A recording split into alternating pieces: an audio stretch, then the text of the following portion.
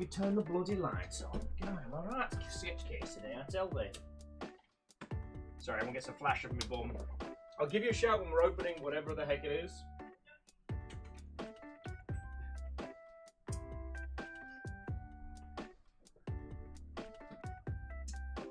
Definitely need better lights. Hey! Alnus, how very scandalous! How are you doing? Wolfgrad Watto! Coming in, friends. I have a very fancy coffee. And a box. What's in the box? Ask the question. Oh. How are you both doing, you lovely Mother Hubbards? I do apologise for starting late. We had to go pick up this big bad word, which the saga of this has been lengthy and dull. So I don't know if you want the full story of missed notes, of supposed deliveries and failed sagas.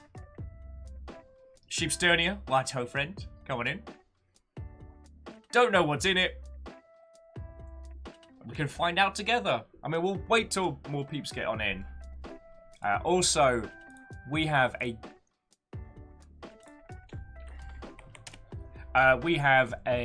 gorgeous game to play, which I believe I even remembered to install. That's how on board I've been today.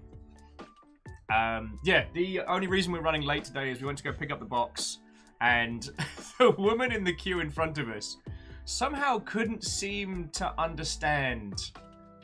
We were three deep back from a Karen in a full Karen type scenario, and honestly, like, the gentleman she was talking to must be some kind of, like, you know, yoga meditative master, or has trained under the tranquil legends of yore, because this guy was calm as Hindu cows, whilst an increasing Karen situation was happening. Not quite a category 5 Karen. It was a cat 2. There was no one's manager was summoned. There wasn't an aggression. It was just this wonderful round of, but I want it to be this. Why isn't it this? Oh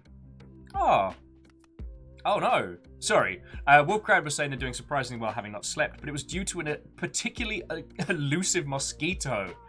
Oh, I haven't had one of those in a while. Like, one of the advantages about being able to sleep in the light is, like, what I would do is get my phone light, switch it on, and put it in the center of the room and wait for it to go there. And I'm there with a wound up t-shirt being like, go for the feckin' light, go for the light.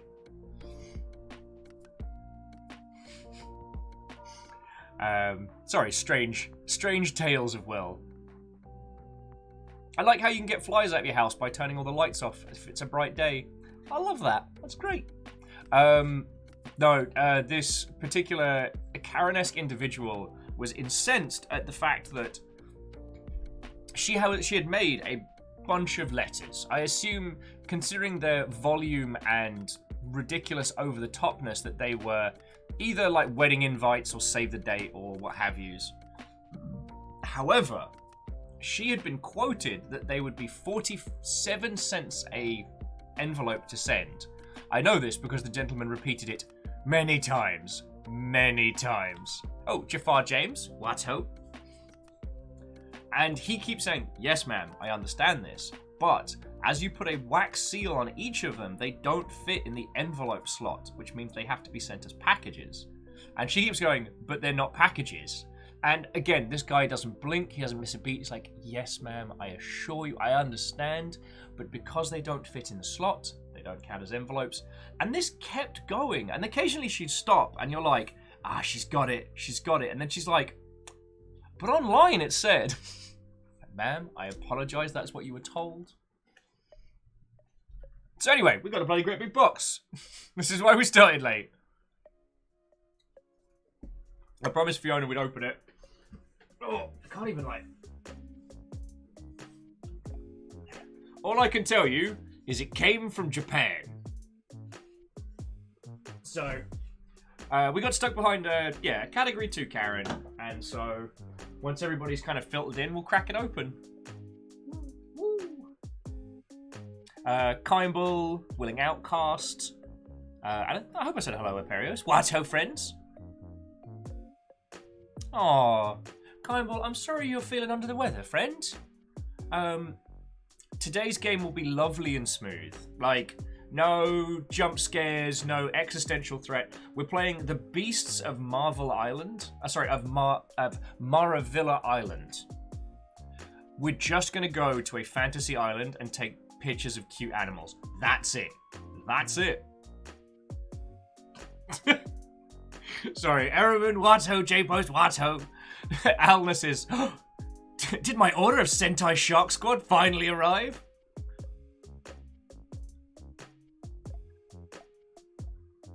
Ereman, the only reason why I wouldn't agree that this game is a bourbon, or however you pronounce it, is because we'll be able to indulge it before 4 PM and then not have a snooze.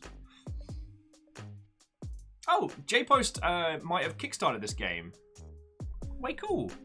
And Night Valen, what-ho?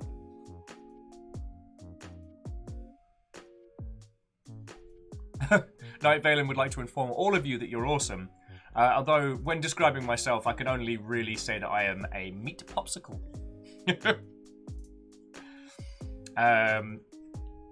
So yeah, let's just wait for everybody to get on in. But yeah, that's the reason why we started late, is we got stuck behind a Karen. And we decided that having survived that, a fancy coffee was in order. So this is like some caramel coffee latte special thing. And it has enough sugar to fill my quota for the rest of the week. But it is glorious. If I start to get crazy eyes, then just roll with it.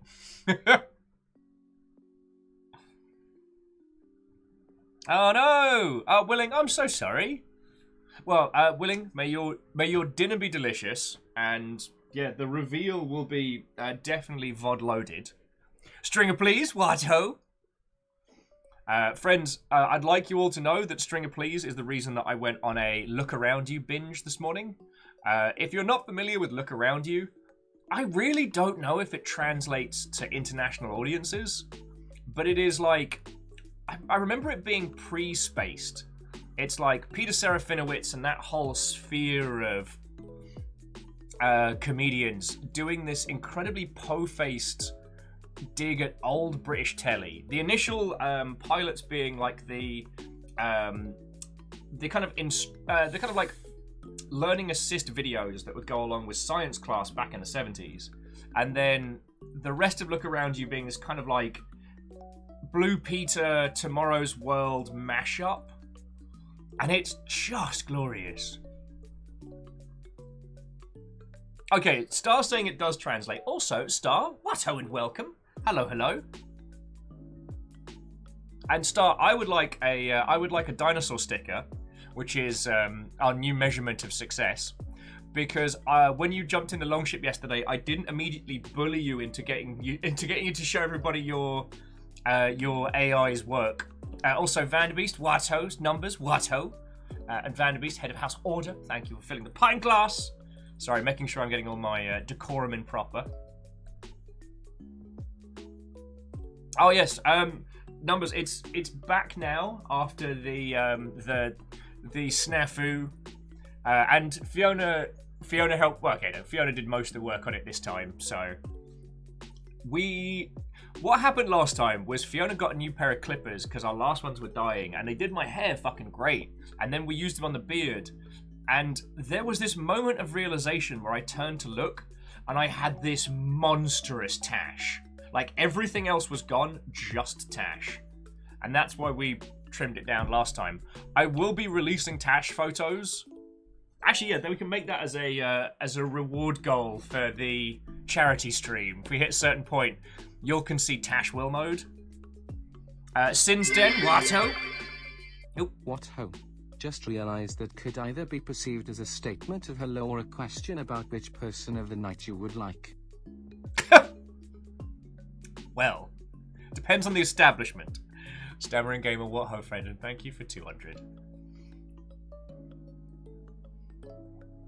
But yeah, so Star, that's, I guess my thoughts is like, I'm still wondering if Look Around You translates if you didn't experience that, like, late 70s, early 80s educational content, which, if you're about my age and you went through the state system in the UK, it was all old educational or instructional videos.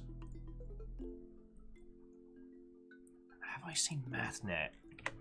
I'm gonna have to Google it.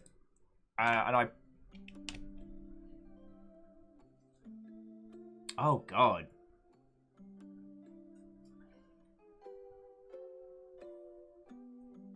I have not seen MathNet. God, this looks like some wonderfully ridiculous nonsense.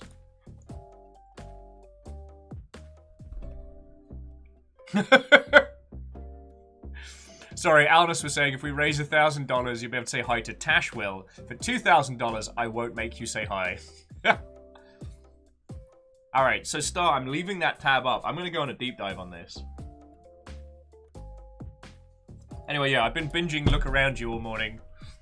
So, why not? I am 35 years old. And Macadamia, Macadamia, Macadamia, Daniel, Daniel is burnt into my mind. I'll never be able to leave that alone.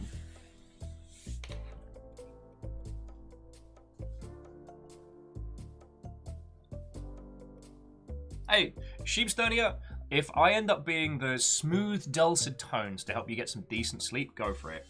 I couldn't sleep last night, so I made very poor life choices. I watched the Made in Abyss movie. Numbers, thank you again for the heads up on that one. The High Dive site, while the player can get a little shaky when you're casting, it has got a ton of old anime on it. So I'm indulging the 30-day trial. And yeah, not gonna sleep, so why not nightmare fuel? Yeah.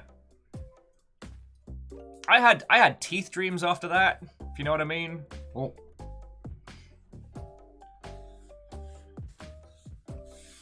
Oh, numbers, shattered. I was in floods of tears at the end. And the thing is, numbers, like, I've read ahead.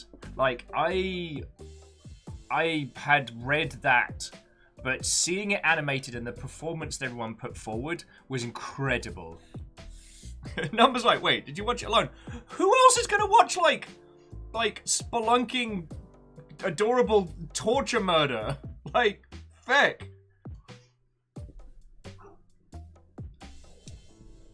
But it was nice, you know, it's a movie where you get to go through all the emotions, hope, joy, disgust, horror, more horror, body horror, that's a special one. Aperios, you could have never said that out loud, and I could have lived my life happily without it.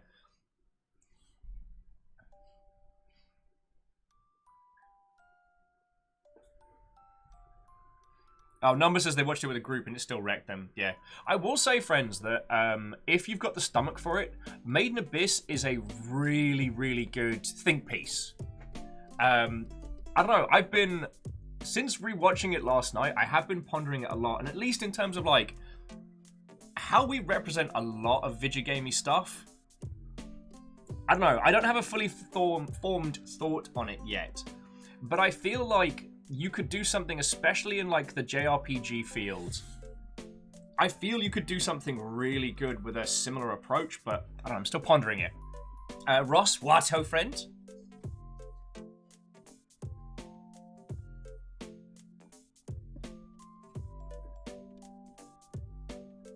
Oh, see, and numbers, that's the thing, like, Bondrewd,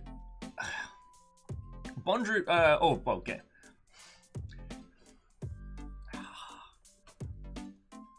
Made in Abyss Dad's pretty awful. But, like, the guy's a disconnected sociopath. Like, he is clearly unhinged. Full Metal Alchemist Dad, he makes the choice to do evil. Like, I guess he did bad before. I don't know. Maybe we can do that as well, not a drinking thing, but as next time we do hangouts, we can do worst anime dad of all time. Because Gendo Ikari's got to be up there. Mr. McClones' kid. Well, not clones his kid. You know what? I'm gonna stop saying words. Anime's weird. But yeah, if you've got the stomach for it, I do recommend Made in Abyss because it does that brilliant job of showing the joy and the heart of the way in which kids see the world, but then showing the real consequences coming back in a way that's fascinating. And I don't know, I keep pondering it that with a lot of our very, very fantastical, magical, shiny worlds that we create in games, that if we applied, you know, just even like what would be the regular effects of the human body on it? I don't know. Okay, quick show of hands. How many of you played Final Fantasy VIII back in the day? Because this is the one I keep thinking about. Because Final Fantasy VIII is basically like mercenary Gunkata Hogwarts. Sans the transphobia. Sorry. But the idea is that all the heroes you have at the beginning are all members of Balam Garden, a school teaching kids how to fight. You know, it teaches them how to be mercenaries, and they will be deployed in conflicts. And the graduation exams are T-Rex. Like, what happens when somebody fucks up? Like, okay, you're in a world where people have, like, magical healing potions that will patch up a gunshot wound immediately. And, you know, if you're dead, Phoenix down that, welcome back. But, like, do you ever stop and think about what the actual horror of that would be like? Like, oh no, our classmate's just been torn asunder by a T-Rex. Pour some potions on it. They've still been torn apart. Like, I've been thinking about that a lot today. Alnus was like, if someone fails the T-Rex test, the handler doesn't need to feed him. Not wrong.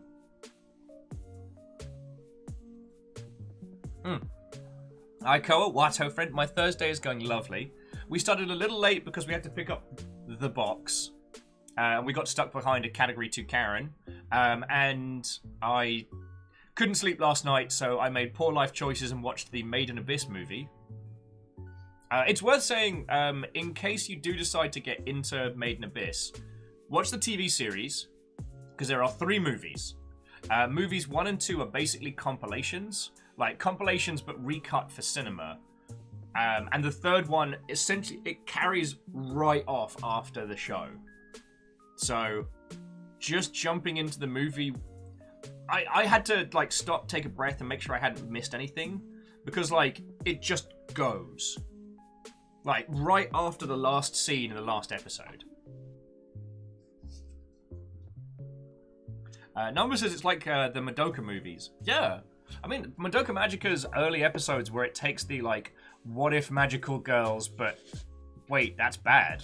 Like, they're basically indentured child soldiers. I'm not saying we need to take every child's property or every video game and be like, it would be much better if it were gritty and grimdark. Like, I'm not saying that. Made in Abyss's charm and wonder. It is a beautiful world seen through the eyes of children. The marvel of the exploration, the joy of adventure and discovery. But they still have to deal with real consequences, you know? I don't know, I've just been thinking about it. Oh, okay. Alnus is saying that in Final Fantasy VIII, it's actually a mock T-Rex test.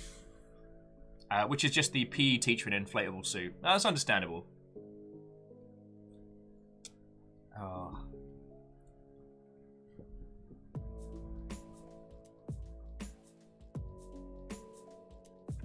I will say, while I hope we don't fall into a pattern of just having the same 5 games again every 5 years, I would love to see some of the old Final Fantasies, like Final Fantasy VIII, get the remastering treatment, the reimagining. Because, Axie is Splatster. Are they? Would they? Should they? Well, Watto and welcome. We just got started. We're just waiting for everybody to filter in before we open the box. How are you doing? What were you playing? Hello, hello. Got a tiny raid. People been cool.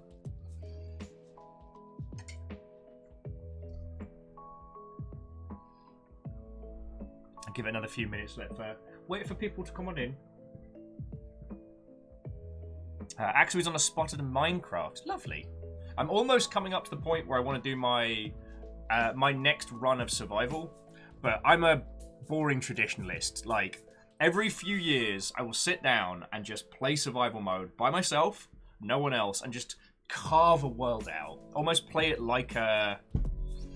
Who wants to sing? Oh, and Sinsden, thank you kindly for the host. And play it through almost like a classic Slay the Dragon RPG.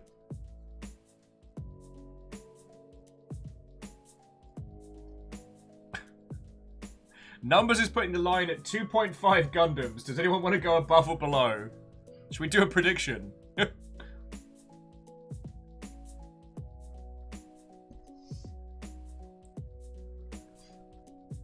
Oh, and sorry, and jumping back on the Final Fantasy conversation, it's worth, like, Final Fantasy as a series has grown up as consoles have grown up. And it's been different and experimentative, and it hasn't always worked. Like, and sometimes it hasn't always clicked. Like, I got drinking with somebody, God, a while back, and they were talking to me about Final Fantasy X-2. Now, if you've not heard of it, X-2 was one of the first direct sequels we got. So you had Final Fantasy X, you know, or with all its giant Sid monsters and bad laughs, and then X-2 was a direct sequel. It was criticized pretty heavy. It still sold good. One of the main criticisms was its class system, which was the... Oh god, was it the dress spheres? I forget the... Was it dress spheres or job spheres? I forget the correct terminology.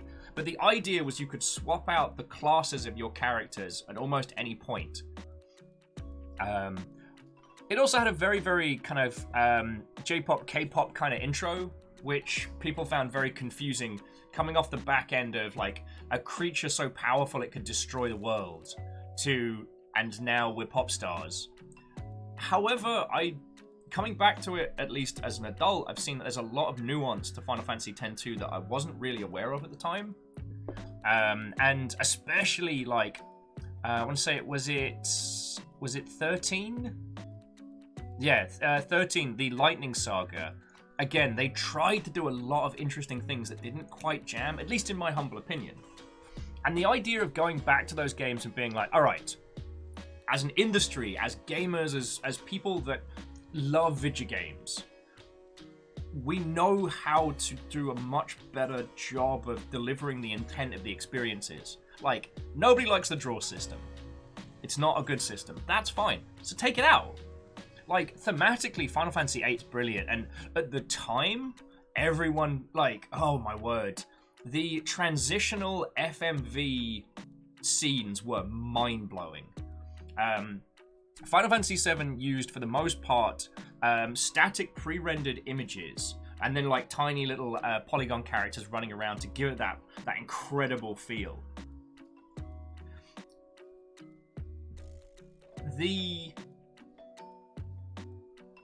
One of the USPs, sorry, one of the cool, unique things about 8 when it came out was that you'd have these pre-rendered scenes and you'd walk to the edge expecting it to load, but instead it would play an FMV that would pan across this pre-rendered video to move you to the next point.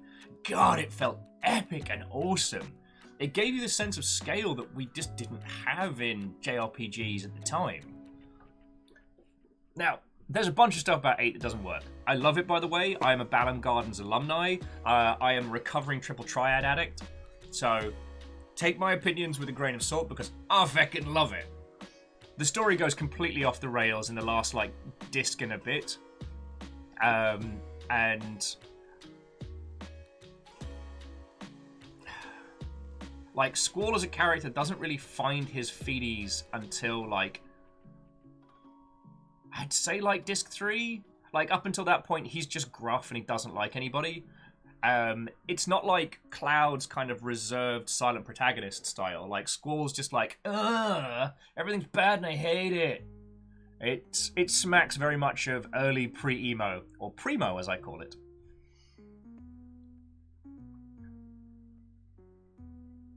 And the other thing about it is a lot of the character designs have very kinetic elements to them.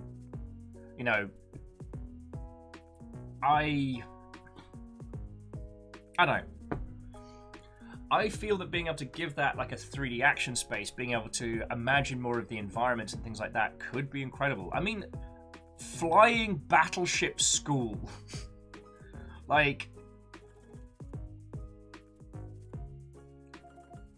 yeah. I think about this a lot.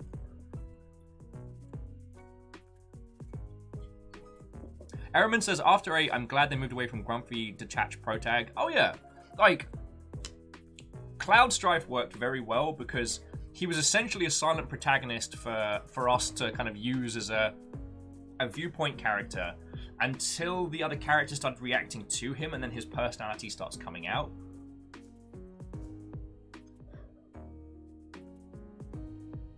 Nightburn says they had Canadian battleship school with ice rinks. Oh yeah, forget about the other schools. Just numbers mentioning Xenogears died for Final Fantasy VIII sins. Alright. Here's the hard truth. Like, Xenogears was some of the toppest of top tier of the JRPG scene, but it did nothing to make itself approachable. Like, it's only because of my love of giant robots, and I was dating someone who was already obsessed with Xenogears is what got me into it. Like, you gotta get hours in before it all really starts to get its tendrils into you, and then it's one of the best games ever. Lizzie, what ho, friend? Coming in. What was I gonna add? No, it dropped out of my head. Anyway, sorry, it's just, I'm not saying that we need to desperately remake video games. It's just, we're learning so much, and there are a lot of concepts that never quite reached their potential, essentially. And the cool thing about video games is that we're not just asking people to retread the boards. We're not just making yet another movie of the same thing. The technology has changed, the industry's changed. What we have access to and our understanding of has drastically changed. Wait, no, this is one of my regular Will shirts. This is one of the ones I got from a GDC gig. You know, you've probably seen like the Spaceman with a skeleton inside. It's the same band. They just had really cool t-shirts and I like this set. But anyway, so coming in, friends, coming in. We are going to open this in just a second. We have a bloody great big box. How are you all doing, you lovely Mother Hubbards?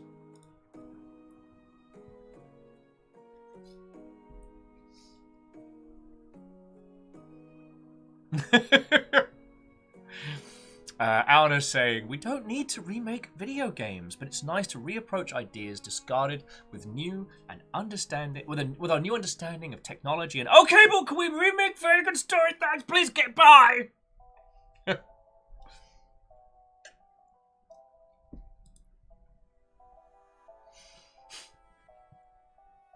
God. All right. Perios, Vandal Hearts, yes. Though Vandal Hearts definitely needs a content pass as well. Vandal Hearts, incredibly original game, but oh boy, there are some bits of that are very uncomfortable now. Oh, okay. Since then says that they are doing good, working on Renaissance small clothes. Do you mean like clothes for kids in the Renaissance fashion, or just tiny versions of Renaissance attire? Jafar James saying several other like RPG and action games. Well, a large proportion of RPG's early mechanics came from trying to simulate is the wrong word, but trying to create systems that were evocative of the experience without doing it for reals. Like, back in the day, you couldn't just have a giant open world with action combat that reacts to your every whim. So, turn-based combat systems and the ilk were a great way to structure that. I mean, you had things like Ultima, but even that was still, you know, like, very, very rudimentary and still turn-based. Oh, Favor 6, Watto! It's... Okay, Favor 6. It's July. It is July. It's not even August.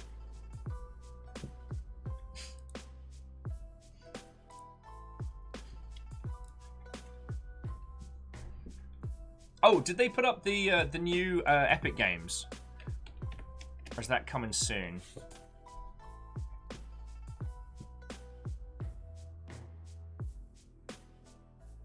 Oh, no. Okay.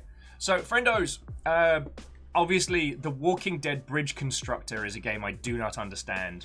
I don't understand why it exists. Well, okay, I understand why it exists. Take a license and slap it on a pre-existing concept. But, like, okay, but why, though?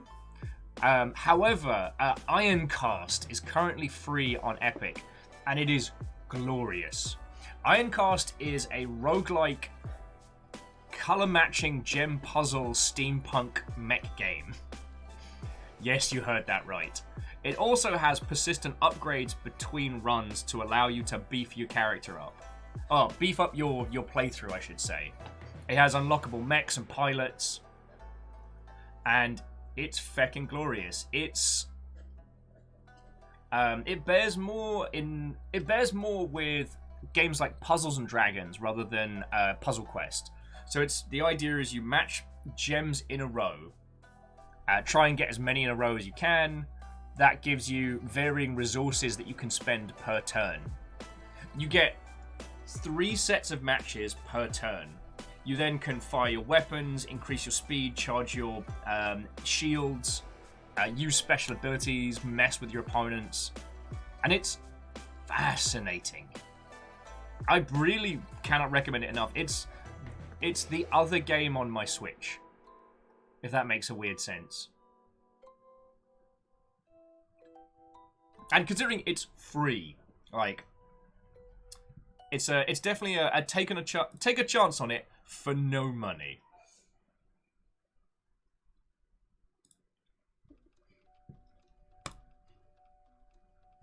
Sorry, Jafar James was just adding, speaking of gems, Power Stone remake, please. What you did there, I saw it. Oh, Renaissance undergarments since then. Oh, very fancy, very fancy.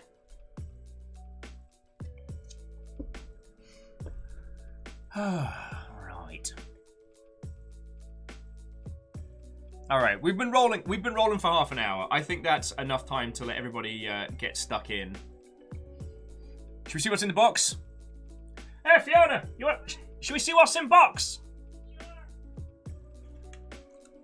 Let's get it open. Boxy. Do you want to do the honours?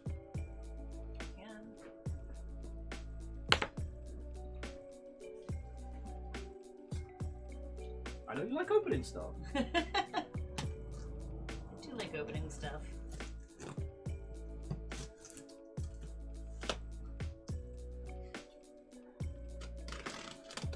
Okay, Sheepstonia, yes, there may still be continued wafflage. Adoon's like incoming shark in a can.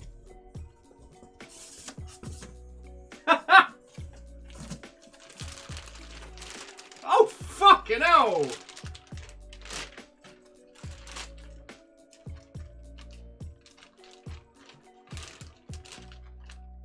Is this because I ran my mouth, isn't it? It's Gundam-based Japan.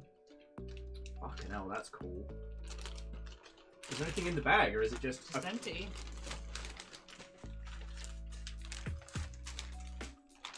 Okay. Okay.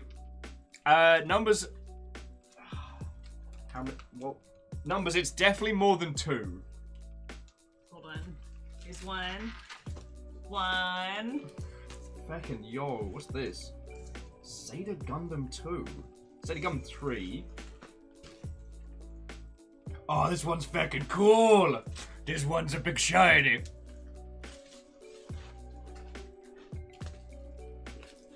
3. Oh no, this is a base. Okay, so it's not 3. This is just this is something to put it on. 3. Okay, 3. It's the Baja Blast Gundam Unicorn. Feckin' yo! Another base. Feckin' yo! Bloody hell! Feckin' yo! I don't even know what this one is! Will asks, was this because I ran my mouth? Yes, I think that it's something to do with it. Oh god, that one's very heavy. Oh shit! Feckin' yo! Hang on, I'm very overwhelmed. Okay. I'm taking some of these out of the bubble wrap because feckin' yo. So these are all like Gundam Store specials. Okay. River. Okay, except for this one. Alright. This is one of my absolute feckin' favorites. This is the Qubly or the Quibbly or however you want to say it. Like, feckin' yo! The best way to describe this particular Gundam is like super duper like drag queen level bug armor awesomeness. Hang on, let me pop off the bubble wrap so I can at least show you the box art.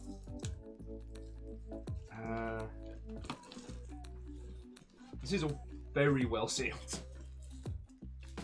Feckin' yo!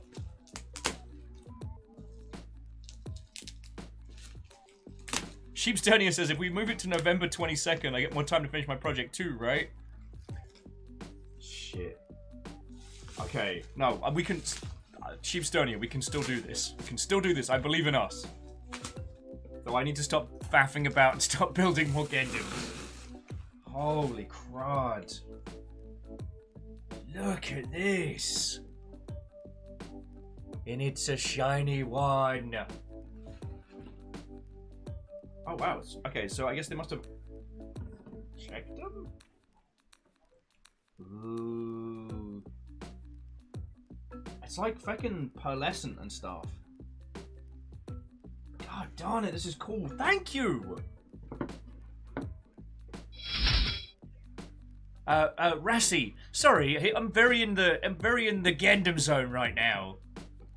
Holy fucking hell.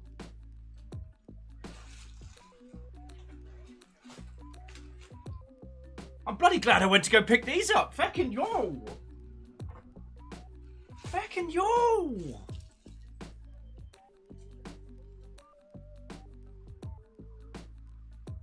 Feckin'... sorry, Bacon Avenger, thank you for filling the pint glass. Like, this is the shiny, crystalline unicorn, which is feckin' cool. I have no idea which... There's two in here, I have no idea. So this is the Zeta Gundam 3. I've never even seen this one before. And I think this is the one from Gundam Narrative? Yes, Gundam Narrative. And it's got all like the shiny stuff on the armor.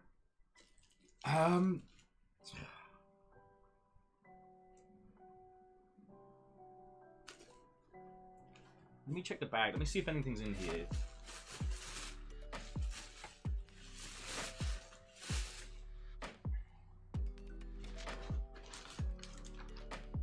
Fucking yo.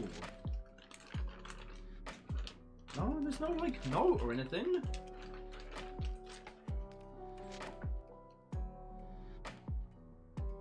Fucking yo!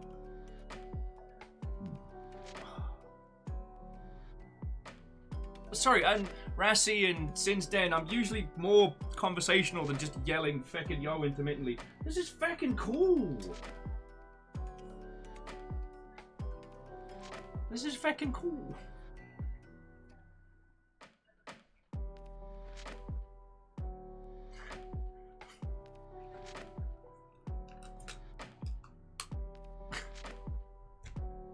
Favor 6 just saying, I think the true Gundams is the bubble wrap we pop in the end. yeah, I'm not gonna be hurting for bubble wrap for 1,000 years. It's like, fucking yo. I don't know what to say.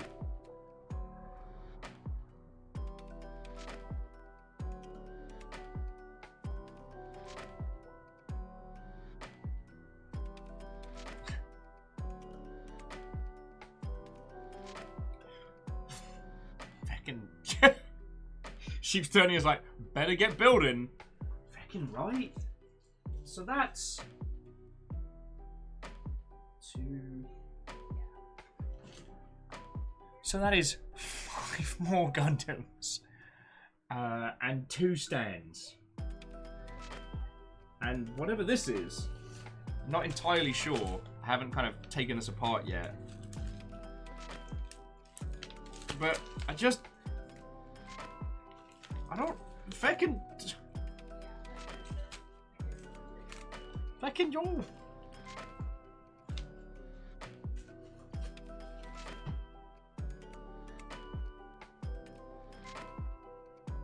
I don't know what to say. I really don't know what to say. Yeah, November's gonna be a challenge. November's gonna be a challenge.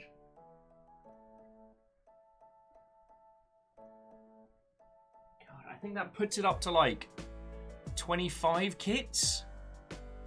Yeah, because it was 20 before. It was oh, fucking yo.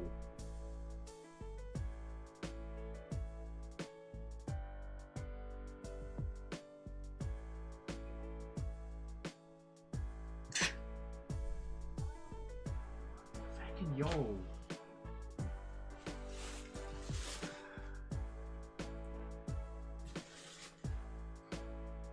Alright.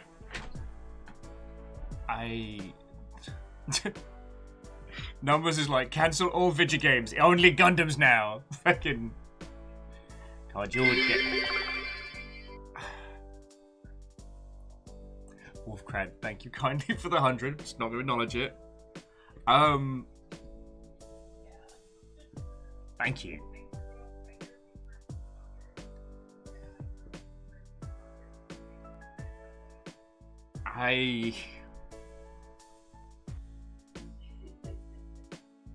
You lot are fucking lovely. Just thank you all. I'm really lacking the clever big words, and I'm hoping a coffee's gonna come through. I fucking love building these little models. Like, I've got Fancy Horse just staring at me from the side here. Super Fancy Horse.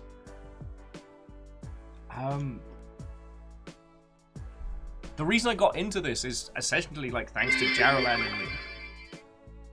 Didn't say anything. Numbers, thank you for the 100. Fucking yo.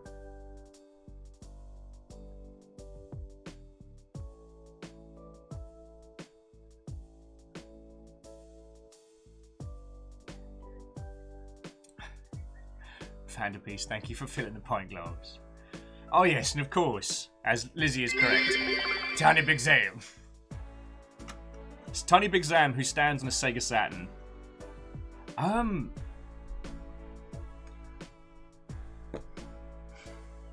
You are all incredibly good to me. And you spoil the shit out of me, so thank you.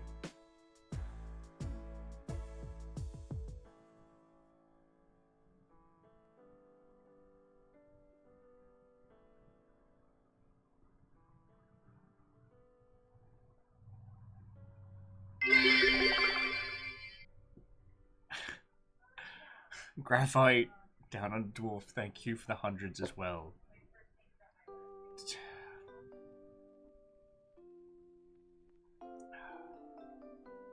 Fucking real fucking glad I went to the. Okay, we're doing this. We're doing this. All right. Fucking okay.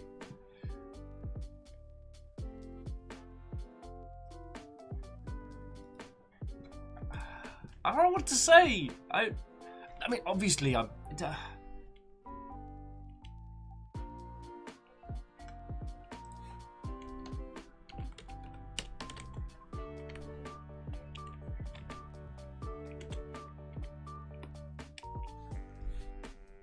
Alright, let's do this proper. Let's do this proper.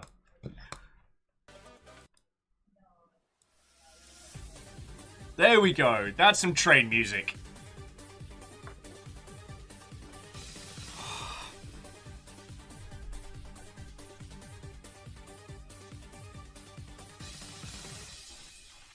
The coffee!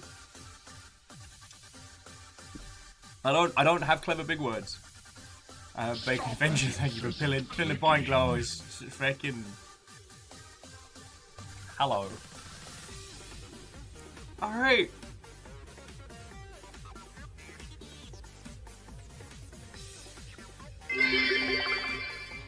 This hand of mine is filled with flavor. Its loud taste tells me to grasp victory. Erupting. Baja. Blast.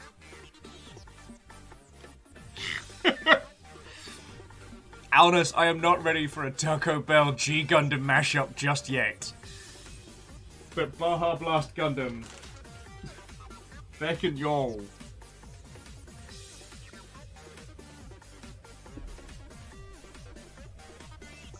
Feckin' y'all.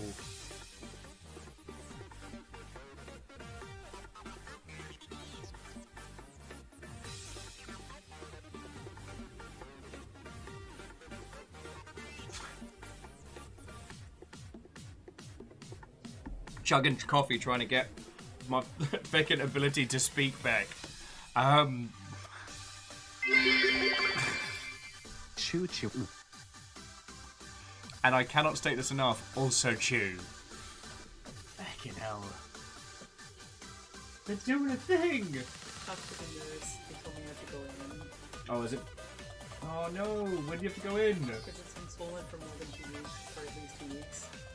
More than a week should have been my go in. It's alright, you have insurance. A little chaos with the coffee. Problem. And stammering with 399 bits. Yeah, a little chaos with coffee. Fiona's gotta go get a bionic toe installed. Robo toe. No, what it was. Turbo Cop! What it was, guys, is what happened was I pulled Will, and I drunkenly stubbed my toe about 2 weeks ago. How is that pulling a will? I'm sorry. Oh, wow! They're doing a whole thing! The difference is I ba-bum! Star-liked Turbo Cop. Turbo Cup. Ross is doing like rapid fire House Carl stuff. This is very overwhelming right now. But you did manage to tag Wes Wilson, Basidian, Scotty Doggy, Drichendell. Oh, and it's the X-Man. Rotocop. God, this just writes itself. Rotocop. Stop. It writes itself. I like Tobo Cup. Tobo Cup just sounds silly. A police officer with a bionic toe. Tobo Cup. He's the ultimate band of abandoned machine. No, he's just got a weird toe. It's just... Stop that incessant clicking. Okay. I'm gonna go find out where I'm going. Oh no. This day is turning into a lot. Stop that incessant clicking.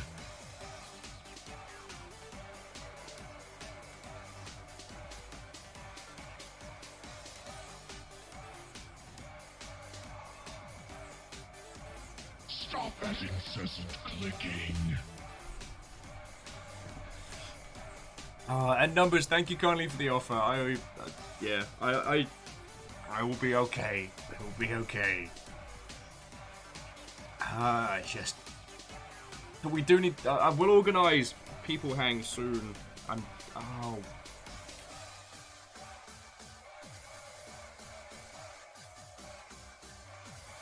Fucking yo!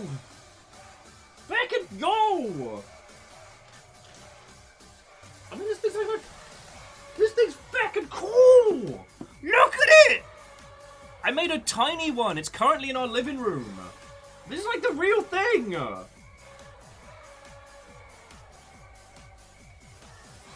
Like, look at it!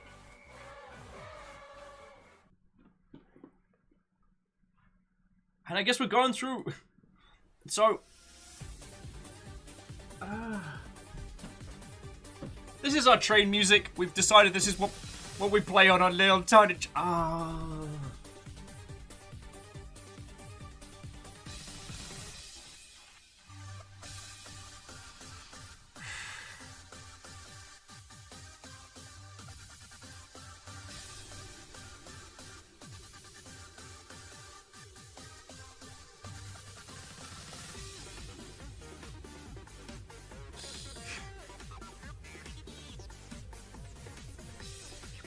Thank you, Numbers. I almost missed that.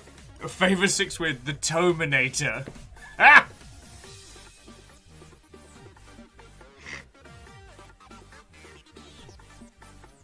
Come with me if you want to live. Ah! I think I'm funny. Oh, my fucking life.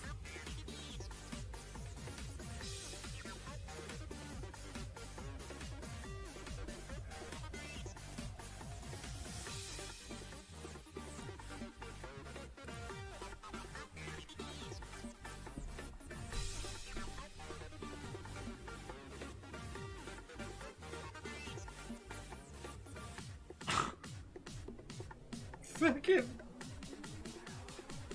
Okay. Who cried with I need your clothes, your boots, and your motorcycle?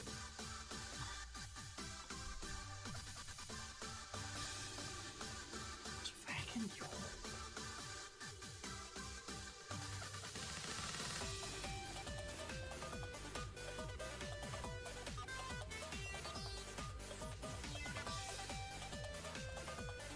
Fucking... Yo!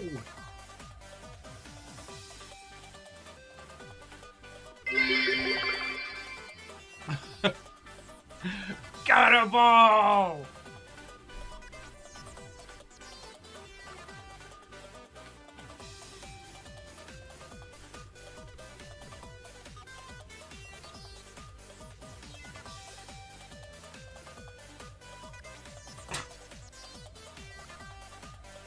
Sorry, I'm all over the place. So Wolfgrad Numbers, thank you for throwing in there.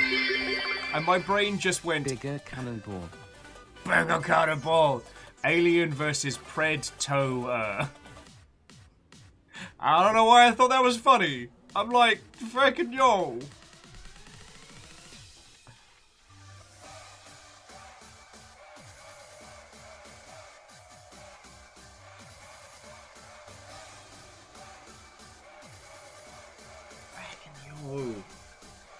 This is a lot. This is a lot. Sensors online. Weapons online. All systems nominal. I'm like a day late for this. But I'm here. Always and forever, and ever, and ever, and ever, and ever, and ever.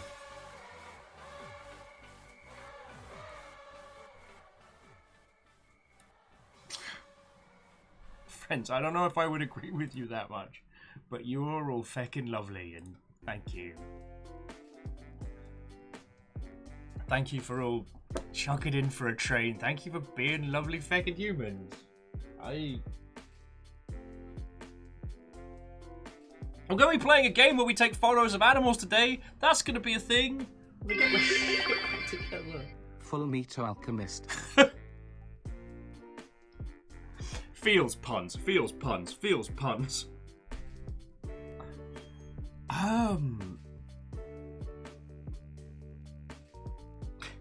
Favor 6. I don't know if I ever will. I've been doing this for 3 years, and I still don't. You know, like, I'm still amazed anybody wants to hang out on the daily. You know what I mean?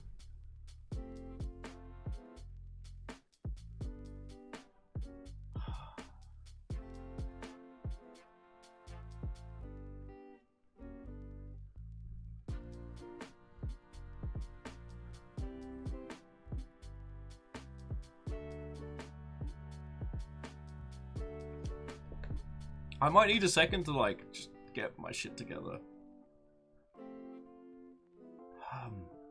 Sorry. Where are my fucking manners? I'm a terrible host today. Hey Shift, thank you for 33 months. That is the absolute maximum amount that you can do for that, and just thank you. Thank you. To the rest of you all, well, no, to you all. Also, like, sincerely thank you. You lot spoil the shit out of me, and I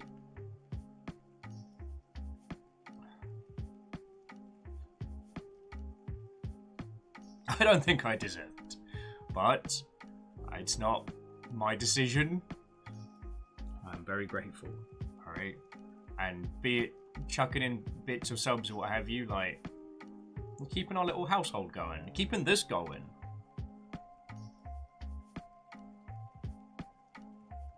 So thank you. That's what I just want to... Thank you.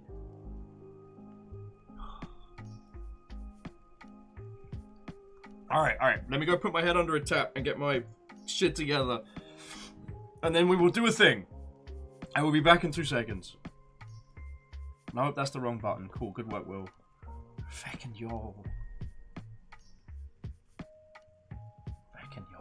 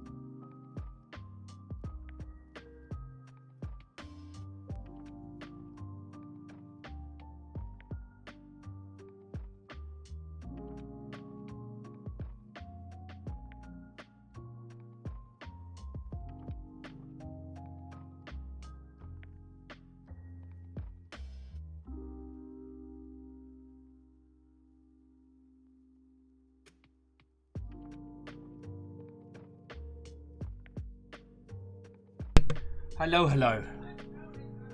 Okay. getting my composure back and getting my feeties under me. I'm still trying to work out, like, I know someone who lives out in Japan and who might live within a distance of the Gundam store, so it might be from them, but I don't know. Like, I don't fucking know. I don't know. Sorry, look, Milito. Wato friend. Sorry, I'm just kind of getting my feeties back under me. Down under Dwarf's like, promise didn't pop all the bubble wrap. What's all this? What's all this flat popped plastic around me? And thank you for bearing with me, like, it is very overwhelming, but in a good way. So, just thank you. Aperios, why you like this?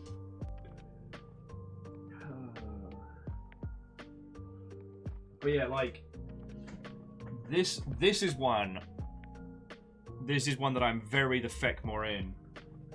And this one is feckin' pretty. I love the design of it. It's somewhat based on another anime. Oh god, I'm trying to remember the name of it now. That's got kind of like a whole like Bug Knight super armor thing going on. But there's like mech stands and shit, and Baja Blast Unicorn, and like I don't even know what this one is. It looks feckin' cool, but like feckin' yo, I guess. Just whoa. Unless one of you lot want to put your hand up and confess to sending this across to us.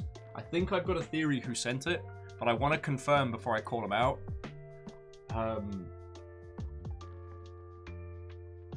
Some of you might know this, some of you might not. Like, throughout lockdown, I've gone through some phases. The box wine phase was a messy phase. For those of you that remember that 3 a.m. shit-faced Will stream, I'm still sorry about that. But throughout lockdown, like, this has been the shit that's kept me sane, you know? And I'm really happy to have it in my life as like a full thing. And friends, if you look behind me, like, the sheer number of fucking kits is ridiculous. And more of these have come from you lot than from anywhere else. No, Ikoa says, don't be sorry, it was a funny stream. Well, I'm glad you had fun. Lizzie's like, we don't talk about it, it didn't happen. I'm not proud of my behavior, but it was definitely a wake-up call that, you know, maybe don't get twisted, fecked up and stream at 3 in the morning. No, Iron Imp, that's how you get plastic chafing. It's not good. It's not good. Berios is like, are those boxes empty? You've rumbled me. They're all full of bees. My actual hobby is being beekeeping this whole time.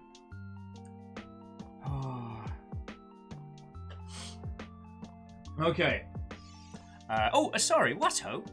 There is a Viking ship Gundam, but there isn't a Viking ship model kit of the Viking Gundam. Oh, Cat and Steph started their Gundam. Well, make sure to post pictures over in No Grey November. Speaking of No Grey November, this is going to be a challenge now. Because I think we were at 20. We were at 20, and now it's 25. Someone's working out that if I do a kit every 4 days, I can clear it. So, cheers to you, friends.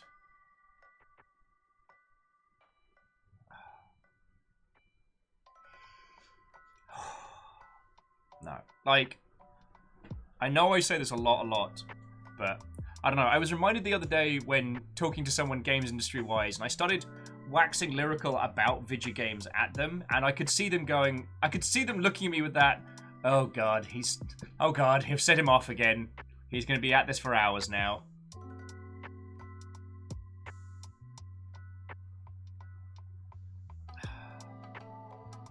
And I was reminded, like, how lovely it is to get to chat with you all passionately on the daily about loving video games and having a cool time, and you're being down for that. Like, I'm very grateful for that. Like, you lot throwing in bits and stuff doesn't mean that I'm going to the... I almost said the Coco Bongo, which I'm pretty sure is the club from The Mask. And I don't know why that leapt into my head. I'm very sorry. But it's like, I'm not going to go out on, you know, and do shots of, I don't know, lobster and whatever it is rich people do. Like, it just goes on, like, food, rent. Like, it goes on food for Nuggets, food for River. Like, I live pretty cheap, you know? I should probably buy some new clothes. I should probably, you know, spend a little more money than I do. But... oh, it's shots of lobster juice. Okay, thank you, Einem. Thank you. Also, Einem, did I say hi? I hope I did. Watto. So, yeah. River has detected feelings and is trying to protect me. I guess I'm just saying a very long-winded thank you. Like, all of you. So... cheers to you. Oh no, Captain Steph, the bionic toe. That's all sorted.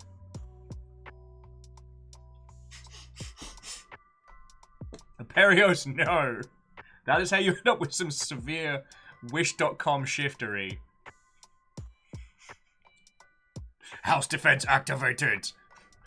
Agent River, you're in the field. Let's go. Oh, and Ross.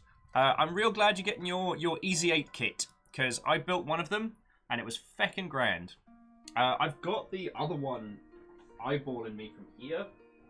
Let me show you. This is the one from the Build Fighters. So it's an Easy 8 kit, but it's got 3 configurations. So you can do kind of like assault, artillery, and recon as like a little... as a little reconfiguration. I'm in love with the Easy 8 design. It was originally my favorite.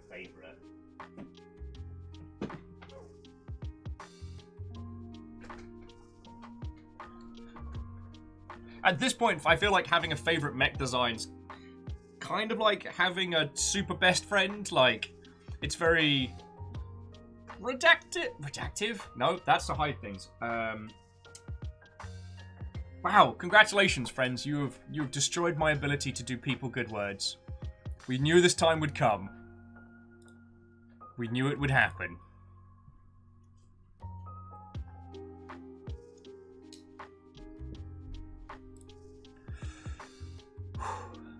So I tell you what, friends, let's get into game. So it's not just me talking about my feels all the time. Video game news has been quiet-ish today. I believe there's meant to be a bunch of Sony announcements at some point. I guess yesterday was the big news day. Captain Stephanie Barnes, head of House Valkyrie, did you get a what-ho? Did you get a what-ho, friend? An excellent question. Still can't believe that's the catchphrase I ended up with. I never would have intended it. And it only came out of swearing profusely in Dark Souls. Hey! Stooge! What-ho, friend? How's the Zombocalypse treating you? Tell me your tales! There are Gundams here. And feelings.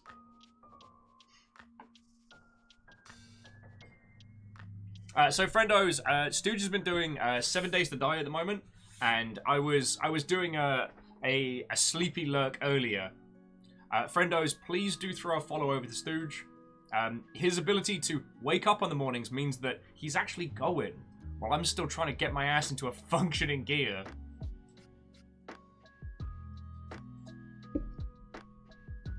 Fucking yo. Nope, not gonna think about it.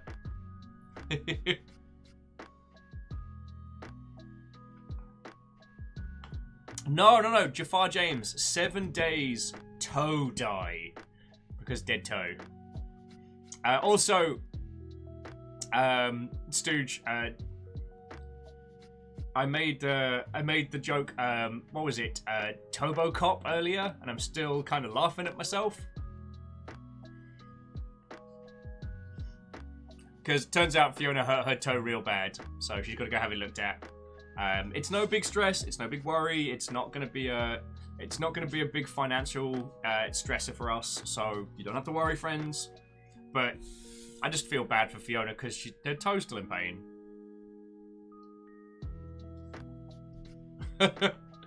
Stooge says that's going well. Pokey destroyed him with a ton of zombies all at once. Nice. Friends, Stooge has been experimenting with the 7 Days to Die Twitch plugin, which is real cool. And Pokey, it's just links for subs only. Nothing against your good self. It's just to keep like spam bots from running through.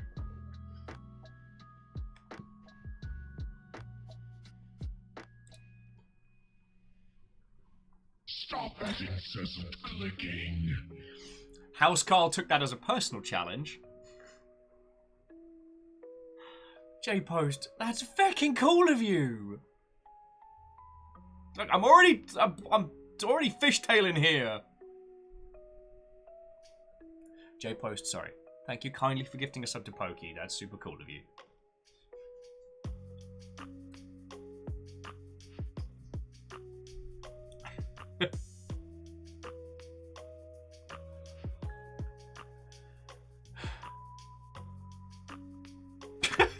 Barrios, no.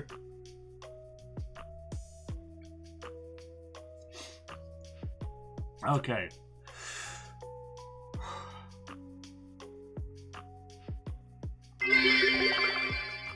We had wood.xera, but what about tears?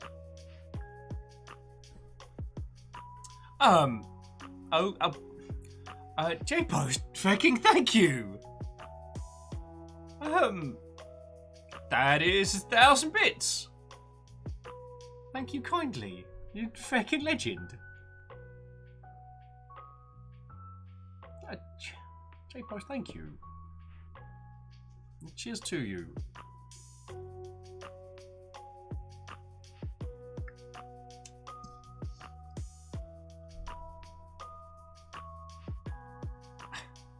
No, I have not mentioned the forbidden snack. I'll have to explain that to people, but not right now. Not right this moment. Stop that incessant clicking. Oh, yo! Okay, J-Post, that's some proper quick fire. Did you use the 1,000 bits to distract me so you could get a few more tags, House Carl style? Thank you. Like, sincerely thank you. Feckin' legends. And we're gonna be playing a game that's cute where we take pictures of animals. That's the whole thing.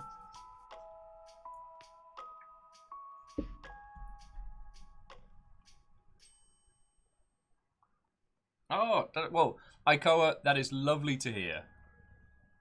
Oh, you got the first bit. Okay. Yeah, I had the same thing, which is just hard nap time.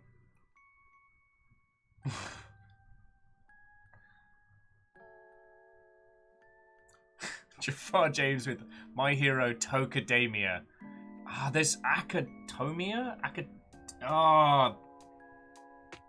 There's a pun in there, Jafar James. There's a pun in there. Sorry, here's me being all over the place. Numbers like, it's cute that you think you're playing a game today. I can try! I can try!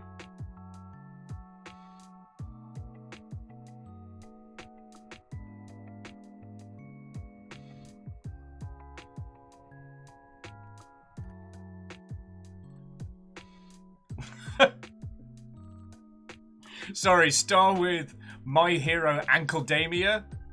Yes. Yes. No, we're gonna do it. We're gonna go to this cute feckin' island. I'm gonna have a great time. And it's gonna be great.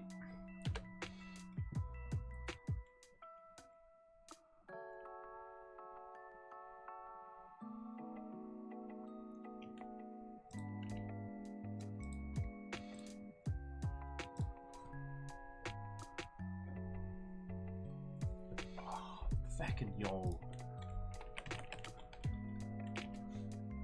Oh, and Ross, thank you for the tiny bits and all. It's feckin' cool of you.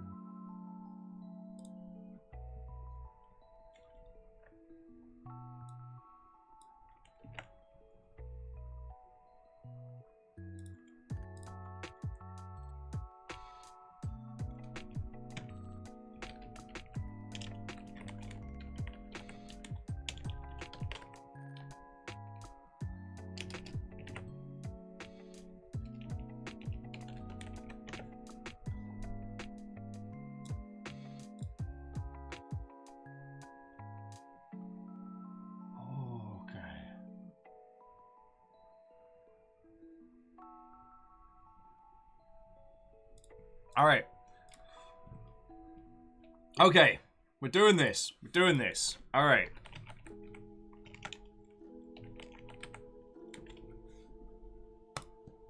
Game has been updated. Tunes have been paused.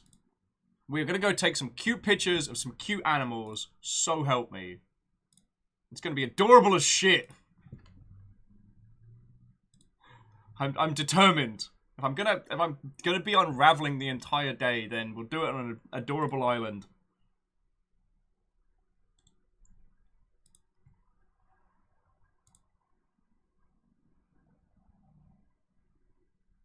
Grim Topocalypse. Topocalypse now.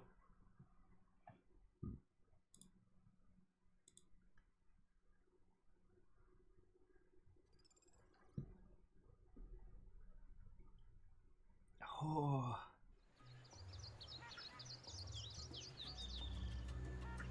Burbs.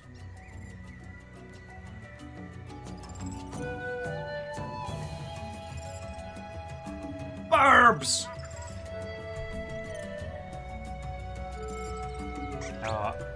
How's the audio coming through, friends? I'm just gonna have a little natter in case I need to change anything. That gives me a chance to breathe and inhale sugar coffee. Is it a bit loud? Okay. Harry Potter and the Goblet of Toe. You're just changing a word for toe now. In Topendence Day. That's a pun.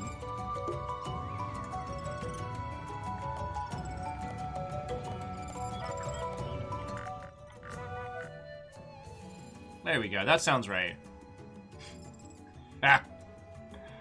I won't lie, I'm actually kind of proud of Intopendence Day.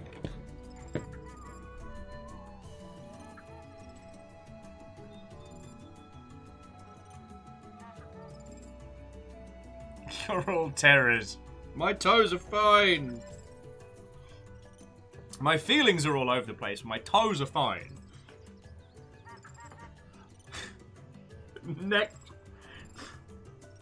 Nectomunda.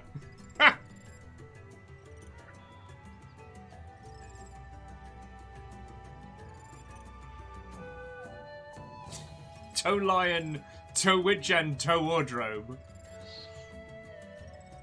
Perios is like, prove it, show us the toes. Now listen here.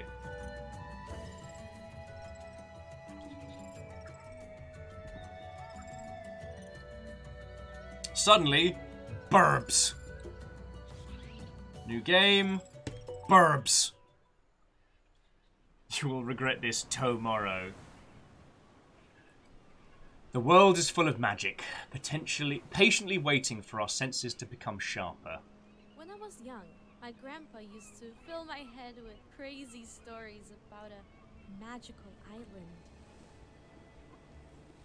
As I grew older, I knew better than to believe in old fairy tales. Yeah, screw you, Grandpa. So, why am I doing this? Going to a fictional place I only remember in my dreams. My dearest Marina, do not mourn me when I am gone. I have lived a life in service of the beautiful creatures of this earth. A lifelong passion I hope I passed on to you. People think Maravilla Island is a myth, and every day it is losing itself. Yet nobody can act. How can we say what we do not know? Notice the stories living around you. Everything is interesting. Look closer. Burb. So, I leave you my camera and my journal. Photograph Maravilla's majesty and bring back something beautiful to share with the world.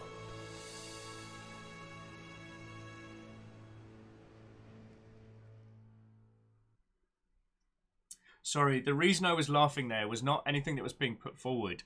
It's as soon as the grandpa voice kicked in, I was like, oh my god.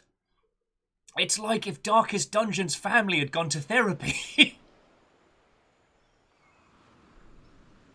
I don't know why I find that so funny. Just the idea that, like, you know, the characters in this game would be like, wow. Could you imagine if our family hadn't reconciled our differences and we talked our things through like emotionally healthy adults? Splash cut to Darkest Dungeons. Confidence is a slow and insidious killer.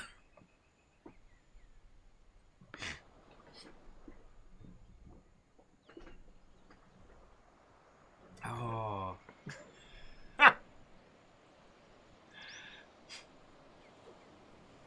Gee, Uncle Shady Guy, can you imagine what would have happened if you'd gone evil and started torturing and messing with all of your servants in the local town? That would have been bad. Yes, it would have been bad. Therapy cannot save you from the Stygian void.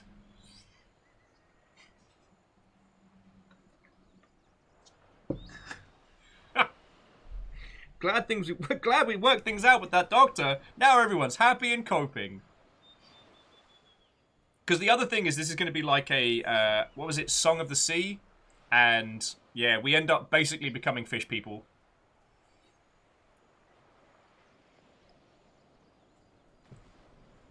Oh.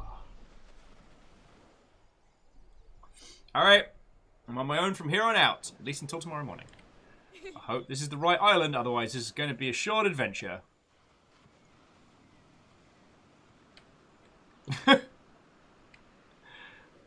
Oh, shit. That's fucking cool. Giant stag wolf. Giant spirit stag wolf? Yes. Perio says, after reading Geo, actually becoming fish people doesn't sound too bad. No, becoming mecha, like, bloated fish monsters, less good. Alright, whatever it is, it looks like it's gone now. Crazy? See what I mean? Darkest Dungeon. If you have to ask yourself that. Alright. No photos so far. Just head out to sea. The waves do not accept us. So here's the journal. I ran into some foul weather on what should have been a routine research expedition. My vessel was severely blown off course. This might have been a blessing in disguise. I've washed ashore on like... however, the place I've washed ashore is unlike anything I've seen in my life.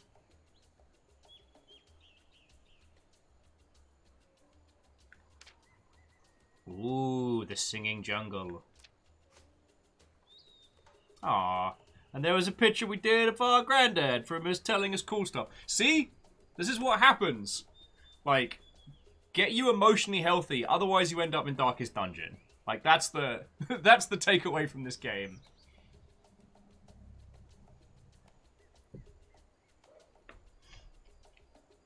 There is magic all around. We just have to look. Okay. Objective is to photo plants. We've got ourselves a cool little camera. Alright, let's go exploring. So yeah, I don't know at what point in the last couple years where photography games kind of became my jam, but they have been. Like,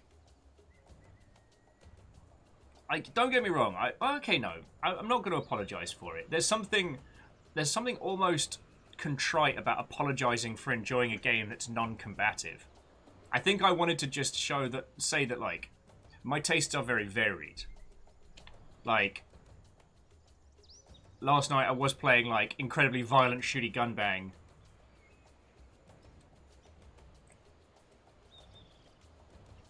And I may yet do that again this evening. Oh, take a picture. Right trigger, take a picture of the red beetle. I don't even know that. Hang on. Now, does it... Alright, does it count if we do a selfie with the bug?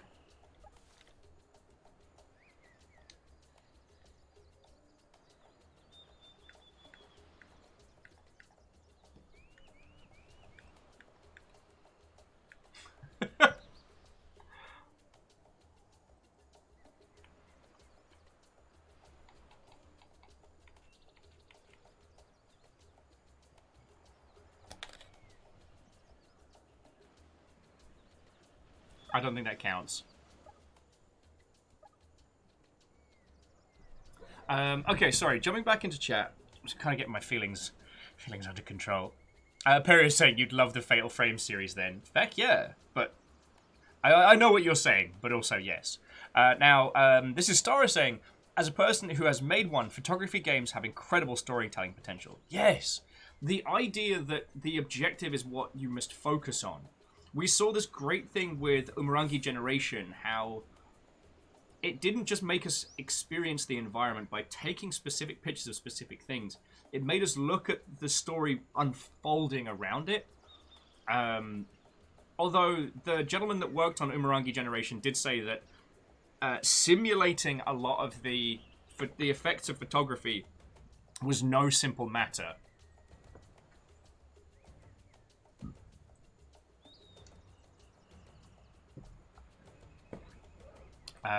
Star says Hollow Vista does this as well. Very cool. Actually, friends, and Star, I should say this to yourself and any game devery friends we got lurking. Please, please, please, please, please, never feel like you can't plug your game stuff here. Like, I kind of tell people, like, I'm not the person to help your video game streams leap forward in success. But at very least, if you have made a video game, I will yell about it. Friends, Star and chat worked on a game called Hollow Vista, which I believe at this point is only available on iOS, but it is feckin' phenomenal.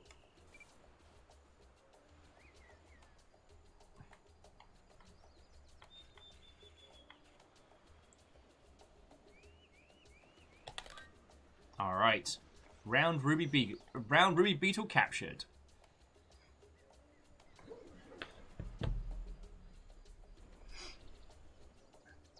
But if you have yourself an iOS device, like Hollow Vista, you know what? If you just trust me on this one, look it up. You'll know immediately if it's your jam, and if the aesthetics are to your tastes, pick it up because you will have a great time.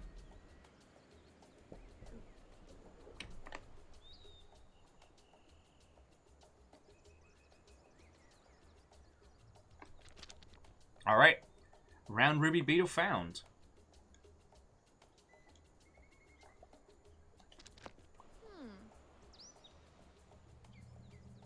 Item says, I remember a World War I game with photography and a third-person cat section. That was, God, that was the one with Elijah Wood, and it had a, it was like 1111 Memories Retold or something like that.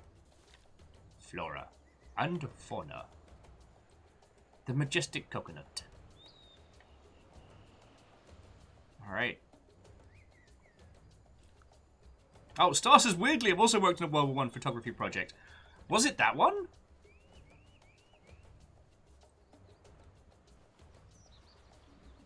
Number says, so this is Pokemon Snap without being on rails. Yeah, essentially. I don't think, like, Cellular Harvest, it's going to have some, like twisted, messed up backstory or something.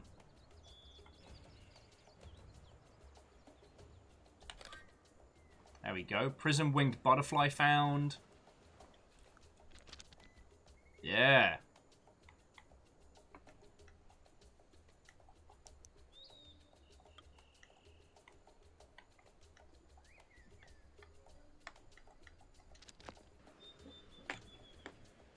Yes, and numbers. Cellular Harvest was the alien planet photo game that Zalavir... Wow. These are unlike any critters I've seen back in Los Angeles. I should bloody hope I so. read about this in Grandpa's journal. Okay, new objective added. Okay, they want us to find the crystalline bugs. We've got to find all the gem bugs. All the gem bugs, all the butterflies, all the burbs, and all the plants. Wow. Oh, wow. Okay, so, friends, so what Star was saying was that the thing they were working on wasn't a game project. It was a book and art exhibit of a friend's grandfather's World War I photos. Like, feckin' yo. Hang on, I'm gonna grab the link to that now. Oh, and Fearless, you have nothing to apologize for, dear friend. That's feckin' cool. Yeah, I'm gonna leave that on a tab to check out properly later. But yeah, so numbers, I did it again. Sorry, but numbers did say, you didn't see a beetle as big as your head in LA? I'm shocked. Yeah, so Fearless, a box of Gundam showed up, and then everyone was feckin' lovely. So I'm a shaky...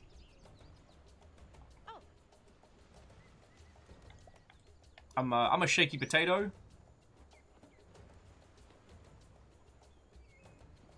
And we've just started exploring this game.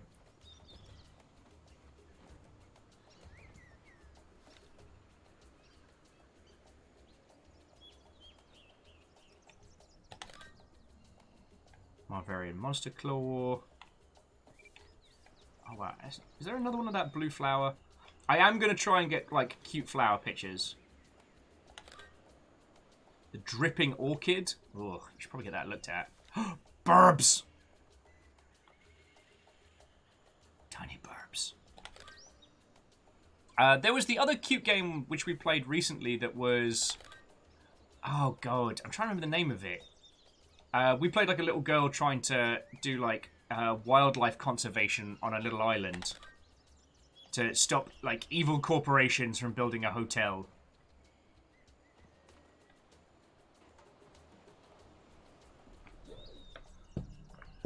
Oh, okay. So friends, Aperios just informed us they've announced Moss 2 for PSVR. Interesting. I can't be the only person that feels like Moss is an incredible concept where VR is definitely not the optimal delivery platform. I understand how these things happen. Like, sometimes, like, platform holders will have a ton of money for, like, early adoption projects. And it's the choice of, like, getting to make your game but making it on a specific platform and not getting to make it. And so I can understand why the Moss team took the deal. Oh, and Wolfcrat, yes, it was Alba. You're right. That was the other... That was the conservation photography game we played.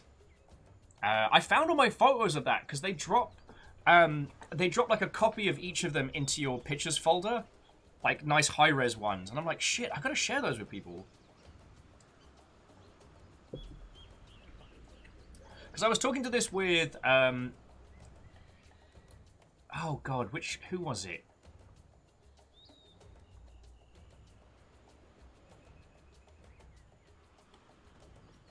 Oh, feckin' hell.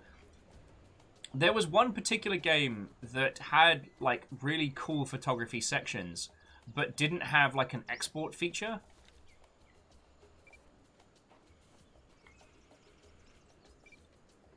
So, a larger portion of the photos were still just inside the game.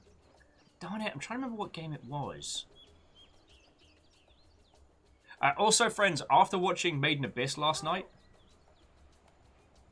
Alright, these plants are photosensitive. Maybe the flash of my camera will be enough to make the glowing one bloom. Okay.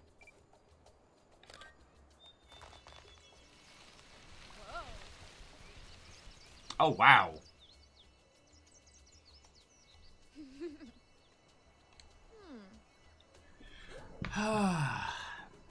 My brain is completely drawing a blank. But it was just, there was a game about photography that I played that didn't allow you to... Oh, it was Nuts. Who wants to sing? Who's that? Blue and Queenie. thank you kindly for giving us a host. Kidvet Watto? Is this an under-the-radar raid? Totally normal and not crazy raid. Seems fine. Seems legit. Seems legit. Watto and welcome, one and all. We have just started this game, so we're having a trundle round. We're just going to be nattering and taking pictures of really pretty stuff around the island, so come on in. Alright, so let me say hi to Kidvet, Lilith, Blue and Queenie, thank you for the follow. And thank you for bringing your crew in. Mr. Sanity, Wavy Davy! Belith, Lammy X Amy, Zach Crusher, Balamatic, Harvey Moe, Bonze, oh, and Reboot, thank you for the follow. Pew Optimic Thumb, God, that was a word. And Reboot again, so Watto and welcome, your lovely selves. Raiders! You have done well! Alright, so Blue and Queenie, how was your stream? What were you playing? Oh, okay, so Wavy Davy, thank you for recommending our little corner of the internet. I better introduce myself then while you're all coming in. And, yeah, let us know how it was. So, friends, my name is Will. It is lovely to meet you all. I used to work in the games industry. I did that for about 10 years. And I do this full time.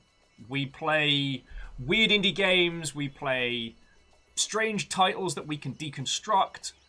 We natter about both like games as they mean to us and art and games as its own art form and language. So Wavy Davy's saying that Blue and Queenie that you are an anime fan. I've been nattering about the Made in Abyss movie all morning, and I will admit, having seen that last night and coming into this, kind of a bit of a cognitive dissonance. Sorry, and I should be thanking Zach Crusher, Vin, Belth, Winnie Marr, all of you for throwing follows. They're sincerely appreciated. Also, I just got a crap load of Gundam stuff from the Gundam store, which is blowing my tiny mind. So it's been a morning. So Blue and Queenie says that they were up on front page. Nice. Hopefully there weren't too many, like, rando Calrissians causing trouble. And learnt Japanese. Feckin' go you. Not learning Japanese is one of my great regrets. I should have embraced the full nonsense back when I was kind of like second wave anime obsessed, but I didn't. Bonze was saying that the mods were really good, so there's no need to worry. Oh yeah. Oh sorry, and Winnie Marr, Win Lady, Kasara, thank you all for throwing follows over. Like it does help a whole bunch. Numbers has a Japanese minor if we want pointers. I do, and I will be leaning on your help in the future. But yeah, welcome one and all. Stop that incessant Oh, bleed Nora. clicking. And to welcome you in, Fearless Son's playing a round of Hunt the Unsubbed. Gifted out 10 subs like it's no big deal. So, Fearless, you managed to tag... Stop that incessant clicking. Sort of good username, nice. Jack Snacks, PU Optic Thumb. God, that's going to do me damage. Wavy Davy, and Wavy Davy, thank you again for putting this forward. Stop that incessant clicking. Swanky Criminal, Dr. Bones, Neo Pale, Zach Crusher, and Fuwani. Yep, double-fisted knife technique. Stop that incessant clicking. Feckin' yo. So yeah, we just started playing the Beasts of Maravilla Island. It is a off-the-rails Pokemon Snap, like, explore and photography game. Though we have been joking that it's kind of like what would have happened if the family from Darkest Dungeon had just had therapy instead of going all messed up. Stop that incessant clicking. Oh, okay, so Blue and Queenie's asking my favorite anime. Now, this is always the one I've probably seen the most would be Pat Labor 2. Stop that incessant clicking. My favorite right now is probably the first season of Tower of Druga. But I watch a lot. Oh, so Wavy Davy, Pat Label 2. Stop that incessant clicking. Obviously the sequel based. So the TV show then had 3 movies.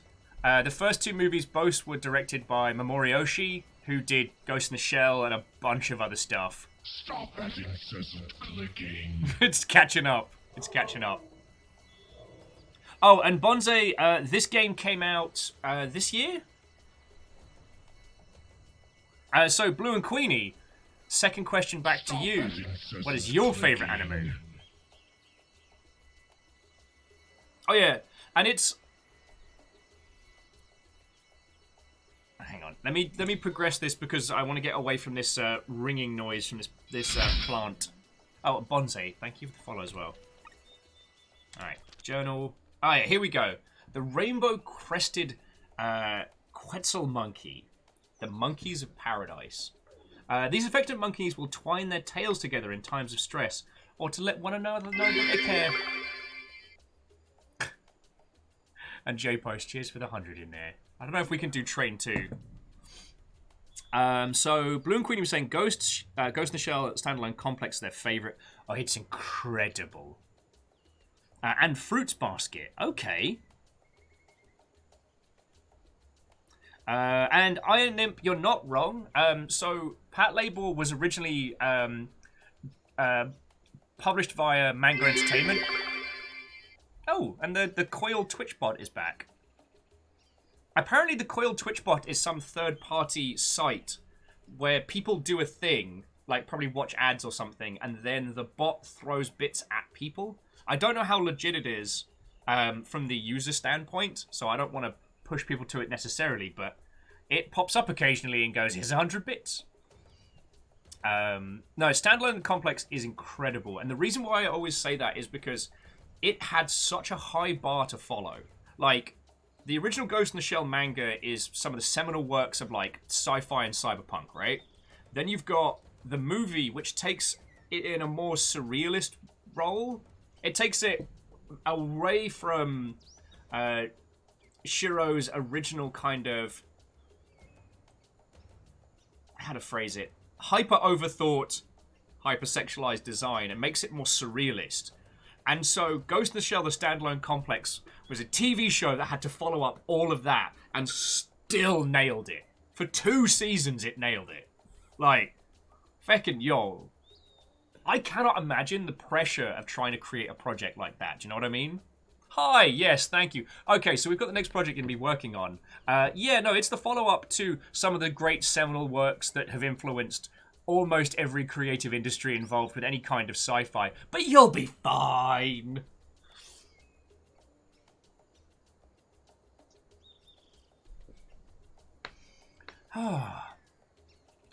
Well, this is turning out to be a lovely day.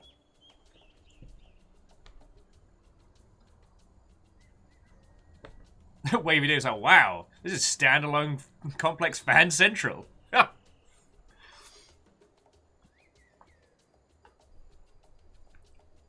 Oh yeah, and the second gig theme absolutely slaps.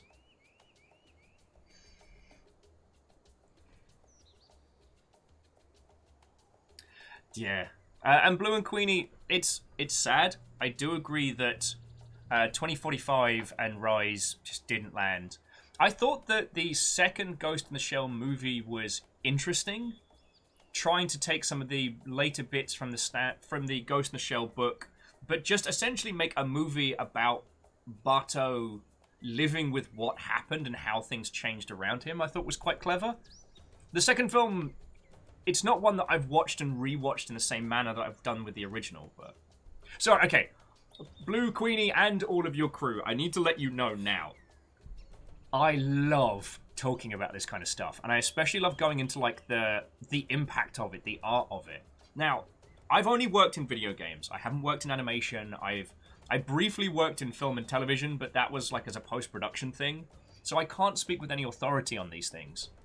But wait, okay, numbers. We haven't gotten into beret territory yet. Actually, I don't know where the beret is. It might be under the Gundams. Oh. Bonsai, that's very kind of you.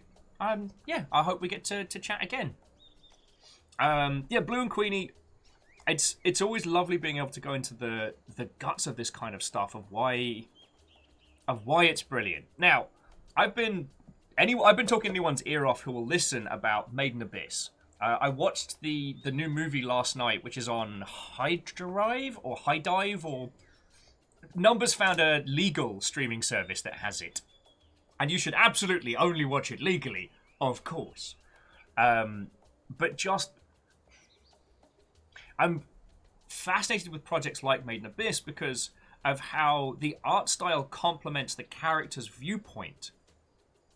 Like, and the reason why I wanted to make this segue is the thing that especially Ghost in the Shell the movie and Standalone Complex Season 1 do is that the art style complements how our POV character observes the world. Like, I think it was Iron was joking about how Standalone Complex is more like Tom Clancy's Cyberpunk. But at that point, like, Meiji Kusanagi's not started to really question her sense of self, her existence. Whereas in the movie, like, she's full on disassociating. Like, the idea of who or what she is what she's exploring at that point. And so Mamori Oshii's, like, artistic weirdness in the film works so well. Like, I often end up talking about the great scene where she pulls herself apart trying to destroy a tank, and how it's because she no longer considers her body to be her. It's a tool she has. If it gets broken, she gets a new one. Doesn't matter. In Standalone Complex, she's still very grounded. She's still the major. It's about the job. And it's through that she starts beginning to question, like, as an individual with full body prosthesis, like, what is her? Yeah. And it fits the timeline as well. Now, would I have liked to seen the Fujikomas in action? Yes. Are the Touchkomas one of the best things to be, put onto an artistic medium ever? Also, yes. I was very much I have known these little blue robots for 5 minutes, and at this point, if anything happens to them, I will kill everyone else around here and then myself. And the thing is, they still managed to fold in Shiro's musings on AI and individuality in computer systems via the Tachikomas. For those of you that haven't read the original manga, Masamune Shiro he's not a perfect person. I'm not putting him on a pedestal. But he has this very, very interesting thing where he'll start spinning on an idea, and then he'll start writing notes in the margins, and it'll spool out into this whole thing. Yes, Chiad, he is very pervy. He did go into drawing specifically adult art later on, but I wanted to focus on how he'd take the mechanics of a little piece of cyberpunk and then use the margins of the manga to explore the ideas without derailing the story. So that the idea that the Major is stronger than Bato, but because Bato is partially prosthesis, it has partial prosthesis, and there are limits on, like, the amount of strain you can put on the human skeleton. Bato can't lift over a certain weight because his arm would just come out of its socket, because the rest of his structure is still person, whereas the Major is a full-body prosthesis cyborg. So long as the body can handle it, they can do whatever the heck they want. Yeah, sorry. You get me talking on this. Now, I will say, the game that we're playing today probably isn't going to have any kind of, like, hidden psychological nonsense. I don't think this game's gonna... Oh, wow. I guess it really wants us to take this picture of these two cuties. Alright, I'm gonna see if I can get their tails in the shot. Because supposedly the tails are, like, the thing. Yeah, there we go. So we've got the photo of them and the photo of their tails entwined. Like... Sorry, I don't think this game's going to go down any, like, psychological horror route. I don't think it's going to go down any meta-narrative routes. I'm pretty sure this game just exists to be a beautiful stroll through a gorgeous island and an exploration of the fantastical and the beautiful, rather than the surreal and the psychological. But The thing is, if you look at our POV character, she's a very young lass, right? And if you start thinking about the art style from her perspective, like, it really works. Oh, primary creature. Okay. Oh, we have to decide which photo we want. Sorry. So this kind of like, this beautiful colored art style really does fit with how our character might see the world.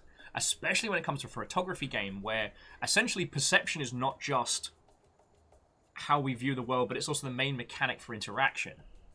As opposed to like Umurangi Generation, where everything's a bit neon, but a bit washed out, a bit dirty, but a bit weird. Like, there's this kind of, you know, acid-soaked end-of-the-world feel in Umurangi Generation.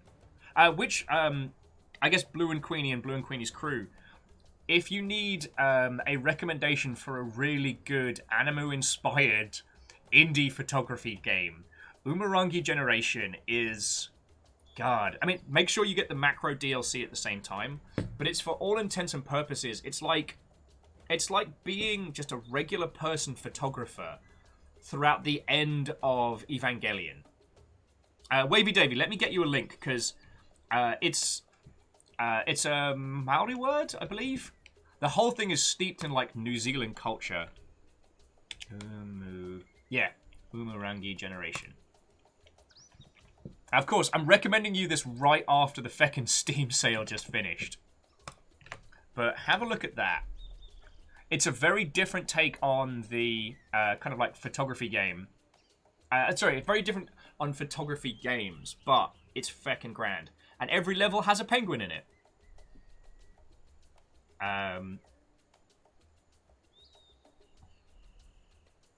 W. Andy says, I still don't know what the ending of Evangelion is meant to be. Well, we were talking about this a lot yesterday.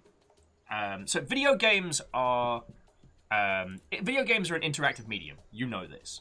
But video games also have things like win and lose states. It is possible for you to fail a video game, right?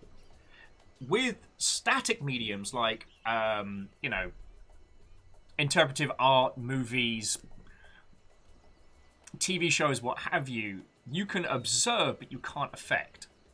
And with certain kinds of art, they do a whole bunch. See, End of Evangelion is great because you can take it like 8 different ways. On the one hand, it is the end of the story.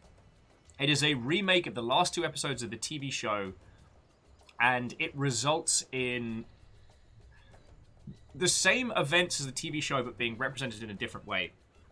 In another way, it is the creator of Evangelion turning the lens back on the character, but turning the lens back on us, the viewer, and taking it to some weird, messed up places. Excuse me, hello? Yes, I'd like to interview you, Mr. Plant. There's a whole section in End of Evangelion where the movie just stops and suddenly it's showing almost a mirror reflection of a cinema because it was designed to be a movie. Yeah, there's a, you wanted an ending, I'll give you an ending, almost like a threat. At one point, they start showing up on screen the death threats that were sent to the studio that made it. So, is it a movie about the fan reaction to Evangelion, or is it the end of Shinji's story? Or, and here's a third option, is it one more step in the story?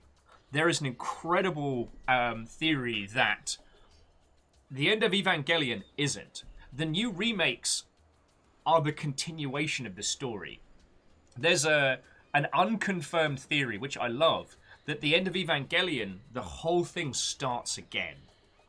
And so we have 1, 1, 2, 2, 3, 3, and then it's like, it's going to be 3 plus 1, which is getting released on Amazon. Like,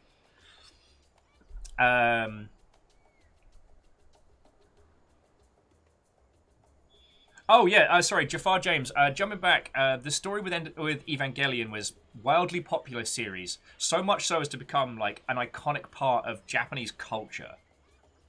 However, the last 2 episodes were very, very poorly received, to the point where people sent death threats to the studio. There's still loads of theories about what happened.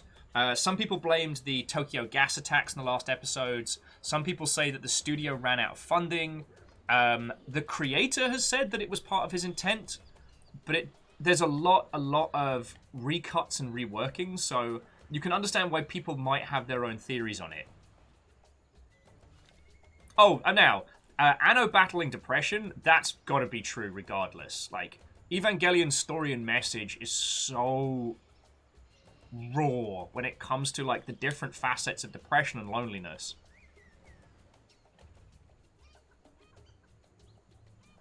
Oh, cool. I didn't realize Dan Olsen's End of Eva video was back up. So feckin' yo. Sorry, yeah, you get me started on feckin' arty-farty anime stuff. But yeah, we're going to be able to legally watch Evangelion 4. It's also worth noting that the new stuff isn't just a retreading of the old. They start like 2 parallel timelines, and then the new stuff just starts drifting off into space.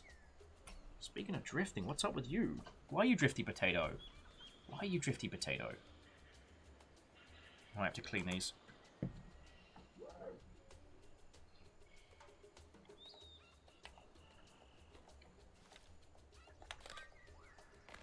Oh, it's a giant lotus.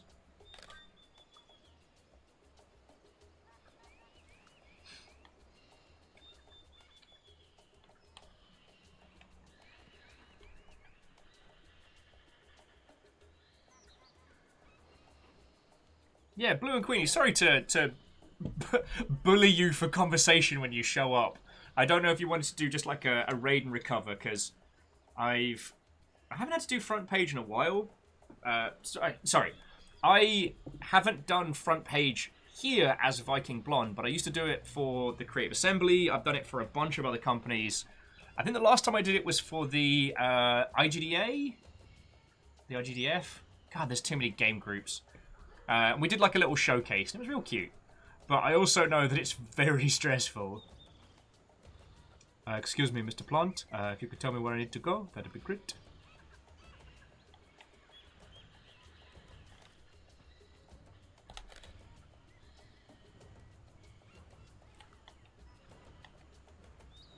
Alrighty.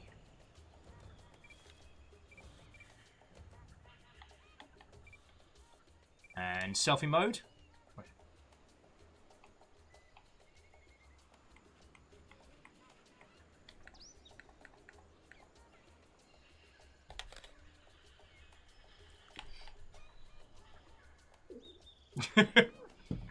Well, Blue and Queenie, feel free to stop by if you want to natter arty-farty stuff, because I am all about that. Oh, you're based in Northern Ireland? Aww. I've been a little homesick of late, but mainly for, like, just a decent kebab. I'm spoiled, because I'm based in Seattle, I'm spoiled for good food, so I'm not whinging, it's just, you can't beat a really good kebab. I'll be going for a while, so... Yeah, I moved out to Seattle, God, it'll be 4 years in November. And yeah, been out here ever since. Getting to do this full time, it's feckin' lovely. Anyway, if you let me talk at you, I will keep going until ad infinitum.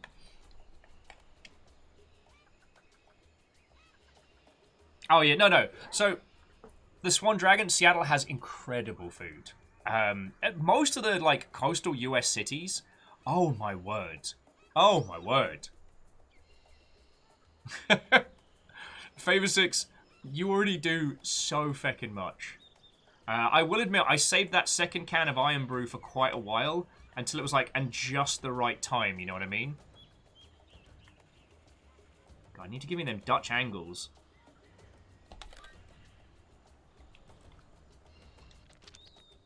Okay. So we need to get a photo of monkeys gliding, monkeys singing, monkeys dancing. Birds of song. Okay. So they will glide between the branches and feed on fruits and leaves. And the creatures like to sing in their spare time, and they copy each other's tunes for symphony. Sorry, that is very kind of you to mention. I have a box of Gundams here. And, alright, this wasn't expensive. This was like a few bucks. But, like, I got to buy a fancy coffee today. And that's, you know, because I get to do that because you lot keep me alive. Like, you're already... Yo! Sorry. To Dupli Ghosts. Watto and welcome. Thank you for making this lovely feckin' game. Hello, hello. I will say, and I don't mean this to be a diss on the game at all, I have described it as, what if the Darkest Dungeon family had gone to therapy? Like, this is like, if What's-His-Face hadn't gone off the rails and locked himself in the mansion, like, this is the happy path of that story. So yeah, we've only gotten a little bit in, because we've been chatting like arty-farty stuff, and I got a little bit distracted on the conversation, but I was talking about how the art style of this game is beautiful. Stop that incessant clicking. Bacon Avenger, you feckin' legend. Thank you for gifting a sub to our dev friend. Dev friends! All the devs who've worked on photo games can all hang out. What was I going to say? Oh yes, the art style of this game is beautiful because it's so in tune with how our little POV character would see this. Like, she doesn't see it as a threatening jungle full of unknown monsters and horrors. Like, she sees it as this beautiful story, this island of possibilities told to her by her granddad, right? And so... What's that on the tree? Hey, buddy! Maybe come say hi if I whistle. What's up? Fat burb! I want to make best friends with this.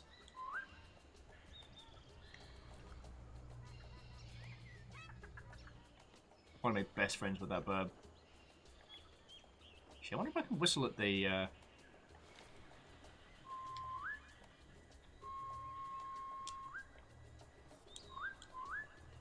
Okay, no, they're just having a good time. Alright, that's cool.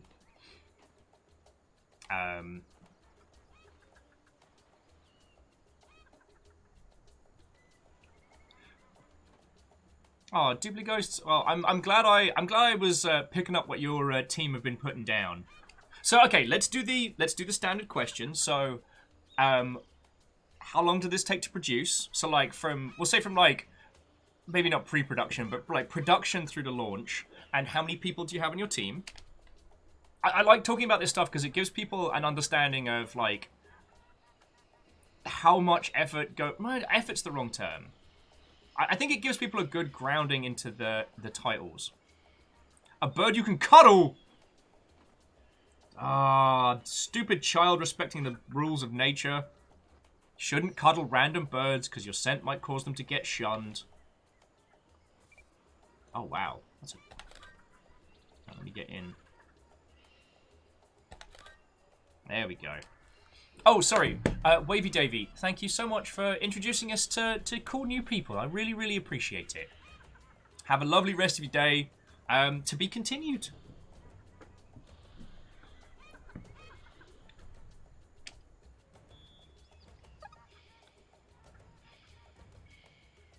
So long, butterflies.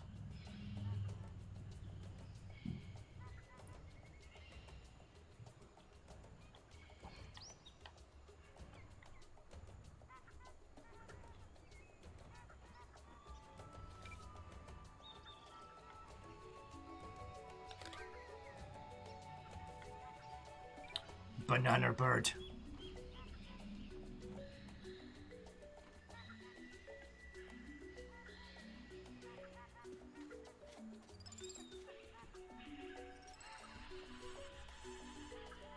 All they're doing is sing.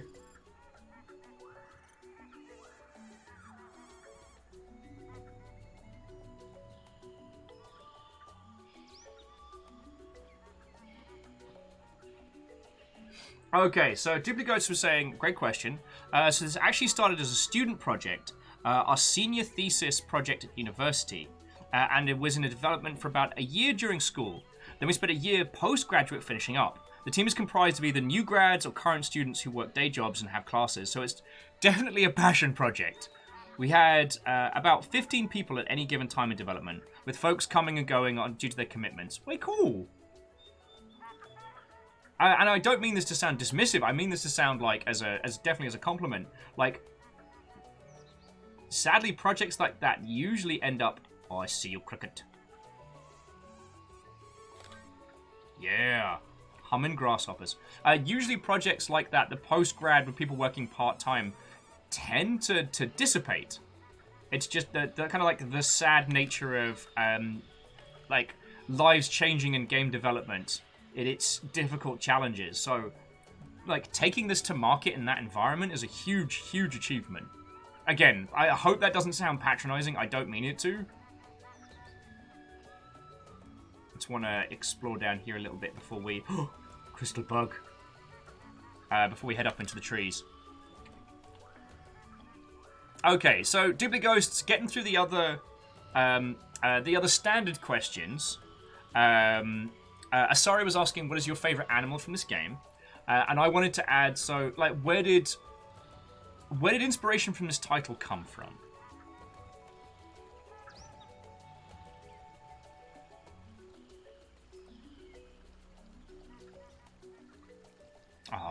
And Duplighost, that's a lovely thing. Sorry, Duplighost was just saying that it was a challenge to create this game, but having an incredibly motivated and wonderful team.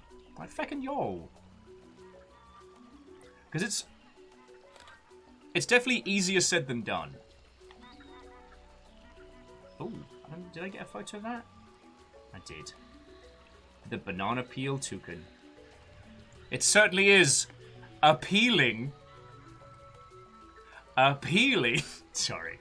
I'm going to laugh at my own terrible jokes. That's a given.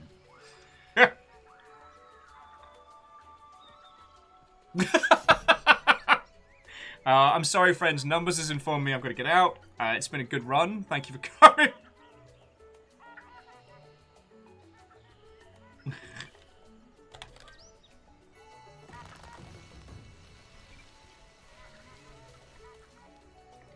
And away we go.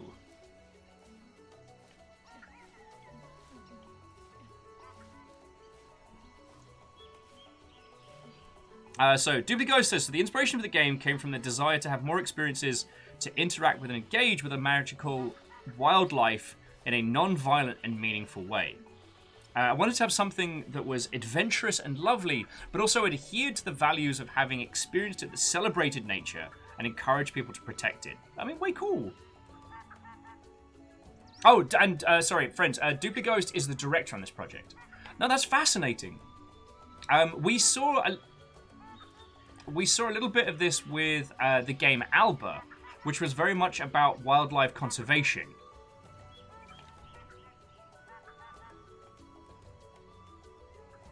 You two gonna come hang out? Feckin' yo!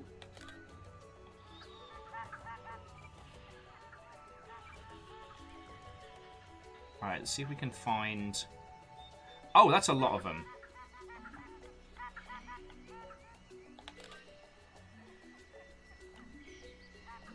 Yeah, so Alba was like trying to get people to think from a conservationist standpoint, and Umurangi Generation is just, well, welcome to the end of the world. Bring your camera. Now, this is Star, who's lurking with us in chat today. Worked on Hollow Vista, which is sadly only available on iOS, but is a cracking photography title from what I understand. I haven't had the pleasure of being able to show it to people yet. So, hopefully, when it comes, it makes a million squillion dollars for Star, and they can port it to all of the good things. Ghibli Ghosts, Numbers was asking, what was the hardest thing to, well, code into the game, what was the hardest thing to implement for this?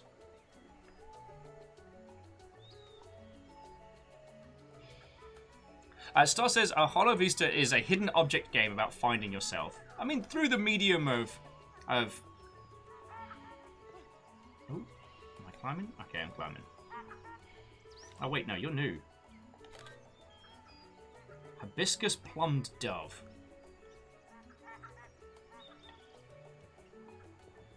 I think I can get a better. I can get a better picture of the hibiscus dove.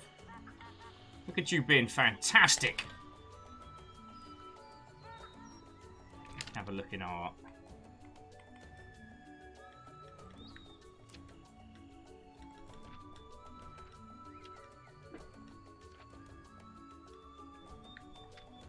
Okay. So, Ghibli Ghost was to Numbers' question. Since we were all young, there was lots of fun and interesting coding problems to solve. The hardest had to be the photo book system, since there were so many intertwining systems that all went with it. It went through a few major refactors, especially as we managed storage limits on other platforms. I think it's our longest script in the whole project. Oh, so this was a multi-format release. God, here's me only paying attention to the Steam release.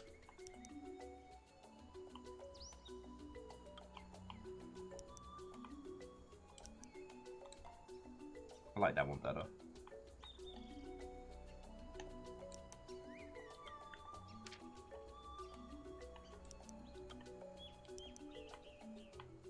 Yeah, definitely like that one better. I do like that also you can improve upon whichever photo you chose initially. So like with the banana peel toucan, the first one felt like a kind of a, I could get it. The second one increased the bananas. The third one, yes, many, many nanas.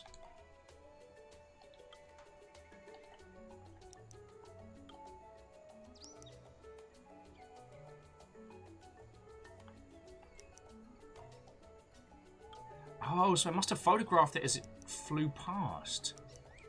Okay. Banana peel toucan. That's a very different creature.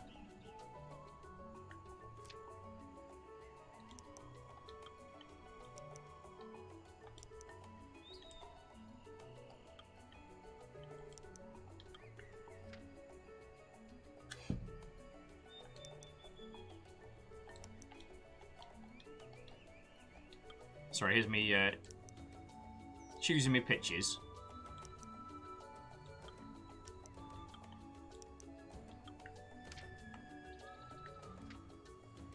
Selfies.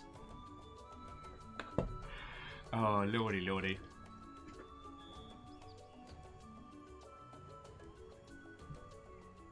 Oh. Alright, where are we headed? Oh, up here.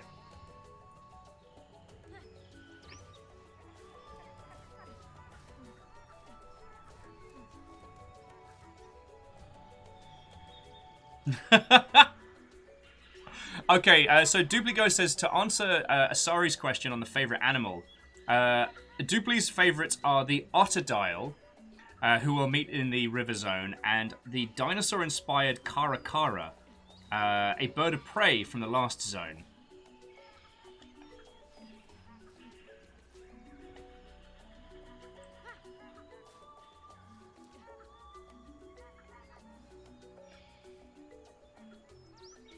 Can't quite get to the nests.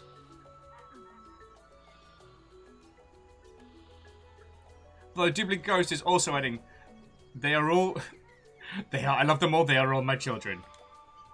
Alright.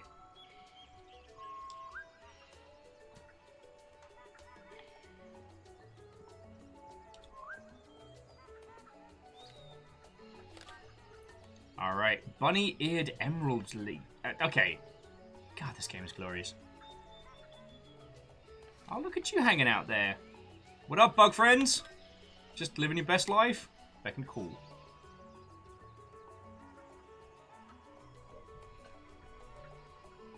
Okay, so, Dibbly Ghosts, I guess his, maybe this might be a little too, inside baseball, but, were there any additional challenges from releasing this game multi-format? Because you've got a game type that has you recording images, that has you saving a whole bunch of stuff. Like, what were some of the challenges that cropped up from other platforms on that one? Sorry, you can tell I'm getting distracted trying to find this, the monkey bird. Monkey bird. Pirates of Dark Water.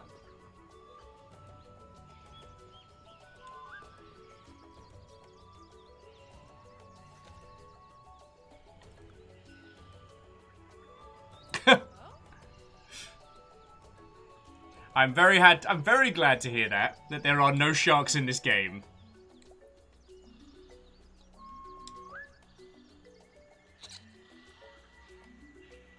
Monkey bird. Yeah, this is a Pirates of Dark Water prequel story.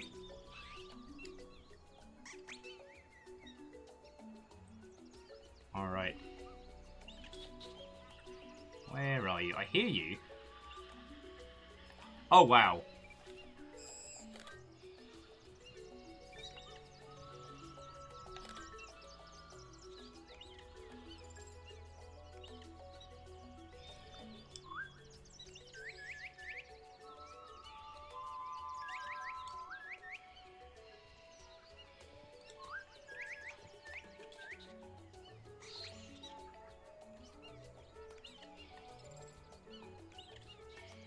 This game is too cute. Sorry, that was me just getting kind of like lost in it for a second there. Perio saying I should get a shark tattoo on my neck. Oh, there's an idea. How about no? Whoa!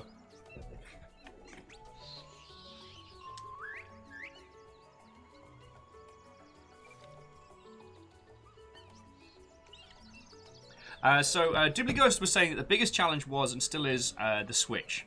It has pretty strict storage space requirements, so we had to redo our entire photo storing system when we began to port it to Switch. Similarly, battling the FPS on the Switch required some major refactors of the systems and our assets to make sure it ran well. And even then, it was still an uphill battle. Fucking yo.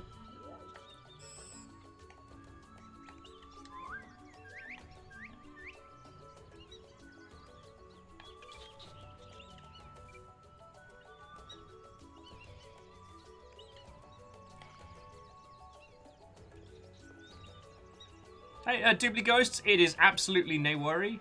I love talking about this stuff. Like, I don't know how many other people there are out there that get really nerdy about the... Oh, okay. Alright, I get the idea.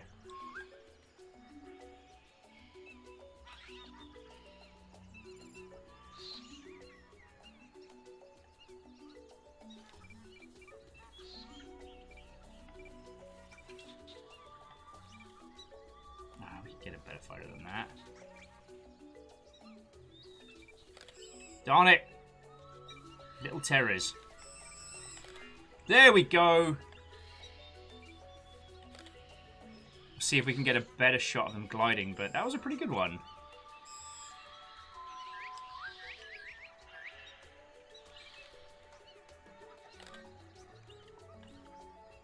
Sorry, such as to get a Frankie tattoo. Ah! I mean, considering how much I kicked Frankie's ass.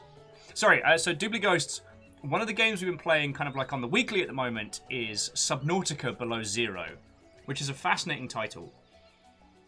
In that it's simultaneously a terrifying horror game that scares me 8 ways from Sunday, but it's also... It's not too dissimilar a title for preaching its... how to phrase it? For preaching its, like... I came up with a great term for it yesterday, because it's not conservation. Everything on that planet is either something you eat or trying to eat you. But aside from small fish, you're not rewarded for doing murders in that. Now, for those of you who've been watching me play, yes, I have murdered a large swath of the undersea world, and that's mostly due to a massive fear of sharks. Ecological awareness? I think that's a good one, Camille. Also, Camille, watto and welcome. How are you doing? There's a massive box of Gundams next to me. Like a massive box of Gundams. Well, Dibbly Ghost, I won't spoil it for you. I will say, the first Subnautica is incredible, and is far more than just...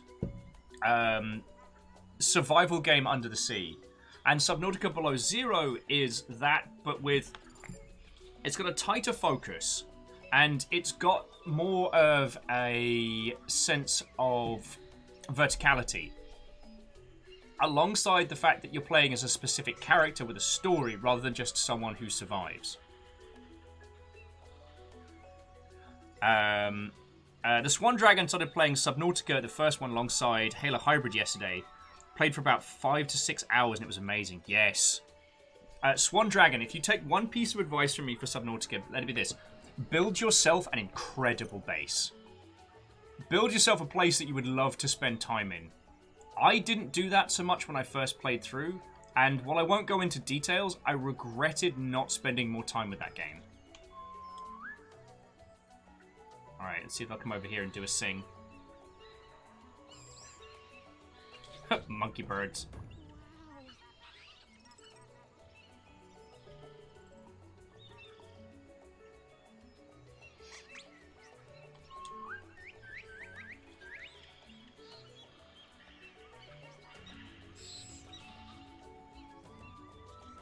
Swan Dragon says, first I need to unlock the multi-purpose room.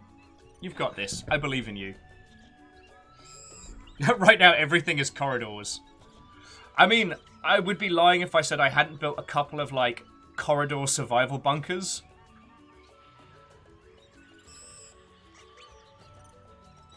But I won't say any more because to both Dupli Ghosts and Swan Dragon, Subnautica 1 is a great experience. And while...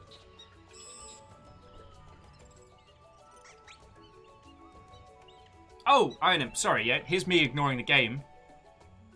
Alright, so we've got gliding.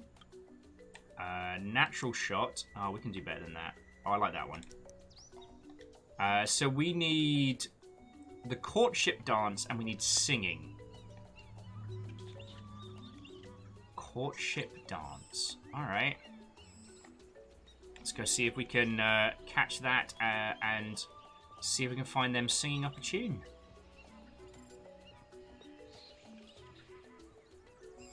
So they're having a fly around. Came from that way.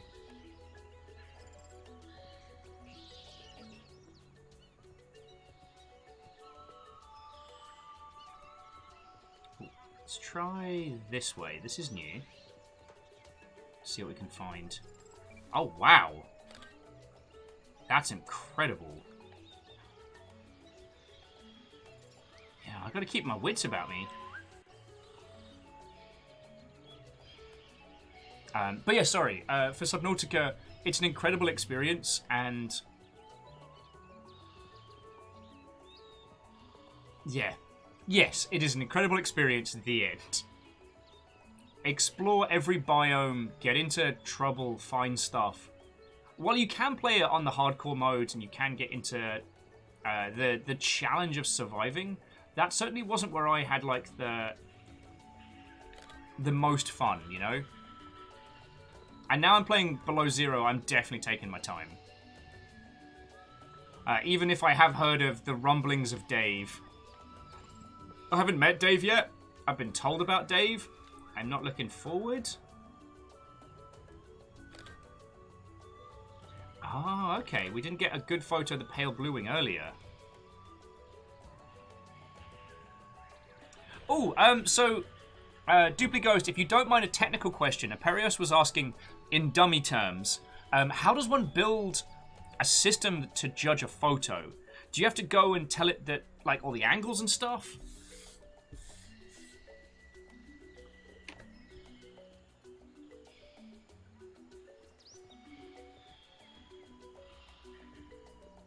Oh, and Swan Dragon was saying that their friend keeps telling them that they have, Yo... Hang on, I can get a... Sorry, Swan Dragon was saying their friend tells them that they have no sense of self-preservation when it comes to that game. I can understand that. Oh, no, sorry. In some games I have no sense of self-preservation. In Subnautica I spend most of the time terrified until I'm not.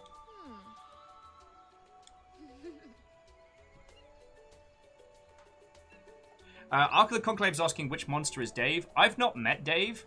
Supposedly, I went close to where Dave hangs out, and Dave wasn't there.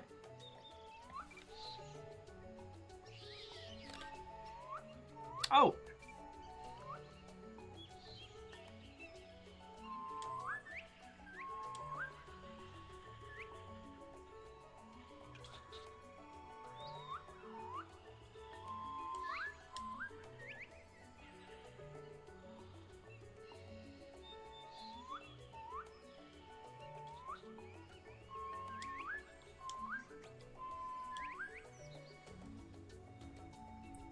Hey! Oh, look at them doing a sing!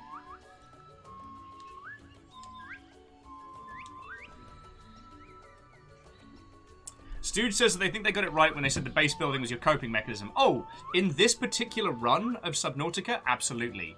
However, I enjoy the base building and I wish I'd done more in my first run. Doobly Ghosts, to answer Aperios' question, they don't do a Pokemon Snap style grading system. In this game, they can allow the players to decide themselves so they think what they think is the best photo. They can answer a little bit on how to detect if it's a valid photo or a creature or not. I mean, go for it. Like, Doobly Ghost, I'd love to hear about that as well. Aperios is in for it as well, so fucking yo!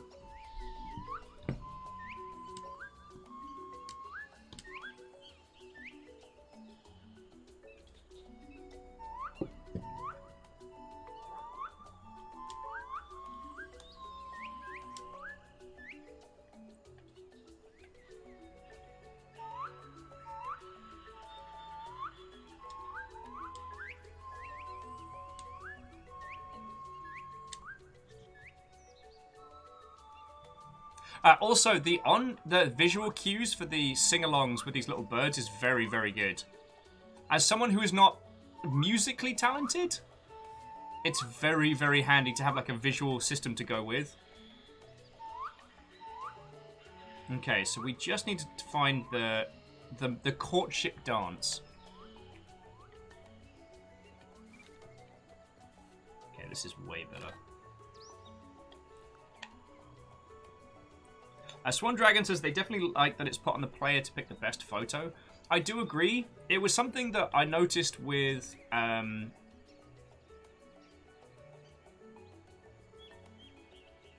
the wildlife picture, the wildlife game we played, which admittedly was part of a horror collection, but you know what I mean. The Dreadix one where we had to take photos of like wild murder turkeys and things like that. You two being cool. As that Banana Toucan looks at me with that whole, could you not? Okay. So jumping back in, Doopy Ghost is saying that they have a system that basically checks if the center of the creature is within the camera's view. In addition, to basically shooting a beam out from the camera that detects the colliders on the creature that you are trying to get. So those two things combined is how we're able to determine what subject matter you're focusing on. In addition, there is basically a ranking system that prioritizes key animals, then smaller animals, then the plants last. Okay, so that stops every photo from being like all about the fauna. Sorry, all about the flora.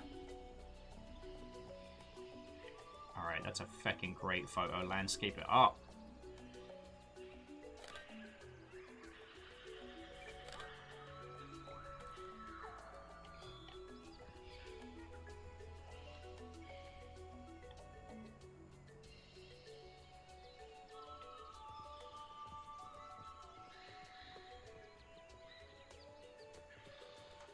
Okay. Have I managed to get myself lost? Or is there another route to go from here? Oh yes, there was another route to go from here. Here we go. Alright. Thank you, singing monkeys!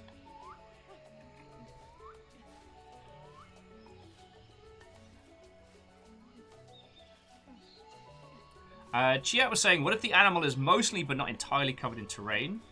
Ah, edge cases!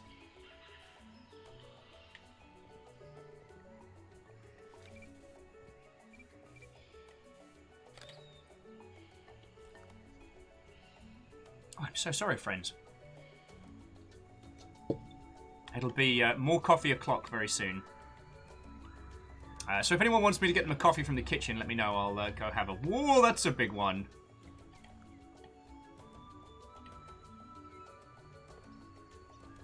I'm sorry, I was getting some Solzian flashbacks there from large crystalline beetles.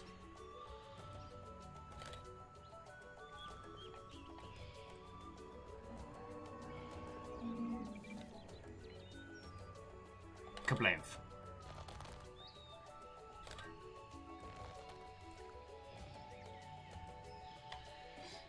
Oh, sorry. The reference I was making. So, there is a series of games called the DreadX Collection, which I was lucky enough to be involved with the third one. Their most recent one, the FPS Collection, had a game that was one part Pokemon Snap, one part like Redneck's Rampage N64 style. And it was interesting because their photography system was based on the complexity of the shot. So the more things that are in, the better. So you could take garbled close-up... You could take garbled close-up pictures so long as there was lots of things in it.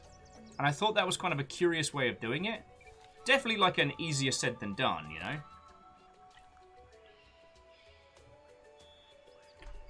Dupli Ghost was saying on this one, good question. So in that case, there are certain colliders that, when the camera hits it, it will block the beam part of the check, and the animal may not get detected. But if you position it just so, you still might be able to get it. We're actually trying to work on making the system a little bit better because there are some rocks and trees you can just shoot right through. Okay.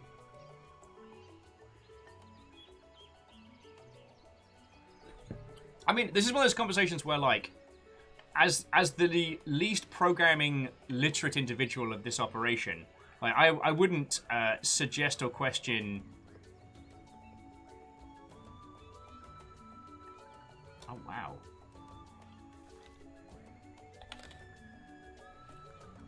The methodology for enacting something like this. Again, when we spoke to the gentleman that made Umurangi Generation, he put in a lot of hours to emulate photography. But that one was not based on like a good, bad, what have you point system. It was based on like number of stuff in shot equaled the amount of cash you got. And a large proportion...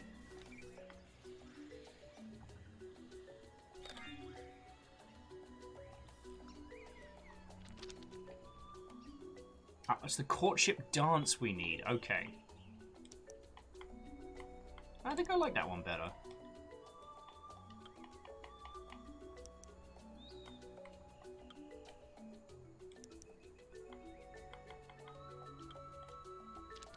Alright, so we need them to do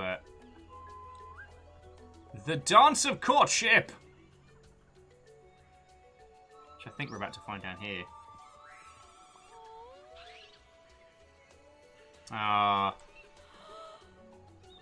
He's not impressive enough to win her affection. Linky courtship and lights in the journal. Okay. Yeah, you're gonna need all the help you can get.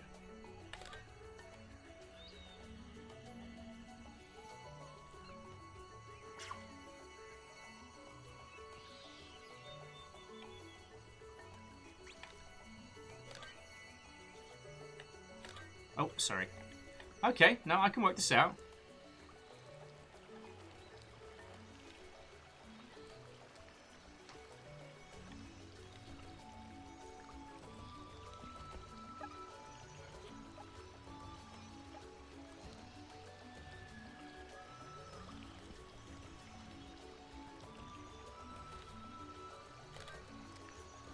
Ah, okay.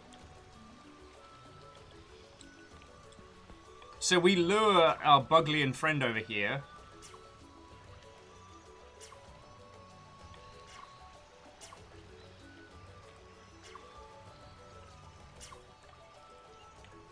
Okay.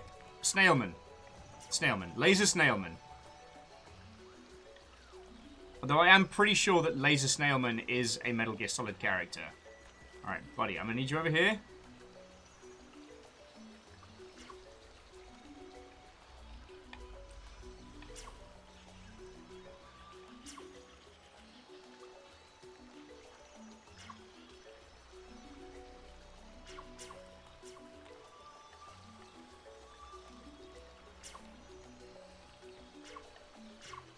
Alright, buddy, I'm gonna need you to work with me here. Wow. There we go. Okay. Oh, so now he's got the light kind of like reflecting off wings. He gets like lovely kind of iridescent effect.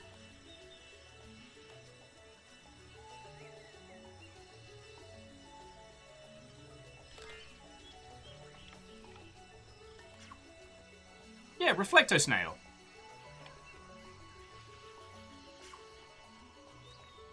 I mean, I would be happy if Reflecto Snail got their own... Yeah, I like that one better. Got their official own series, but you know.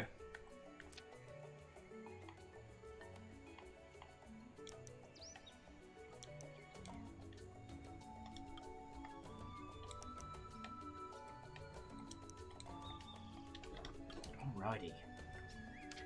So, I tell you what, friendos. I am gasping for another cuppa. Because, as you've noticed, my conversational powers have dropped off a little bit. And I should probably get some water as well. So, friendos, I'm going to go just pour myself a cold brew and get some water, like a sensible person. And let's keep feckin' going with this, y'all. Okay, not that I had any intent on stopping. So, Dupli, if you, Duplighost, if you want to hang out, like, I will definitely have more questions.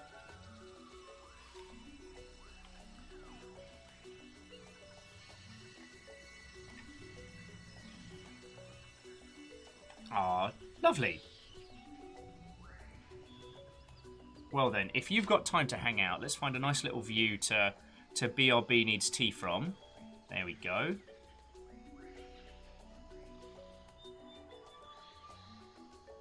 Right, friendos, I shall be back with a caffeinated beverage and a glass of water, and then let's continue. Told you this would be a lovely game. I mean, Duplighost, this doesn't turn out to be some kind of, like, existential horror video game, right? Right, you wouldn't do that to us. Right?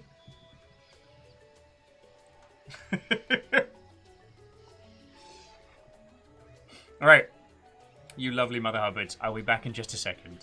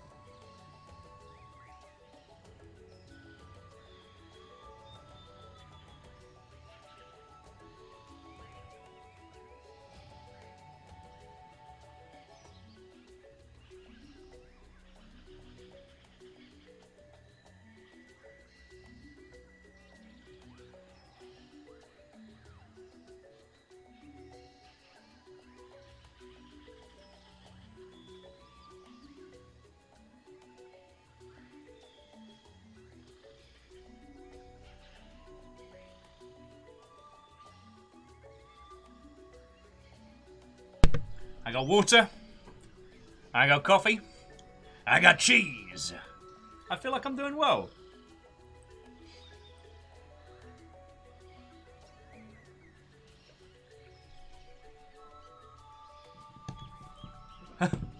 Sorry, Chiat was saying, I bet the Sky Monkeys are like, we'll better hurry up and take that photo. Joke's on them. I already got their photo. I just made them stand around for no reason. Alright. Dancing Cuties, what's up?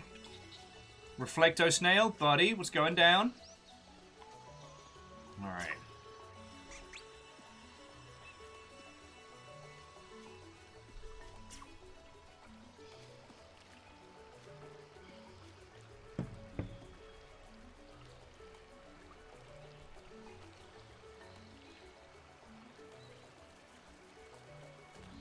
Aww.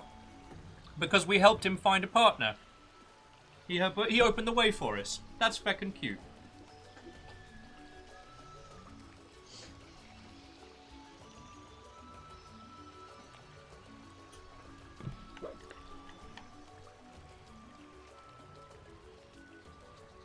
Oh wait, did I get the pink butterfly? No, that's new.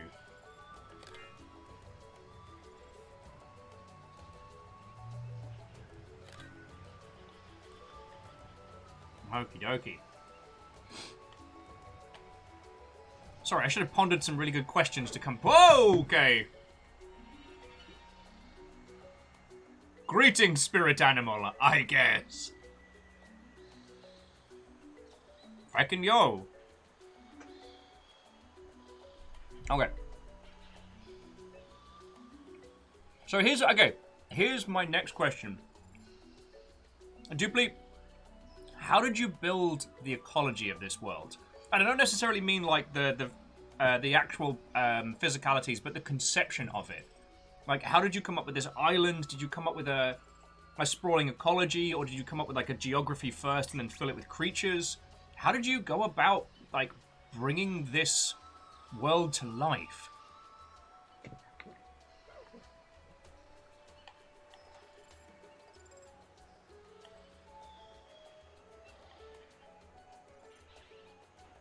And yes, Asari, we can absolutely come hang out with a butterfly. See if I can get one that's not flittering about. I've got some good photos of butterflies so far, but, you know, I've got to get you some live ones. How about this one? Oh, I've managed to get all the butterflies. Check us out.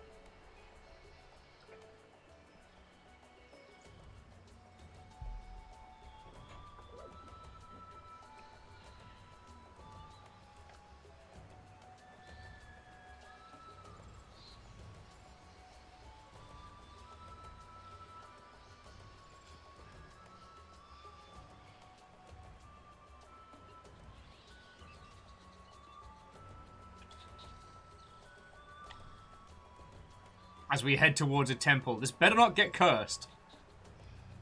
Okay. So Dupli Ghost said, so the lead designer and themselves spent a lot of time deciding what kind of real-world jungle ecosystem they wanted to take inspiration from, and settled on South American ecology and environment because of the incredible inspiration to draw from. Creatures of the Amazonian rainforest and surrounding ecosystems. Yo! No, that's fucking cool. And the freedom of doing a non-standard ecology is that you can have bugs that are part crystal. And these two synchronized. Oh, as soon as I look at you, you stop doing the... Yeah. Oh, and Swolmaz, what ho, friend? How goes it? We're just looking at birds and monkey birds. We've got Dupli Ghost, who's one of the developers of this game, chilling and illing and answering questions.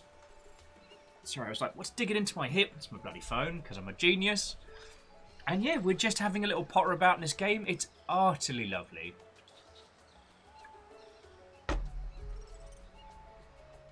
Okay, so continuing on the design of the island. So Dupligo says, from there we took inspiration from real-world animals for our critters.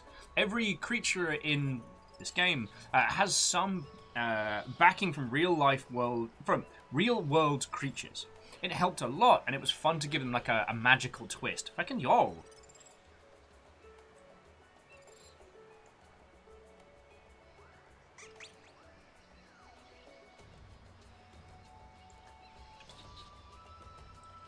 So, you squeaking at me? There we go. I like that one better.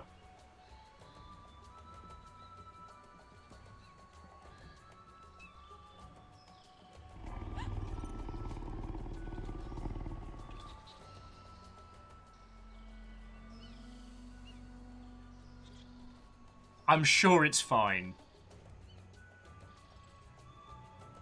Oh, wow. Hopefully we don't end up with like a behemoth situation, if you know what I'm saying.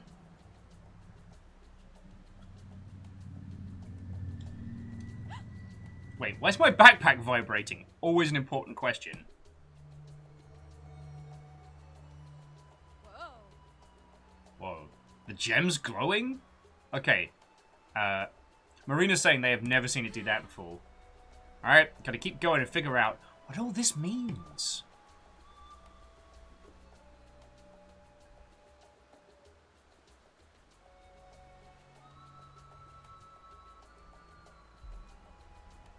Oh, way cool.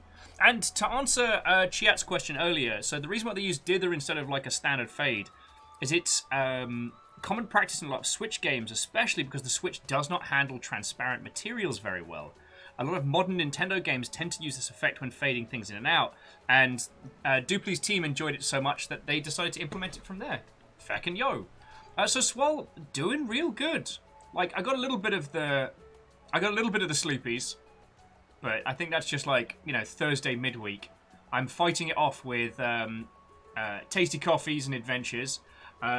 A whole ass box of Gundams showed up. Like a whole ass. There are 3 Gundams, 2 stands, and a something. And they came from the feckin' Gundam base in Tokyo. Like, feckin' yo. Feckin' yo. And yeah, we've had some honking great big raids, we've met some lovely new people, we've had some wonderful conversations. Oh no, so Chiat, sorry, it's a imperial measurement of ass, as opposed to Gundams for your ass, which is a very different thing. Like a buttload, I believe. I believe that's how it's described in... Sorry, I'm just being cheeky now. Fun fact, though, the term buttload is actually a measurement. It's a measurement of liquid and usually references wines. So there you go.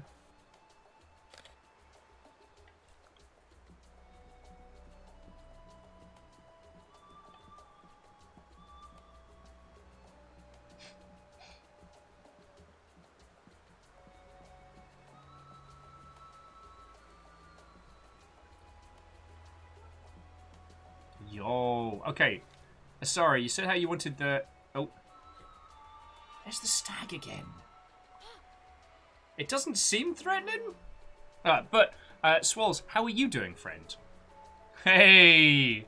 Hookshot, what ho, friend? How are you doing? How did the thing go? I'm sorry we couldn't, join in, but, currently we're playing, The Beasts of Marvel Island. And it is beautiful. Wait, no, not Marvel. Sorry. Maravilla Island. I probably still butcher the pronunciation, but yo.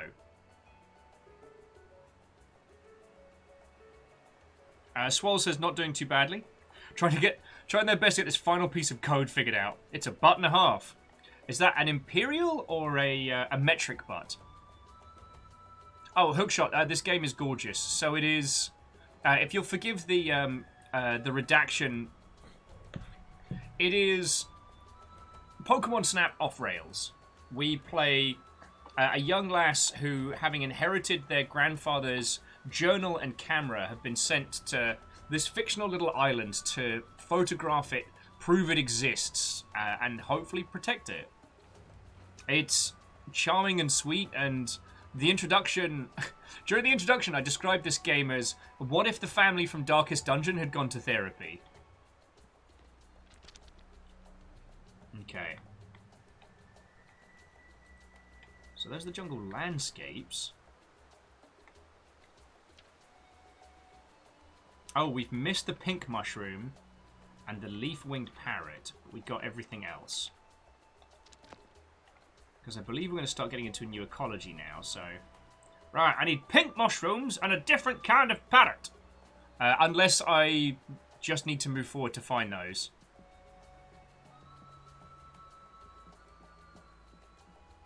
Excuse me, I need pink mushrooms.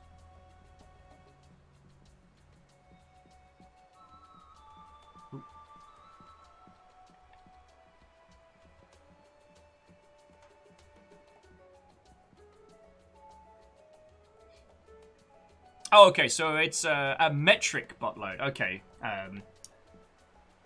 Very much noted, Swell. Very much noted.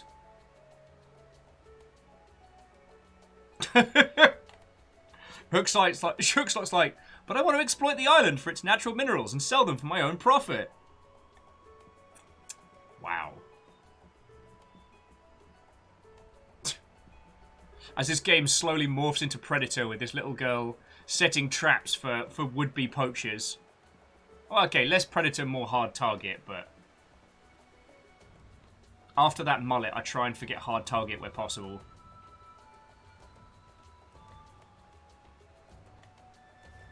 Alright, I'm going to keep moving forward, because... Oh, are you ready to adventure onward? You not be able to return this area for a while. I'm ready. This way, friends, when you play through this game yourself... Oh, wait, no. We can wait here. Dupli Ghost, we don't have to move forward. I can go back and get him. The Perios is like, you ever thought about it? Thought about getting a mullet? God, not sober.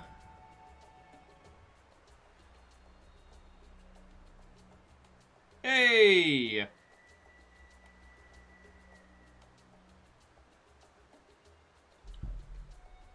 Unless, Swole, unless code is code for your very own Frankenstein's monster-style creation, I'm very happy for you. Oh, no! Hookshot, I'm pretty sure that's abuse. Sorry, friends, Hookshot was saying that, Hookshot, their brother, their parents made them have mullets until they were 8 years old. God. Though, in fairness, if I had children, God, I would put them in so many goofy haircuts when they were young. Oh, and Androff, Watto?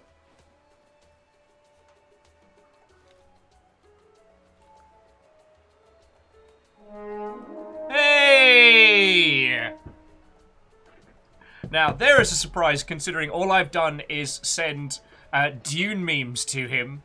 But we are doing raid after raid after raid today. So after Stooge, and after it was it Blue and Queenie? We now have Leo Wiggins. What, friend? Thank you for leading your raid in.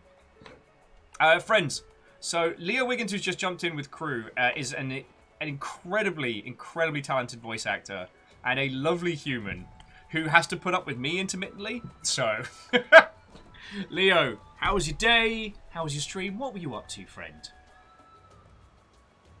I mean, I'd love to say I'm just being nice, Leo. I just don't believe in pretending to be a cool kid. Like, I don't believe in that whole, like, oh, well, I guess we're hanging out. Like, you do good work, dude. I knew your work before I got to know you, so feckin' yo. And Swole, thank you for the 5. Even if the pint glass did reject it. Feckin' house order, am I right? Bacon Adventures 2-story had a mullet till about the mid-90s. I once had an ill-advised mohawk. I also at one point had ill-advised dreadlocks. My life is a cavalcade of terrible hairdos. And the fact that neither of those were recorded on social media is a blessing.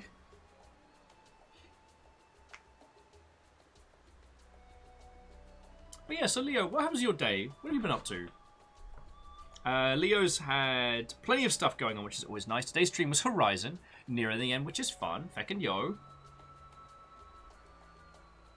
Leo, would you like a completely pointless fact?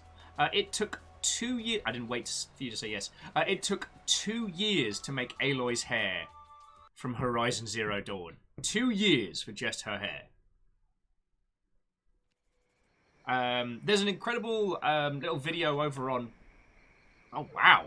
Alright, whatever I was about to say is not as cool as, like, super duper Weeping Mushroom Village. Neon Toadstool.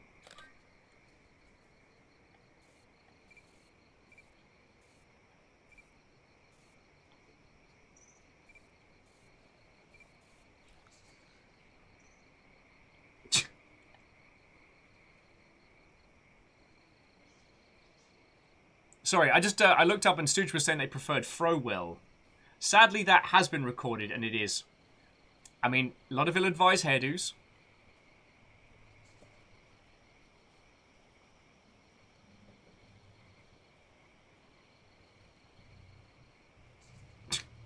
Sorry, Androv just adding, maybe it's friendly. The good news is, especially after a whole day in Subnautica, which shits me up sideways, everything in this game is lovely. We're more an observer, you know?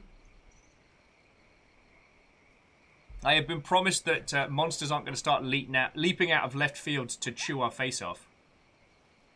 Oh, we just got... Of course, glowing flowers would drop glowing pollen. Now I fit right in, she says.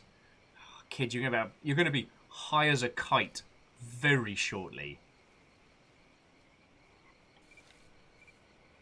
Alright, so now I've got to start, like, paying attention, because there was a blue moth that was doing laps around here.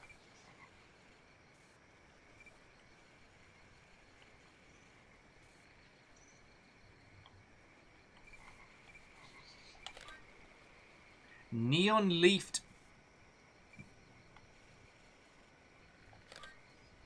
Alright, we found ourselves like a quasi... Okay, seems my strange friends like my new style. Wonder if they think I'm a flower. Oh, cool! So, we go... And selfie mode! Alright, kids, I need to get up in my business again. Ah, oh, darn it! They're being shy. Also, Jackie Foxbutt. Nice. Bugs are being shy. Like, I wanted to get all of you lot in the photo.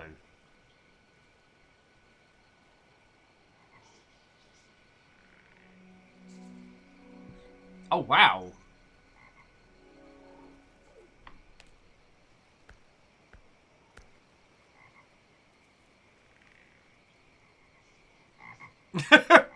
I feel you, Big Frog. I really feel you.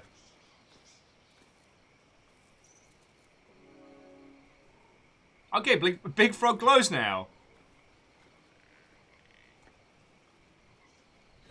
Okay, so the thing I did want to say, and this is more a compliment than a question, but this entire world is fantastical. It glows, it sparkles, it flies, it sings.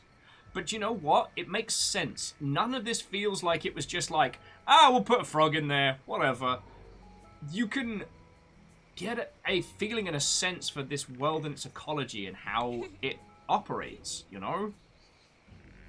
I'm with Marina, though, that we should not be eating the magical glowing fruit. That's how you get magic powers. Wait, no, that sounds awesome. What am I talking about?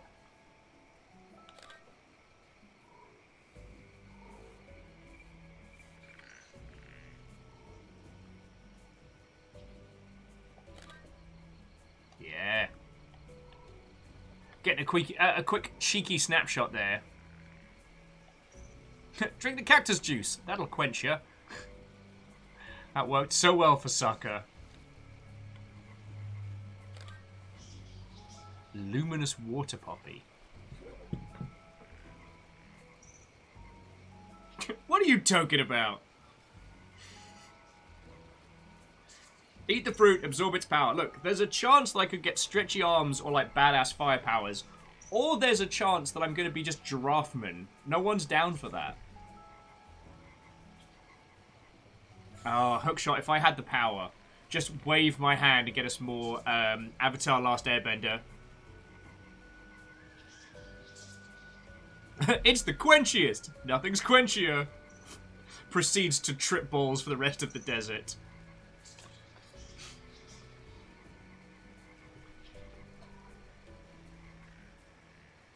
Yeah, can we talk about the fact that Sokka, or Sokka, everyone pronounces his name, went on a feckin' vision quest midway through Avatar. I think about that a lot.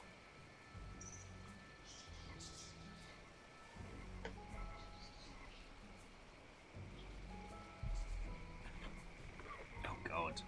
Sorry, I just stooge referencing good old Hypnospace Outlaw. Which I'm by no means against, but there are parts of that game that will stay with me until I die.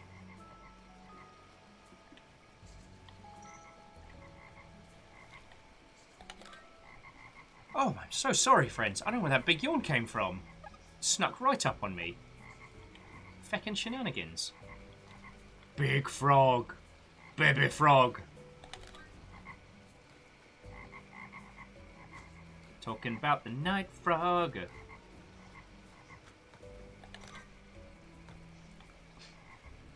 I don't know who this night frog is, but it's like they're already so done with my nonsense. Like, so done with it.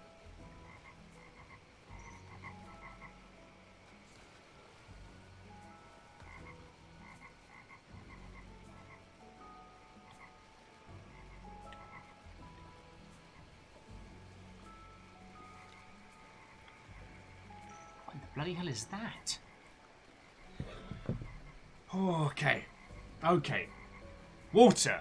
Conversation. Let's go!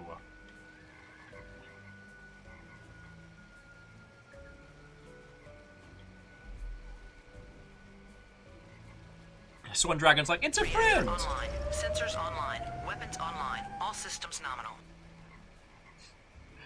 Skynix, I've always gotten the second part of your name wrong, and I'm so sorry. Dystoxia. We'll roll the dice on that one. But seriously, thank you for 32 months. Like, that's a feckin' long time. And considering that I just natter on incessantly, I take that as a great compliment. Skynix, we are playing this game, which is feckin' gorgeous. I don't know why I looked over to the calendar to tell you that it's a good-looking game. That was dumb. No, this is the Beasts... Oh.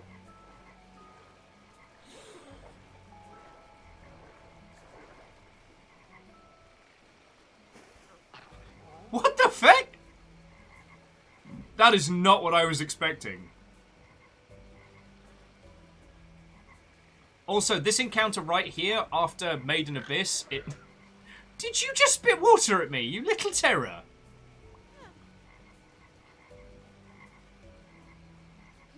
What a rascal. This is a cute otter? Crocodile? Otterdile? One of my grandpa wrote about these mischievous otterdiles. Okay. Okay, so here we go. These are kind of like the iconic. They perform masterful flips before they dive to grab objects from the riverbed. So we need to get one flipping, one in camouflage, one spitting, and one growling. Okay. It's feckin' adorable. But that is not the interaction I was expecting there. Oh! Yeah, as I was saying again, after watching Maiden Abyss last night, that whole interaction there kind of made me freeze a little.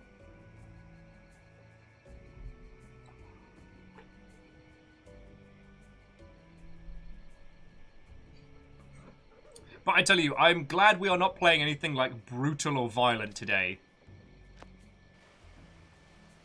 Dubligo's like, I'm sorry you are frightened, but he is a friend. Hey, the only reason I'm frightened is because my dumbass stayed up late. Because I couldn't sleep. So of all the things I decided to watch while I couldn't sleep, I was like, you know what I should watch? Horror spelunking. See if it comes by here again. Gotcha. Oh, I could have taken a photo of that one there. Okay, so I feel like now I've actually got to start paying attention, you know?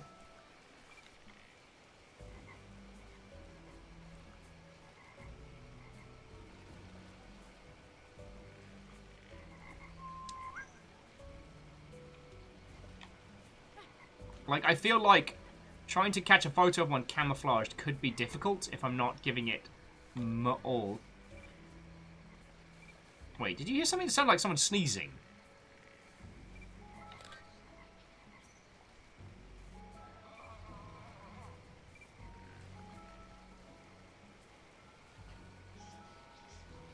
Okay, now I can work this out.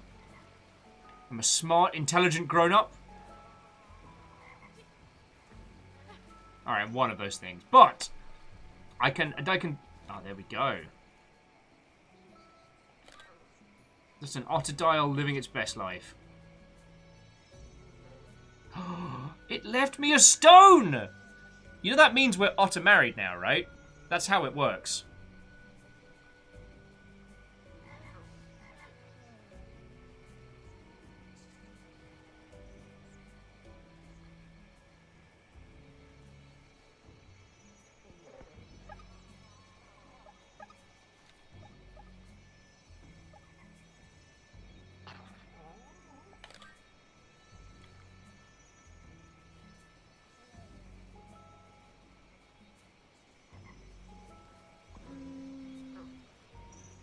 Okay, it seems that the Otterdile's toy. It might be rude for me to take it with. Oh, okay. Alright, we can play with it. Hapachaw!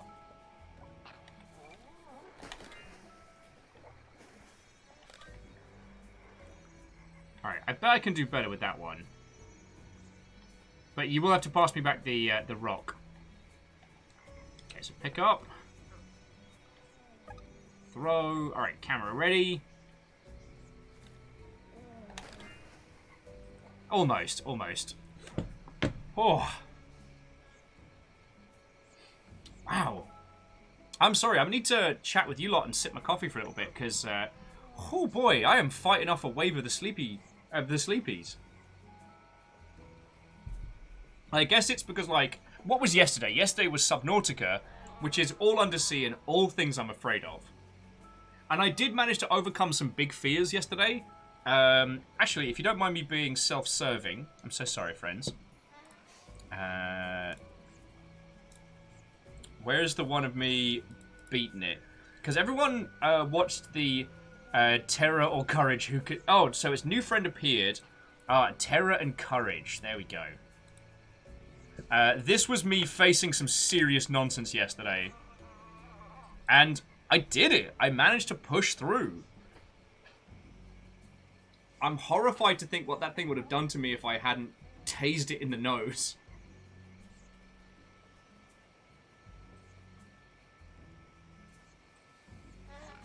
Hookshot says, are you afraid of Sebastian? No, I'm afraid of Dave. And I haven't even seen Dave. I don't think we even named that thing. Because there's Frankie, who messed with us early on. There's Charlie the Iceworm. We haven't named that one.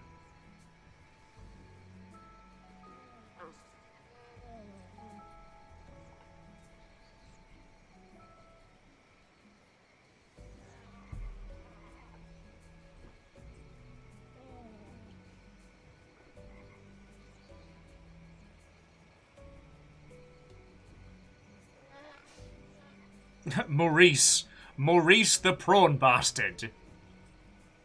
And yes, Catastros, I did get attacked by an overgrown prawn. I mean, it doesn't really look too prawn-like until it's running away. Maurice the pond terror. Alright, sorry. We can keep talking about this. I'm just going to throw the rock for the otter. It's like hanging out with River and she rolls the ball up to me and I'm like, alright, I'm gonna play. Let's go.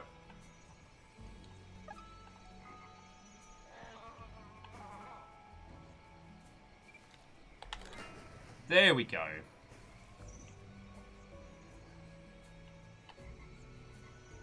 Yeah, numbers. It was like I overcame the fear and then immediately became fighty.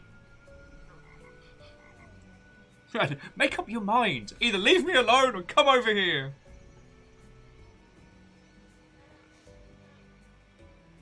See, obviously they're drastically different worlds, but it's just... Learning the world of this game is making sense of the fantastical. You know, bugs made of crystals, bioluminescent pollen, and this under canopy world which seems to glow with its own...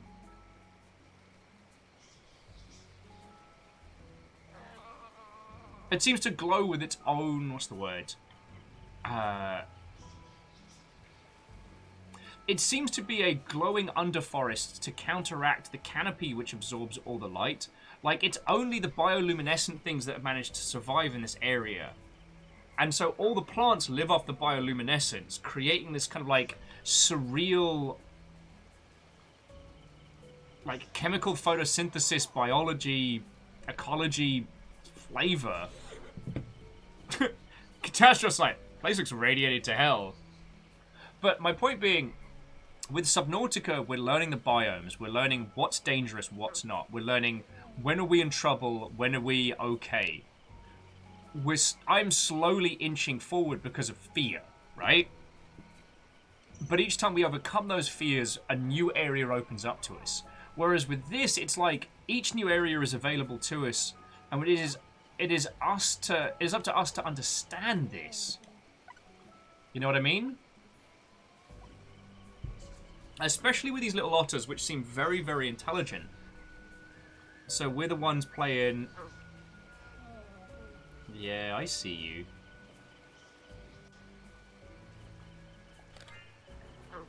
Yeah. Caught you. Let's try. I have sharp eyes. Eyes of a hawk, brain of a hamster.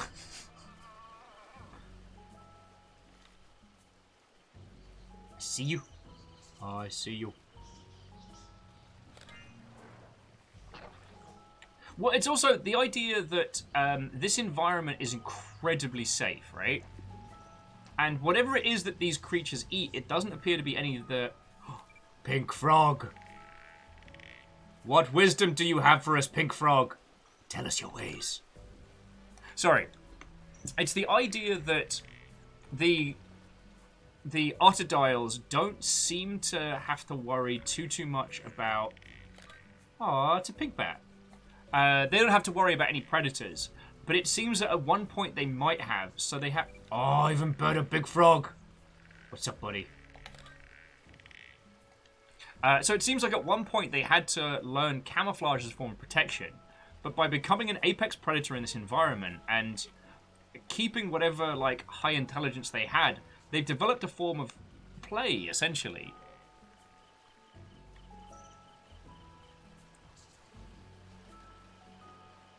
Like, most animals that play do so as a learning mechanism, right? But then intelligent animals will then essentially find ways to entertain themselves. Otters are a great example. They're incredibly intelligent. And they get into loads of mischief. Also, they have tiny hands and they can do jujitsu.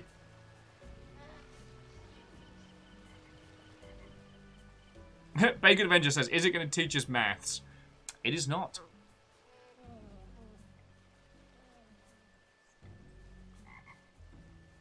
Oh, okay. Neon Dart Frog. Oh yeah, no, the Swan Dragon, like... That is a beautiful amphibian. If I touch it, I am either going to die very, very quickly, or I am going to experience a hallucinogenic episode, the likes of which has never happened and will never happen again. Like, I'm going to transcend existence, Psychonaut style. Also, fun fact, the term Psychonaut is actually an existing term. It is not just a reference to a... Ooh.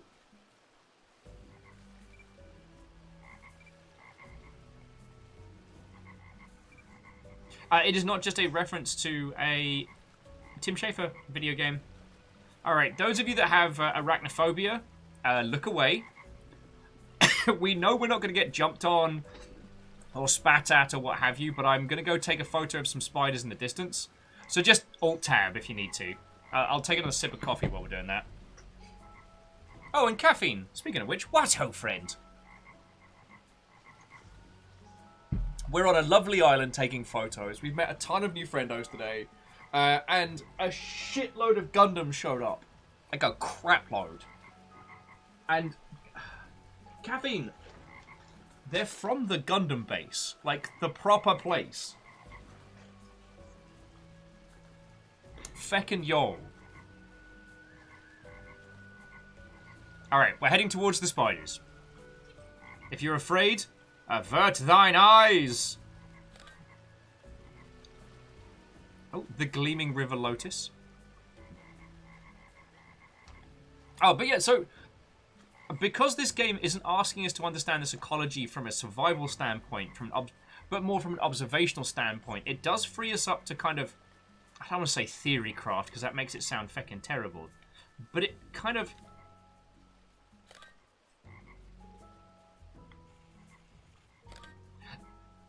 It frees us up to speculate as to the environment, how it works, and what affects this area is, if you can understand what I'm saying. Because I'm not sure I understand what I'm saying right now. In Rain World, we must learn the ecology to survive. Everything either wants to, like, eat us or run from us. And that includes the plants and the weather. So, in that regard, like, making our way through Rain World is, you know, it's an exercise in observation, understanding, and then survival.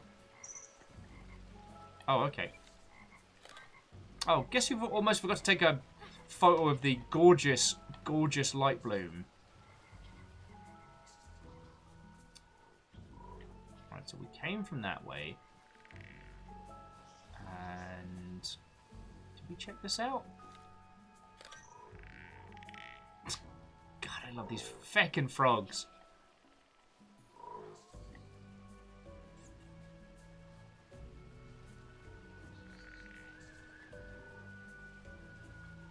Alright, confession time. I thought the Yakuza frogs from Naruto were fucking cool.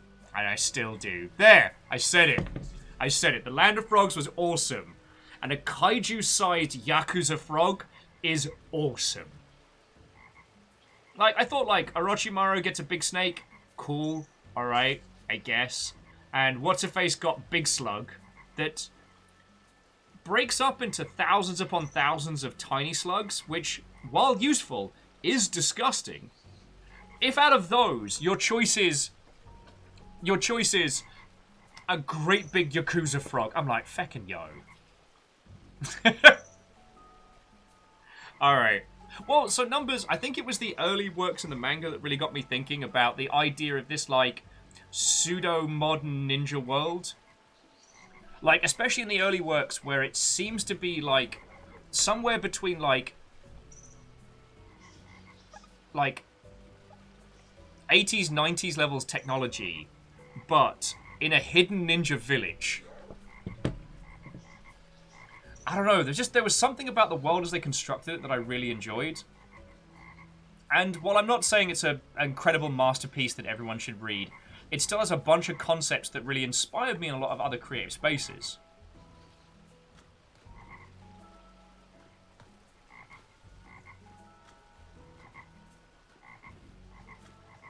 Yeah, they're not ninjas, they're wizards.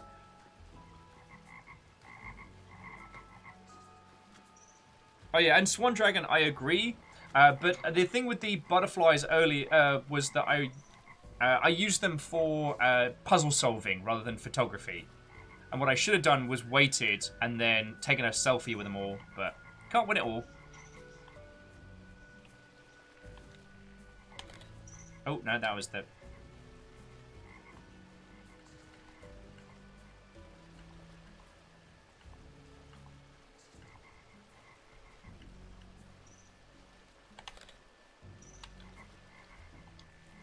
Oh, Dubligo says we'll get another chance. Way cool.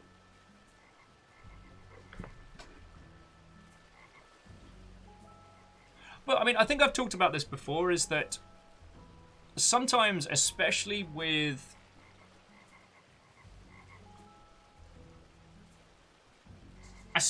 saturated genres, we can see interesting concepts buried within great shows. Like, if you want a shonen-style story that is heartfelt and brilliant and incredibly well done, Mob Psycho 100. Sit down, give that a watch. It's 2 seasons, and it is brilliant. There is no wasted effort. There is not a beat out of place. Numbers were saying One Piece. One Piece, I love it. I've kind of fallen off with it, as one might with like wrestling and things like that. It's something that's going to keep on going forever. It isn't a story with an end. It's characters, it's arcs. It's something you can dip into a bit, have fun, dip out. Again, with One Piece, not all of it's brilliant, but it does some interesting narrative things that have stayed with me, especially during the early arcs that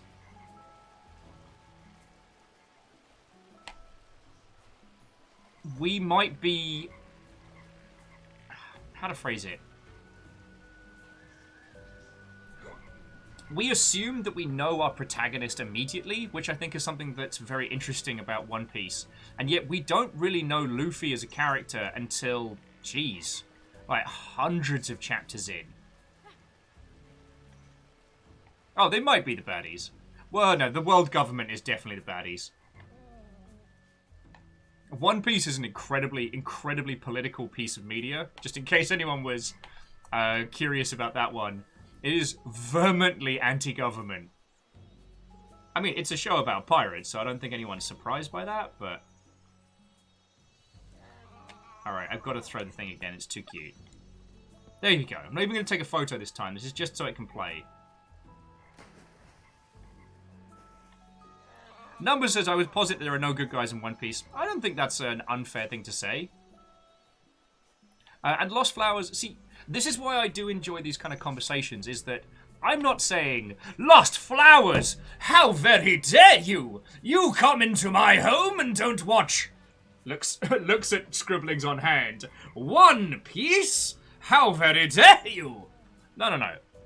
I feel like at least there are concepts and ideas that one can, like, discuss, disseminate, and possibly even pass on without one having to consume the initial media. I'm not saying it isn't worth it, but it's like... and Catastros, I'm sorry, I'm going to bring it up. Getting Over It with Bennett Foddy. I am not saying you should all play it, but because I can convey to you his musings on the idea of difficulty in video games and what makes a mountain a mountain. Yeah, reset the other clock numbers. Yeah, you're very right. It's a difficult game that actively seeks to infuriate you, to get you to... Yeah. Oh, Hookshot says, on extensions of playing Getting Over It, play Goop Loop. Okay.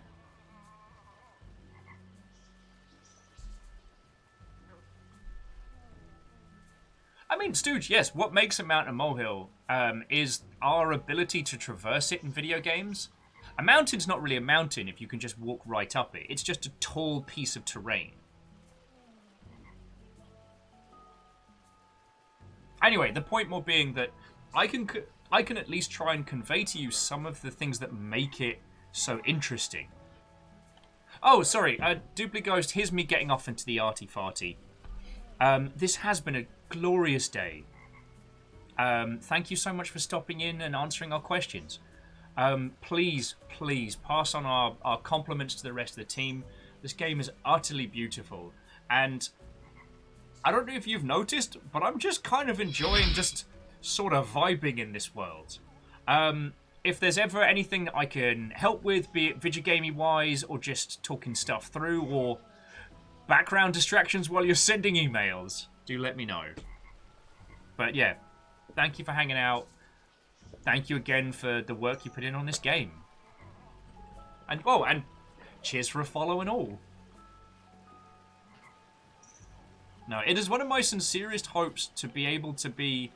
Obviously, I don't claim to be the grandest fountain of knowledge for indie video game teams that has ever existed. But I know enough to be a sounding board. Basically, the idea that I could possibly be like the rubber duck of video games, you know? The person you talk to and then by virtue of that conversation come to realize the answer. Does that make a weird sense?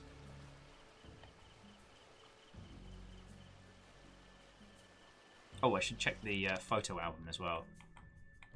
Digging the selfie. Okay. Still missing a few bats and snails. Missing 2 frogs. We need growling and spitting from our crocodiles. Ottodiles. Crocodiles. I think that ottodile is hiding around here somewhere. Oh, okay. I've got to keep finding it. Okay.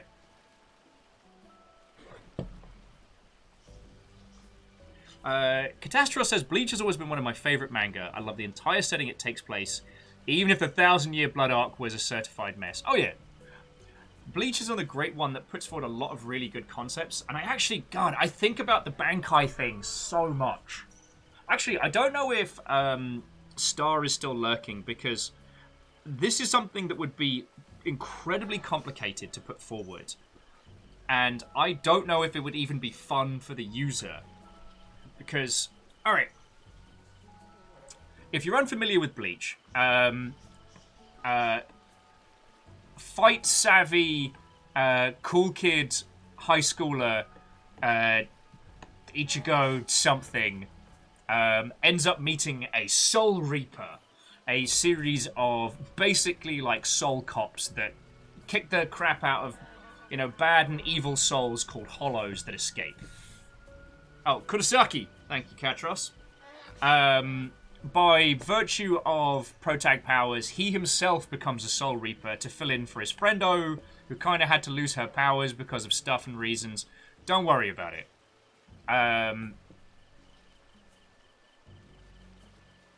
Oh, okay, yes.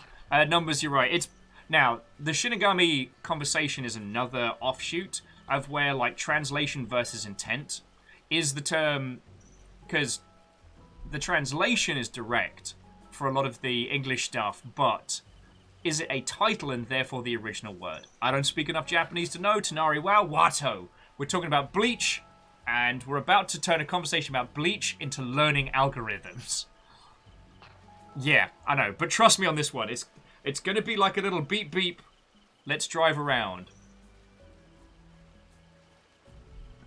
All right. Oh, Zelki. Wato. Oh, no, we're getting into the nerdery. All right. Found you. Where are you going to hide again? All right, so yeah, we got to keep playing hide and seek with the crocodiles. Tanari WoW, so this is like a Pokemon Snap style photography game in this glorious, beautiful island. And we're currently in like the neon frog forest, and it's so good. I'm playing hide and seek with one of the ottodiles, which is a crocodile otter mix that's very intelligent and very playful. Okay, so you're probably wondering where I'm driving this fecking conversation topic, and I assure you, while we have gone off-road, we're still heading to Wendy's. So, Soul Reapers have cool swords, and their cool swords do cool power things. At first, everybody looks like... everyone has their matching attire, you know. It's like a...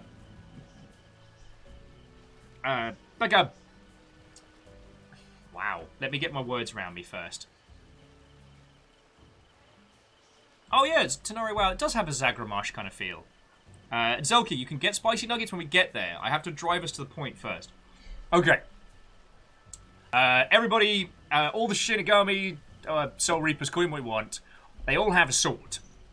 And the sword can transform twice. So it starts off as regular sword, except for our main protagonist, whose sword is like feckin' boogie board sized. Then they have like first form, where the sword changes into something, and it's kind of cool, I guess.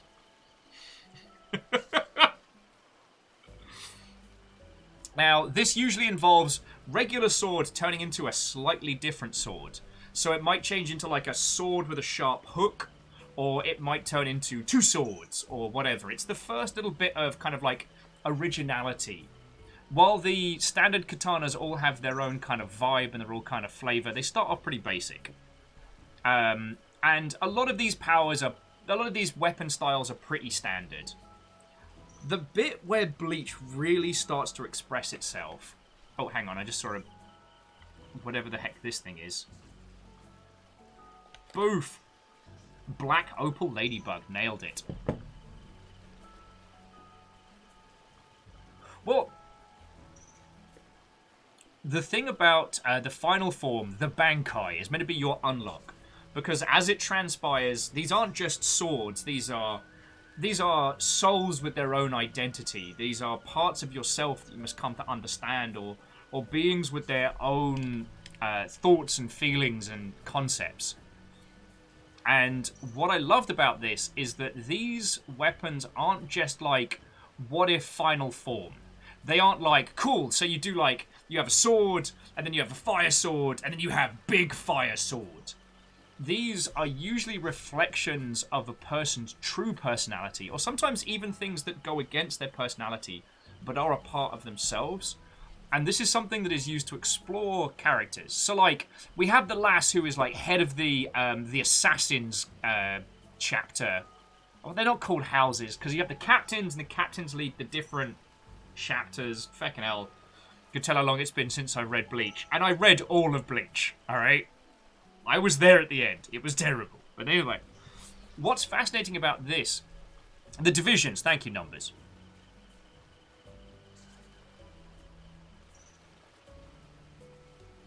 Well, and Lost Flowers are saying there's a final evolution of the form, but it's more of a refinement. See, that's the thing.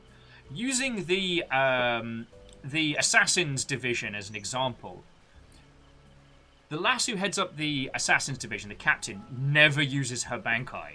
She never unlocks her full power. Well, not unlock. She never uses her full power, because her whole thing is she is stealthy as, quick as light, like the needle in the dark kind of assassin.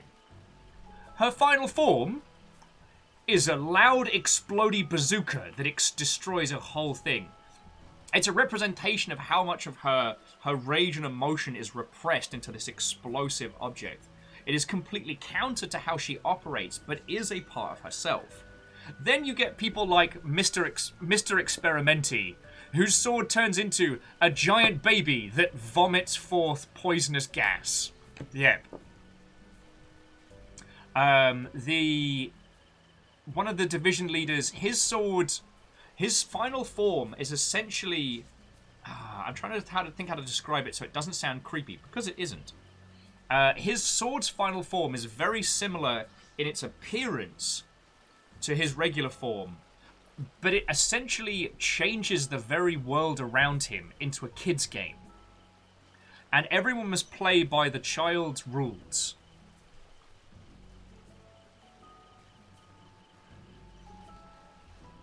Well, so Perios, how far do you want to go in with Kenpachi? Because Kenpachi technically cares about his sword.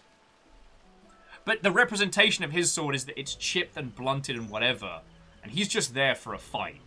But the point that I'm going for on this weirdness is that the particular captain whose sword is this childlike game that takes over a whole environment. It could be tag.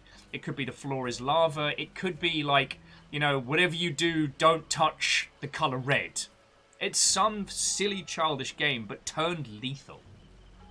And because he is, at heart, still just a kid, despite all the brutality he's seen, despite everything he's had to do, at his heart, he still has this belief in a childlike happiness. It's maybe not something he has, but it's something he yearns for, a piece of himself that he's lost.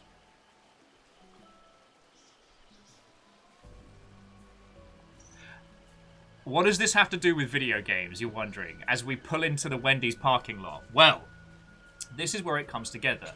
A few years back, Peter Molyneux tried to do something fascinating with, I believe it was Fable 3. And he tried to come up with the fucking hell. Oh, we are super dead. Testarossa, is that you? Zelky, did you bring your hammer? We might be in trouble. I left my bowgun at home. We are very dead. And to Halo Hybrid, welcome back. Watto. We are playing the Beasts of... I keep looking at the name so I'm saying it right. Of Maravilla Isle. And it is beautiful. It's a Pokemon Snap style, like, explore and document trying game. Anyway. So, Peter Molyneux tried to... Oh, sorry, I shouldn't put it just on Peter's shoes, but he was a big talker. In Fable 3, the video game, you get a sword. And this sword is meant to represent you. And so the idea is, as you play, the sword changes and evolves. However, that doesn't work. I've played it multiple times, I've tried it out multiple times, but the problem is that that particular sword isn't based on you or your personality. It's based on what you kill. So most people end up with a wolf bone sword because early on in the game, all you can fight are skeletons and wolves. But that's not a representation of you or your personality or your character. That's not any kind of, like, true sense of self. There isn't, like, multiple forms to be unlocked. You just end up with a furry bone sword. It's usually a feckin' cutlass, and that's it. It levels up and it does more damage, but it's not yours. You never had the chance to express yourself from it because it's reactionary. You could argue that if the player puts the sword away and then later on, like, does battle with specific creatures. But surely the act of putting the sword away and not using it should be more reflective of your personality rather than what you kill with it. Mindlessly slaughtering everything you cross with a weapon should be more indicative than, I got jumped by 4 wolves and now I have a wolf sword, I guess. And then, I don't mean to turn this into a bash on Fable 1. Oh my word. Caffeine says the threat is now real. 240k mead points. Blade Nora.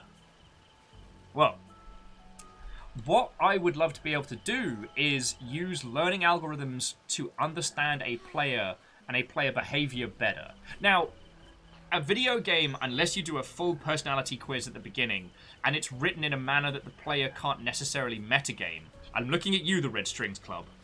But unless you can put that forward, you're never truly going to know your user. But understanding their character and their habits and how they do stuff, like, feckin' y'all. Like, how much time do you spend in menus?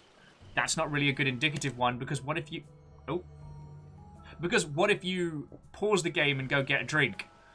Or accidentally leave the game on? How should that affect how your weapon evolves? And it kind of comes down to the more... Okay. I know we're still in the Wendy's parking lot. Sorry, I'll get you a milkshake in a second.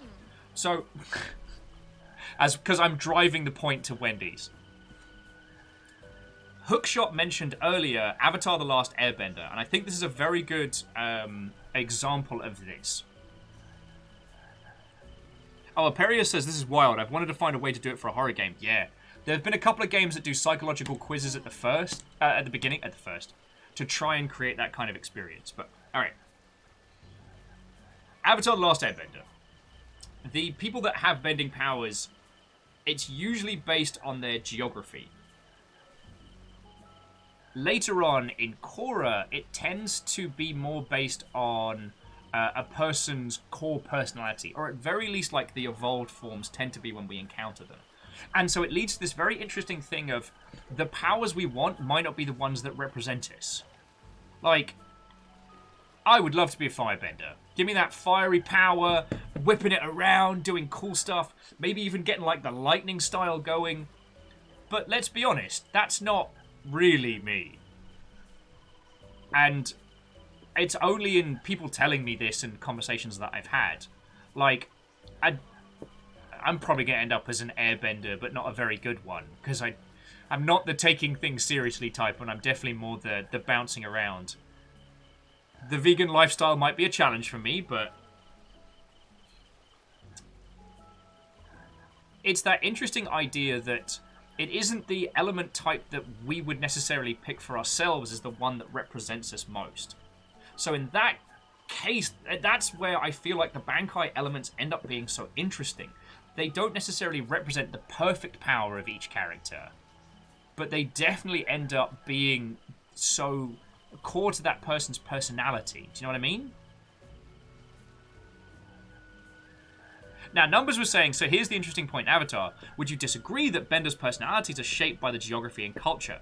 I would not disagree with that statement at all, which is why I wanted to reference more the core elements, like once Republic City exists and there's much more multiculturalism, that's where I feel like the core idea of the person comes through. Like, first season's very, very good for that one.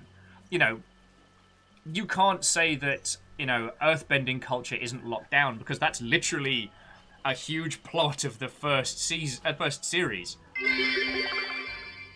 So this is Twitch, not a Wendy's. Shit, this is Twitch! Then how did I get this hamburger? Vanderbeest, thank you kindly, that made me laugh.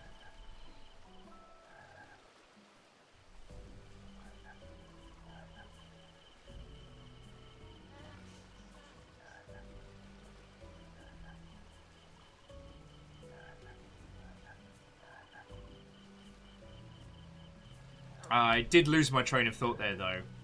But yeah, so here's what I would love to be able to do. And the reason why I was asking if Star was still lurking is that Star has been showed me some really interesting things they did with learning algorithms involving pitches. But I keep thinking, like, how could we pass the data of a player's behavior to an AI? Well, okay, AI I'm using as a loose term. In the same way that game AI isn't actually an artificial intelligence. It's just very complicated flowcharts. But check you guys out, living your best life. I'm gonna need you to. There we go. If we were able to pass a player's habits in an environment in such a way as to understand them better, how could we translate that? And perhaps how could we reflect something in the game and the game systems back at the person? And I don't want to use it to shit people up. Like, maybe I'm just on a weird kicker at the moment that the idea of creating just straight up horror games isn't something that I want to do. But the idea that Paw Patrol. Oh no. Oh yeah. Oh fuck.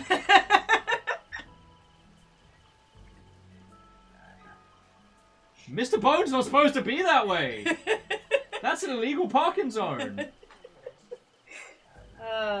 So what can you do? Just wait. You said if it's that bad and I can't keep off it, I gotta go on crutches. But otherwise, I'm fine. I just can't walk a lot and I can't wear bendy shoes. Okay, sturdy shoes, and I guess we'll get you a skateboard for river walks. I can just paddleboard you along. Friends, you don't want to see it, but Fiona's toe bone is not a happy bunny. It has parked poorly, much like my my analogy of going to Wendy's.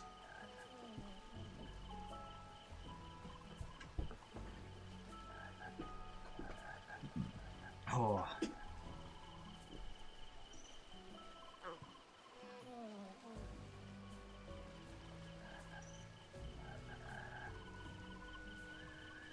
Stooge, thankfully, I don't think Fiona's going to end up with an extra toe knuckle. It's not going to be like me, but...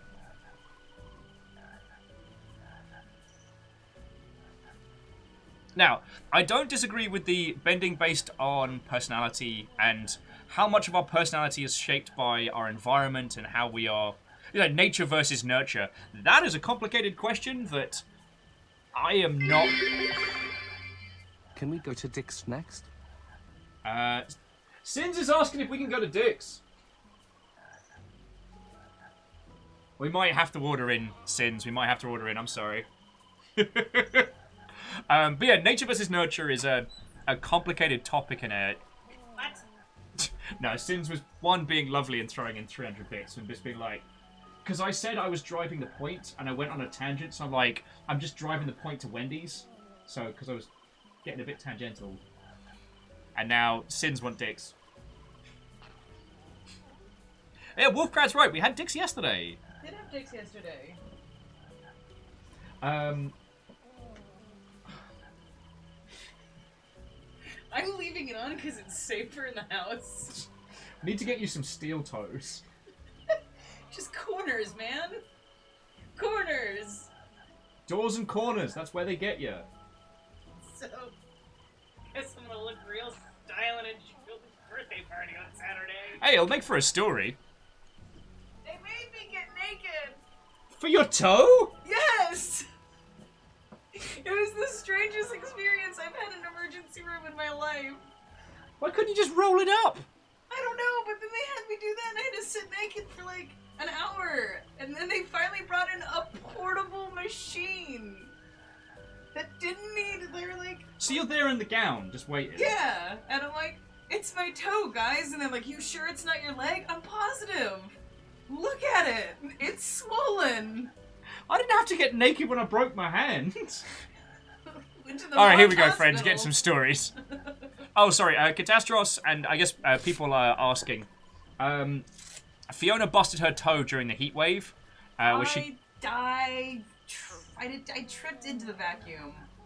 And it was swollen and a bit painful, and it hasn't stopped being swollen. So Fiona went and got an X-ray and Got a lecture. and a lecture. Mr. Bone is currently trying to parallel park inside Fiona's foot, which is You're not making allowed. it sound a lot worse. The bone went,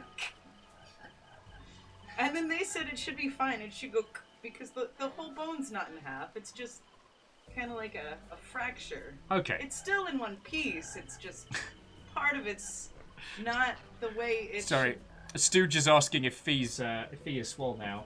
swole. So like you know when your bones they're supposed to be straight like this. Like say this is one whole bone. That is one whole bone. One whole bone. Mine's doing this. I don't think it's supposed to do that. Oh yeah, and But it's still in one piece, and they were like, just don't fuck with it anymore, but it'll be fine. check out this cutie patootie. It's an otter dial. So cute. So fun. Have you eaten? Does cheese count? No. I've had a piece of cheese. Get yourself some food.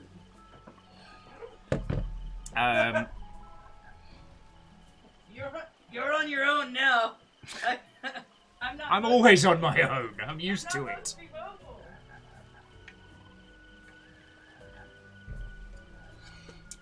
Sorry, I wanted to jump back to Volkraken was saying it's interesting how Korra's personality blocked her a bit from learning airbending, and Aang was scared of firebending and was able to learn it until now. Again, I'm not trying to make this a personality quiz. I'm not trying to make this a nature versus nurture discussion. But how can we convey that out of the player's actions and turn that into content? How can we take a person's expression in a game environment and reflect it back on them? Like, the idea that Korra, being incredibly talented and incredibly adept with all other three elements, just can't get her head around airbending. We could do it in such a way as to create like 4 different distinct fighting styles, and players may struggle with some and have success at others. Wolfcrad called it Avato, the last toebender. I thought that was funny. Wolfcrad, I thought that was funny.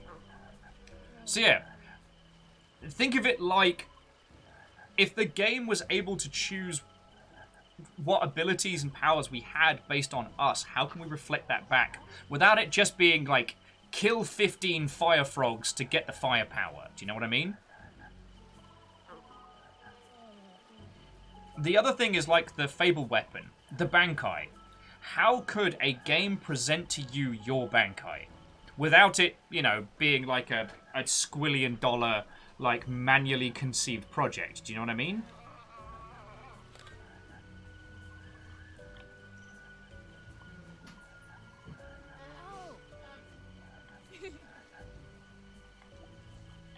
Okay. So it already has water.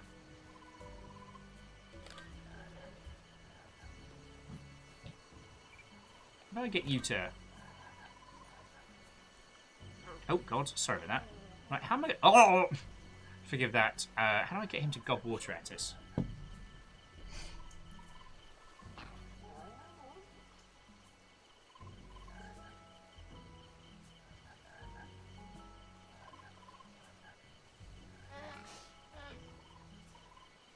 Now, Andrew, like, the idea of mixing the fighting styles together and creating things, I think, is very interesting. But, alright, let me put to you another way. So, we're making an Avatar game, right? And we're going to let our player choose their starting element. How could we create a system, without brute forcing it, that allows them to have an advanced form? How could we evolve that person's powers in such a way through, not by choice, not by like tech trees or unlockables or invested skill points, but the game reflecting back the player's actions for an advanced form. So like, now this is basic baby paddling pool nonsense, right? But we add Molyneux's old favorite, like the morality system. You're a waterbender. Do you drown people? Like, do you just knock them unconscious in a KO fight? Or do you make a feckin' ice pick and just straight up murder people? Like, and from that, how you treat people with your powers, how you use them, could reflect on the morality system. That then's like, you know, if you are sly and cunning in conversational checks or in dialogue tree options, then like bloodbending might become a thing to you as a manipulator. You know, if you're just a down and dirty fighter, you might gain the tendril arms style. Well, that was a style, but you know what I'm saying here. Like, shit like lava bending and all kinds of glorious nonsense. Those could be reflective in your, like, attack habits. But I think we can go deeper. I like the idea that using algorithms that learn from users' behavior, that try and piece together an idea. I love the idea that through that we could possibly create like something original, something Bankai-esque. Aha.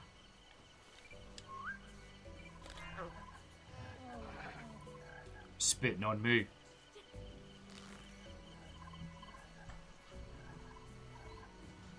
Alright, now we need to get one growling. God, this place is gorgeous. The moon! Sup, frog?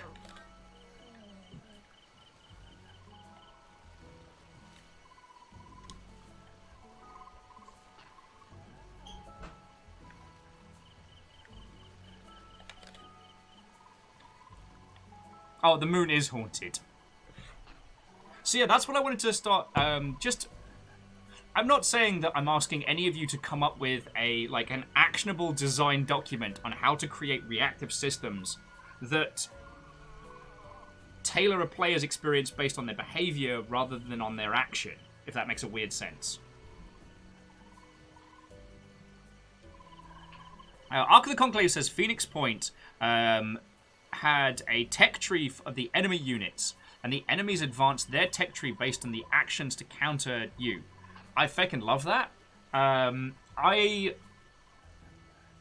guess I'm trying to think of like how we could ascertain a player's true nature, or at least the character that they are playing in that space, and how we could reflect it back for them, you know? Dude's like, what's that you say? Kill the moon?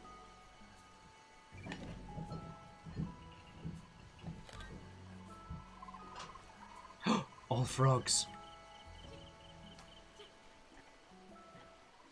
I will say, though, the concept that I'm working on at the moment is more of a group exploration game. Oh, look at... Oh.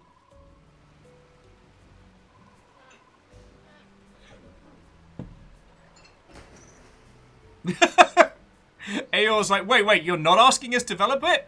But I'm 60 lines deep! Alright, I'll delete it. Hey, if you are able to come up with that one, I say go for it. Like, it's not a project that I think I could see through, like, to completion. And the thing about these discussions is that they are open for everybody, right? When we used to do group design design challenges, we would structure them in such a way as to make them, like, open source, essentially. Catros says you need to make a way for every option to be viable in the long term, too. Dissuade metagaming, avoid making some paths useless. Yes, and this is where it does become tricky. Now, conceptually, if we've already given the systems under the hood a lot of power to dictate player effort, it is possible that we could use those same systems to do dynamic scaling of difficulty. But we're getting some very, very complex territory here.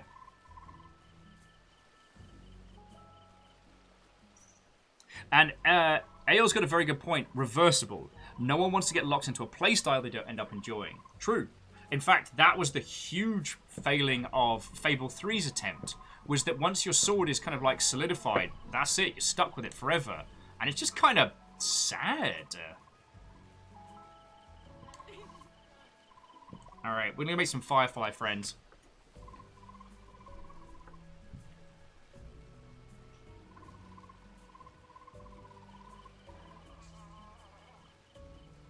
Now, if I were going down the Bankai path, then I would probably end up doing something along the lines of selectable fighting styles, and then whatever your final form is being more of like an environment-changing super move, so that the core combat style of player doesn't change.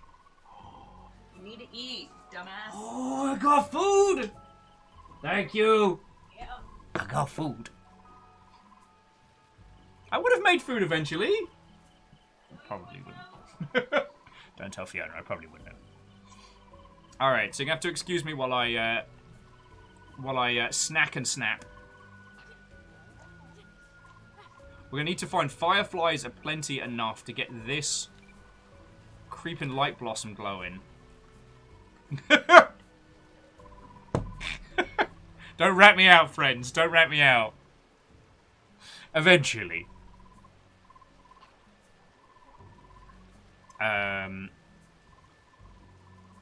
Oh, God. Sorry, Vanderbeest was just saying, are you saying, Will, that once Wolf Bonesword has calcified, you're stuck with it? I have a dodgy hand, thank you.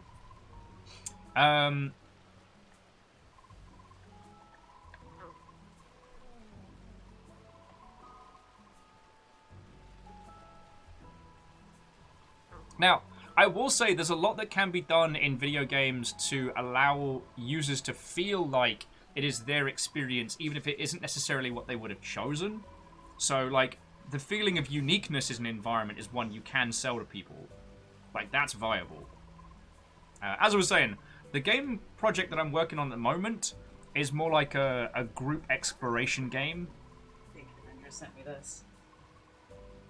Oh! It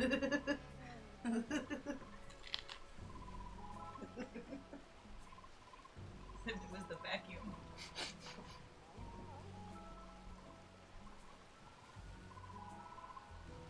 Sorry, let me just get a couple of mouthfuls of this in me.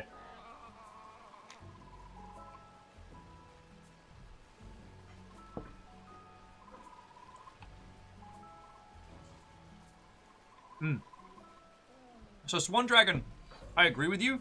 There is a wonderful game called Way of the Samurai, which is ridiculous, but brilliant, but utterly ridiculous. And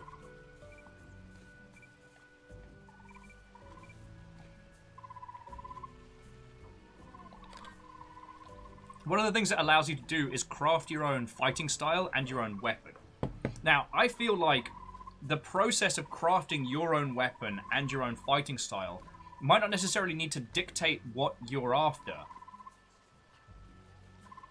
Yes, Way of the Samurai. I recommend Way of the Samurai 3 God, of course, I'm now recommending you all games after fucking Steam sale is finished. Alright, if you don't mind me being a massive shill, I'll see if it's on Humble.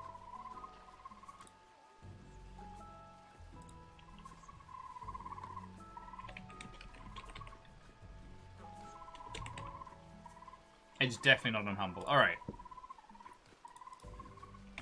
Way of the Samurai. I'm going to recommend you the third one because it's the one I spent the most amount of time in. But it's a Groundhog Day style... Alright, Catastros is on it. I recommend 3. 4 is good if you've played the third one. You don't need for the story, but 3's weird. It was made for people that played the crap out of the third one, if you know what I'm saying. Anyway, Way of the Samurai is a Groundhog-style story game where you play through like a week in one little town during the like Sengoku Jidai period. You are a nameless samurai who you create and customize, who walks into town, and from that point, you can do anything. Like, and I mean anything. You can sleep the entire week away and do nothing. You can join the good guys, the bad guys, murder everybody. In any conversation, you can either draw your sword and fight, and I mean any conversation. Old lady, child, dog, whatever, if you are a bastard.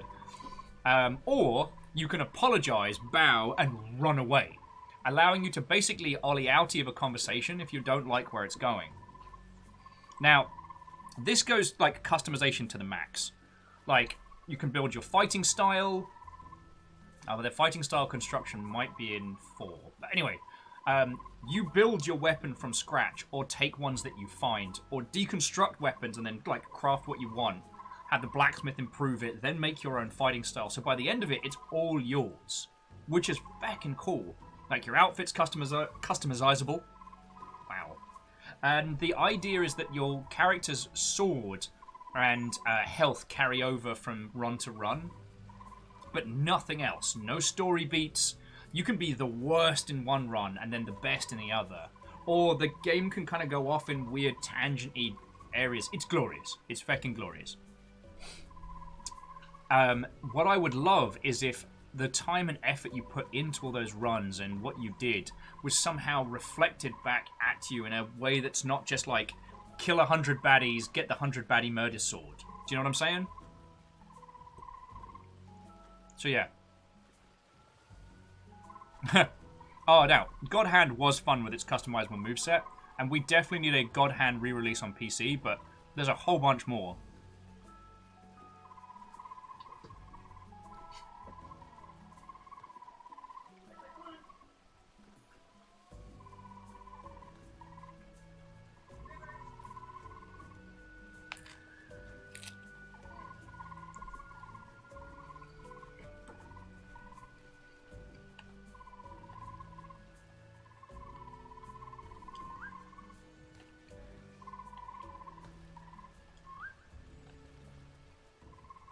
Alright, I need to go fight a ton of fireflies. Oh, excuse me, bat? Hello? A woolly ghost bat. With a little cute face.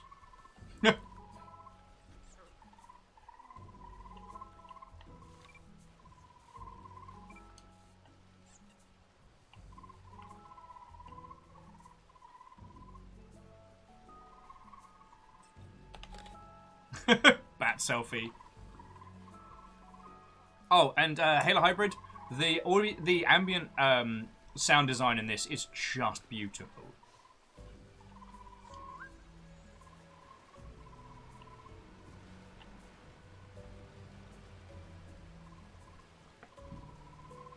And the thing is, I love the... Sorry, because Jafar James is mentioning the Yakuza series, who was mentioning...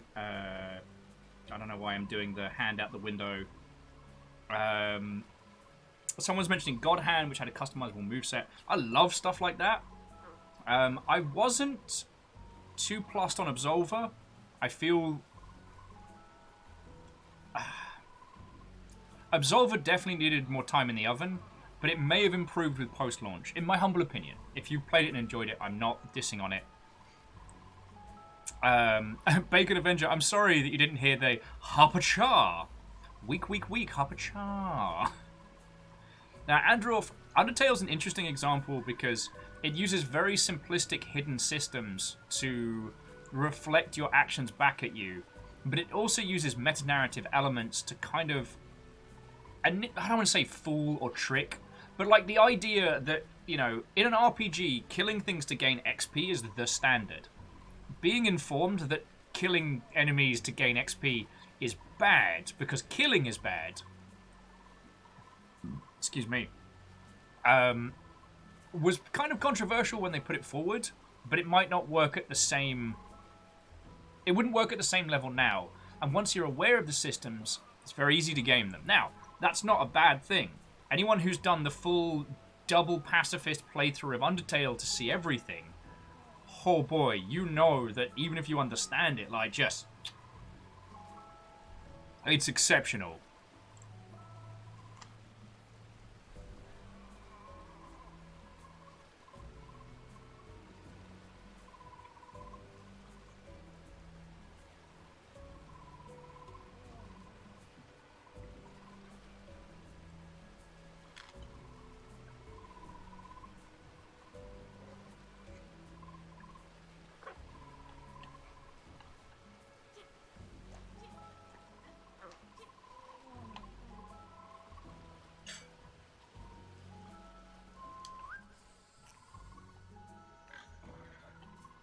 Alright. So we're going to need to... Okay, there's 4 more groups of fireflies to help. Alright.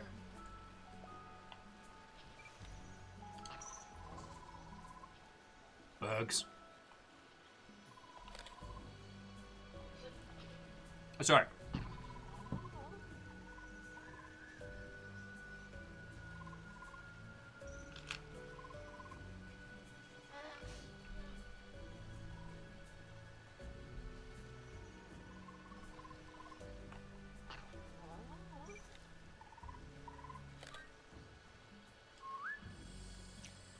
What? Oh, but you think you're real funny. Okay, so we're gonna get this amethyst snail doing its thing.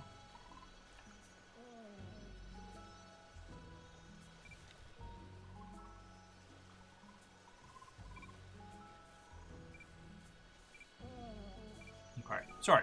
Forgive me about that one.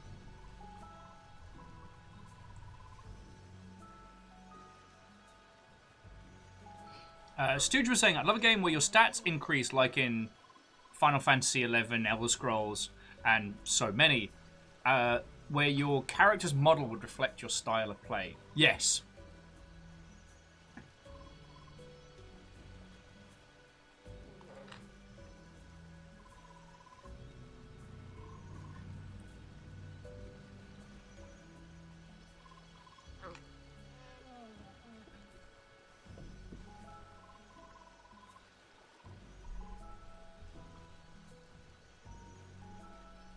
Sorry, please forgive me while I'm stuffing my face, friends.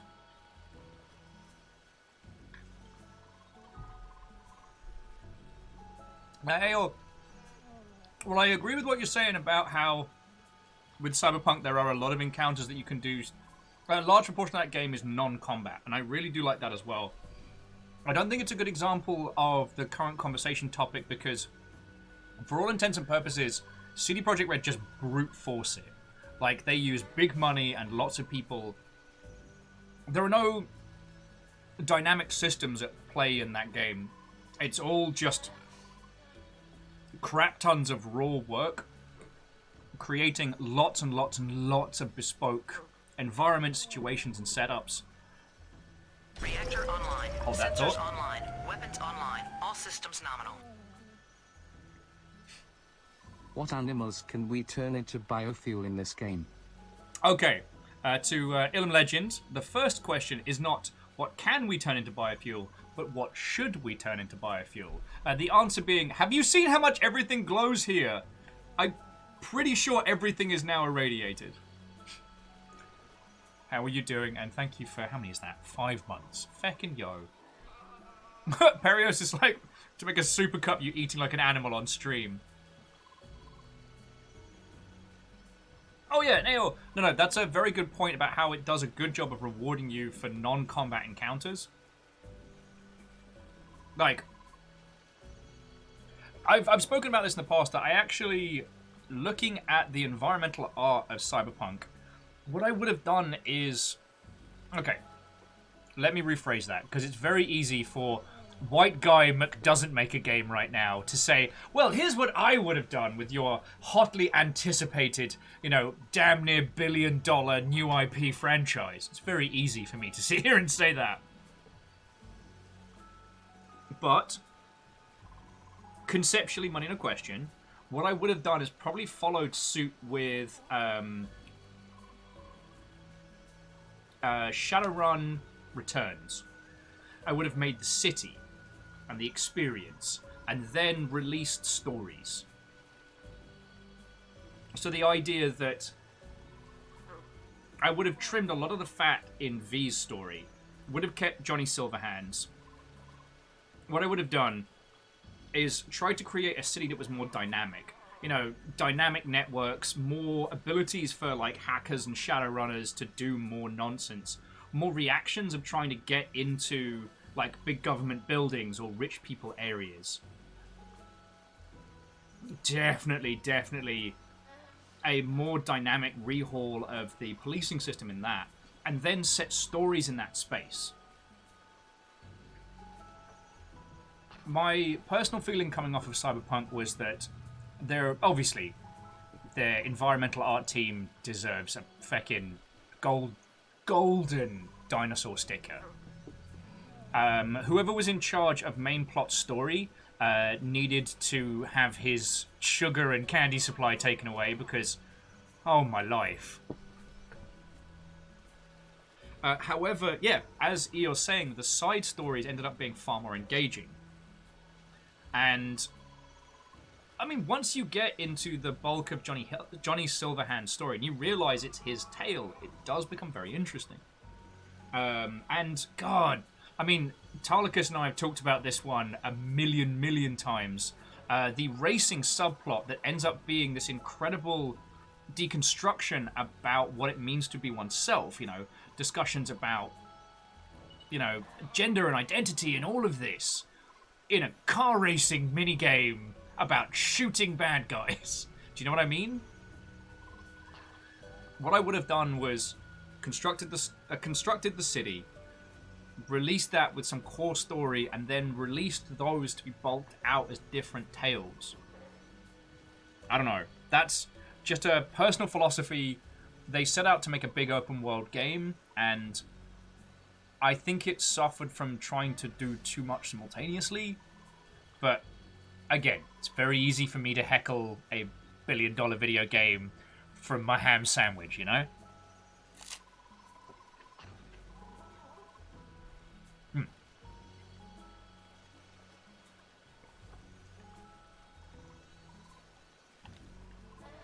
Sorry. Now, let's get some light going. And let's get this...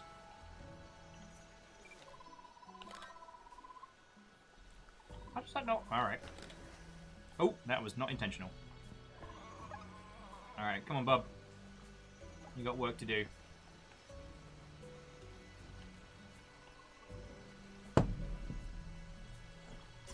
Welcome to Ham Sandwich Heckling with Will on TMZ.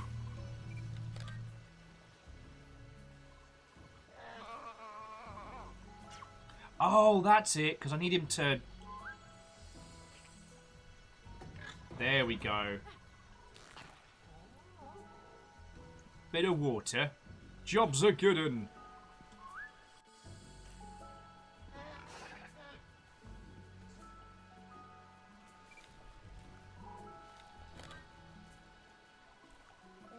Alright, this thing is being a button. Anyway, sorry to bring it off topic onto to Cyberpunk stuff. I find myself thinking about it and discussing it a fair bit, but mostly because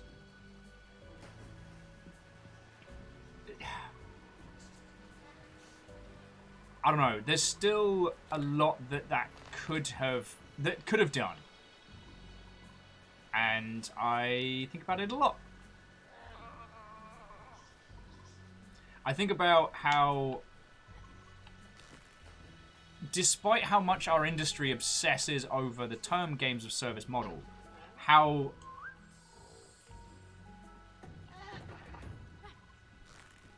the method of thinking, especially around open world games, isn't really taking that all into consideration, you know what I mean?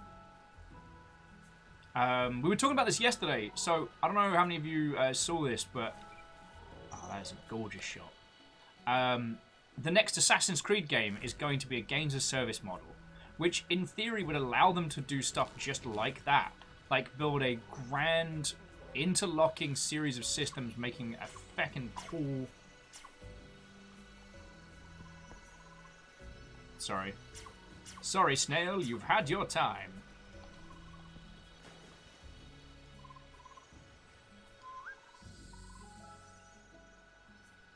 Hey, you. Alright, if you could just spit over here, that'd be lovely. Woohoo!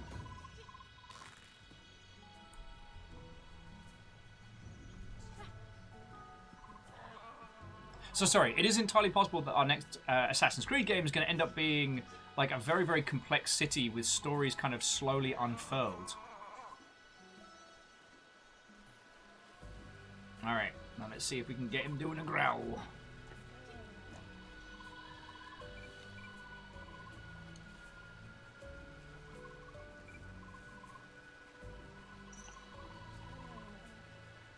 Meanwhile, surrounded by bugs. She's going to have so many bug bites by the end of this. Is it not enough? Oh, we're going to need more bugs. Alright.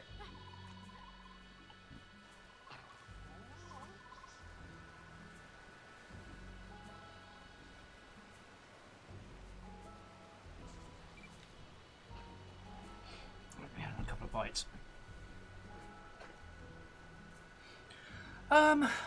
Catastros, I think it's more the case of I'm trying not to let my personal biases dictate the possibility of the next title, which is changing the development model being good. You're right, I don't think it's unfair to be skeptical in that regard. And I don't know, I know so many people who still love the Assassin's Creed franchise and have a great time with it. For me, like, 3 broke my heart, and Black Flag was kind of like the encore. And I haven't been able to kind of return to it since, you know what I mean? But there's a possibility, you know, teams change, teams learn. You know, if we judged the Final Fantasy series by Final Fantasy 3, you know?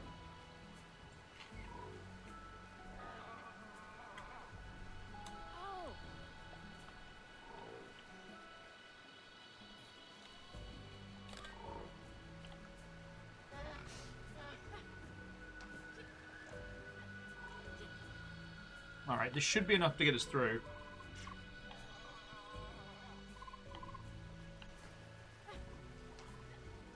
Sorry.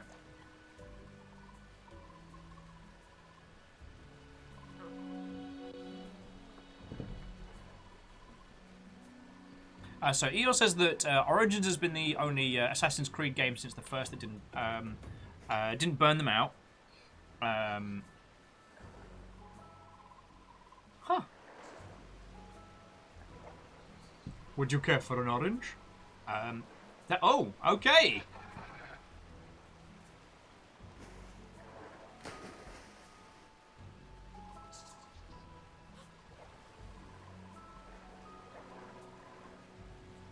Yo, they fucking glow? What is in that fruit?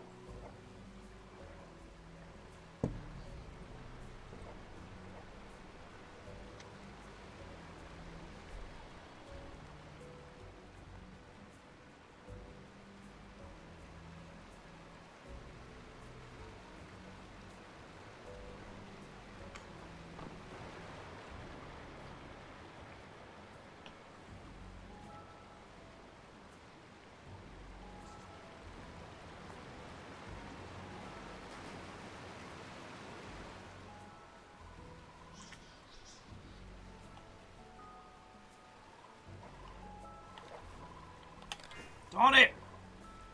Oh, it was glowing behavior, not growling behavior. Alright, I can get a better photo.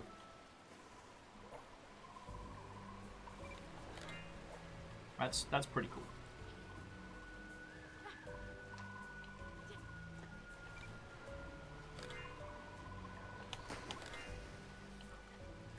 There we go. Draconic Dude walks into light up sneakers on Dragon's Wit. Oh, there's a good one. Heh. Spitting water at each other, beard digguses.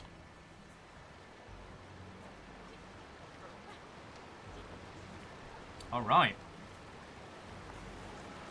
Let's keep this party going. As we continue through the irradiated caverns.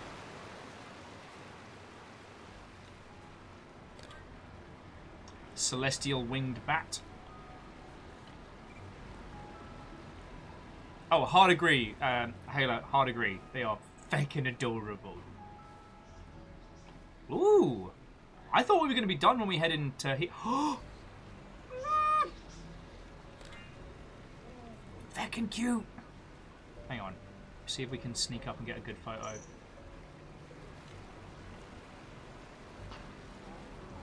No! Feckin' adorable!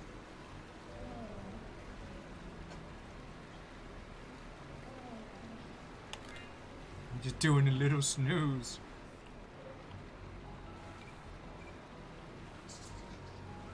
Excuse me, do you mind? I'm trying to sneak up and get a good photo of Snoozy here.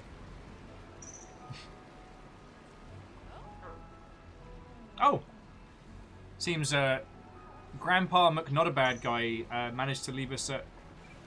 Oh, they're having a post-fruit snooze. Let's see if I can get him snoring. Come on, give us a snore. I can't quite get it. Still. Alright, Adam's like, now I want to see their babies? I'm not ready for that level of cute. Okay, but we've got additional notes from Grandpa.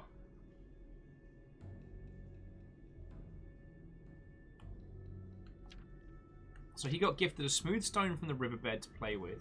I'm running low on supplies, and despite how kind the island has been to me thus far, I do not think I am brave enough to try and subsist off its unidentified plants. It seems I must draw my current expedition to a close. I am eager to share what I have discovered.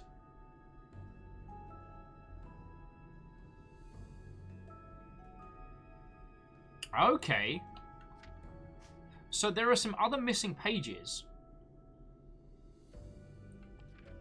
But it seems that after going through...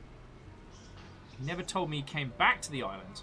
Wait, does that mean by whatever it takes? Did Grandpa do something?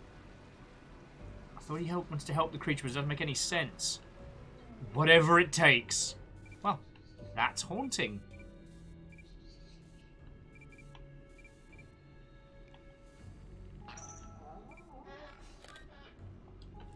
It's a Zubat cave. Sorry.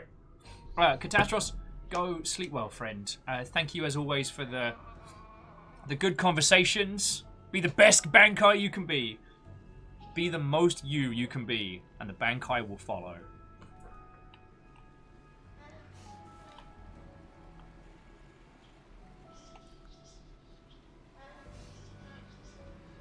Yeah, please don't let this turn out to be a stealth horror game.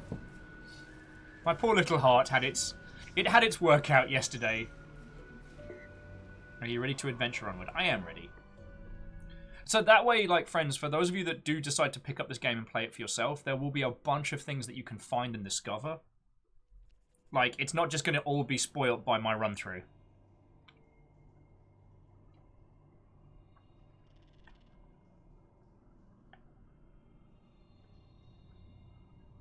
Are we underwater? Better bloody not be.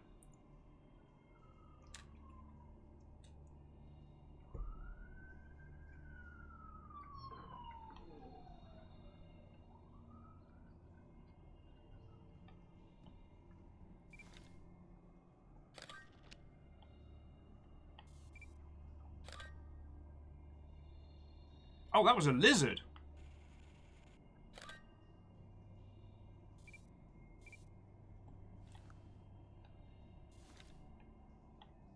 Tiny mollusks.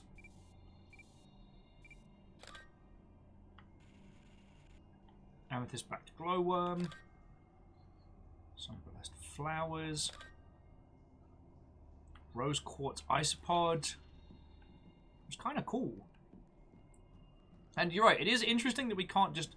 Oh, okay, no, I was looking the wrong way. Let's get into this cave.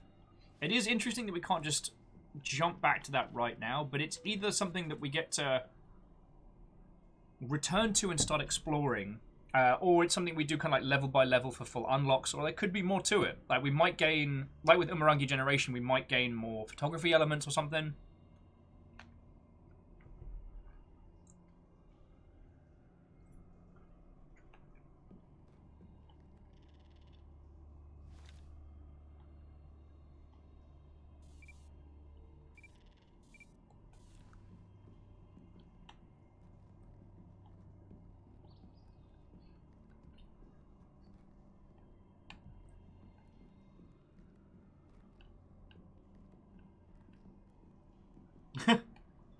And secretly, Robin, I knew about the actual bioluminescent bugs that do the drips, but I didn't know about their mechanics around it. So I'm learning.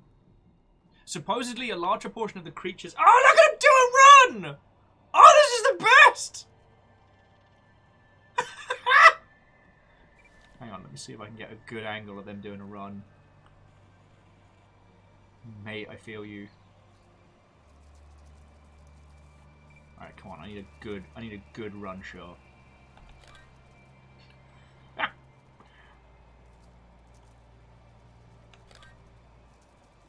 I need one of them running at me, you know? I need to get like a front on of the wiggle wiggle wiggle. Right. Maybe this is the almost. Come on, buddy. Come on. Keep going. Keep going. Come on. Come on. Let's be friends. Let's be besties. Run towards me. Run towards. Yes! Look at his little arms. Friends, there is actually a form of lizard that does that same run across water. It's amazing. Nature is feckin' hilarious.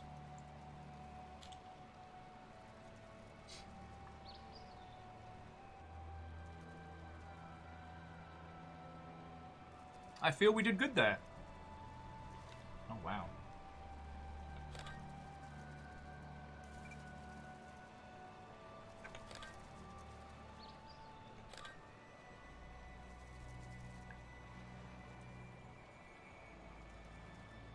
What is that?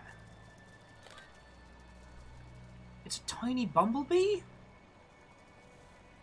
Okay, this is feckin' cool. For some reason, this area is reminding me of... does any of you remember Mulaka, which we did feckin' a million years ago?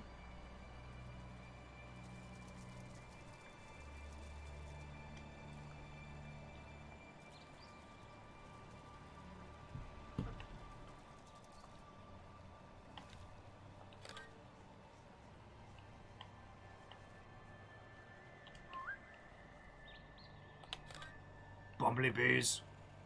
Bumblebees being bumbly.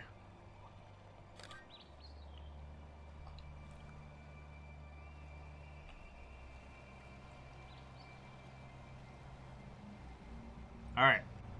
So, sorry, what were we talking about before bumblebees and plot points and what have you? I believe we were still discussing the idea of, like, trying to use AI learning algorithms for enhancing kind of player experience.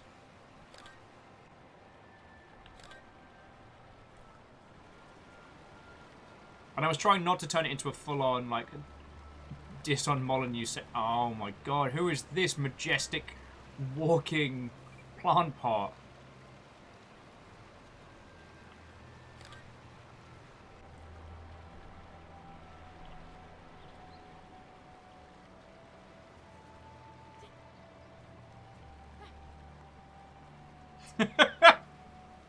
Draconic dude with when big brain gets overwritten.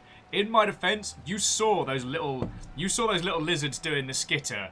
That's adorable, and I will not apologize.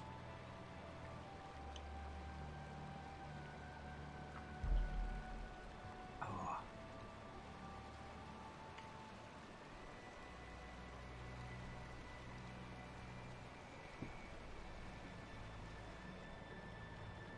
Yeah, big burb up in the sky, doing his thing, being a big burb, having adventures.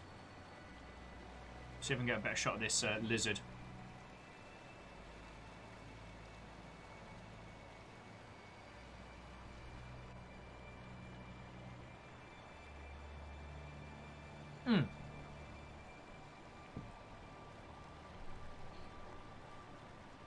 Oh, sorry. I made a grunting noise agreeing with Eeyore and read none of it out. So Eeyore was saying, joking aside, they do a fair bit of machine learning modeling. Mostly, machine learning isn't needed as often as people think, which I do agree. But a good system of organizing and tracking data would be the most important part of what you're thinking about. Yeah, and it shouldn't have two caps.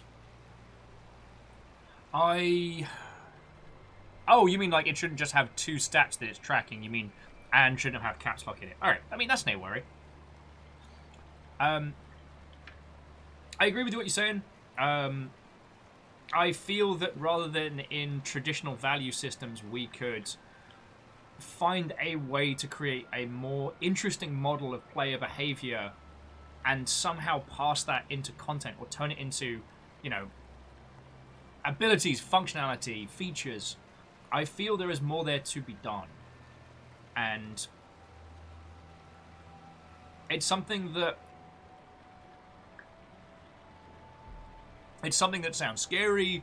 It's something that may or may not work, which is very difficult. And then the kind of project that would really benefit from it is expensive.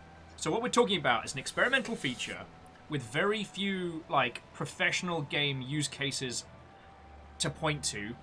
With very few to point to. And it would probably need an existing IP, or it would need an IP. It would need a concept strong enough to carry it through. Like, you couldn't just have this in an existing experimental game because players would just be feckin' lost.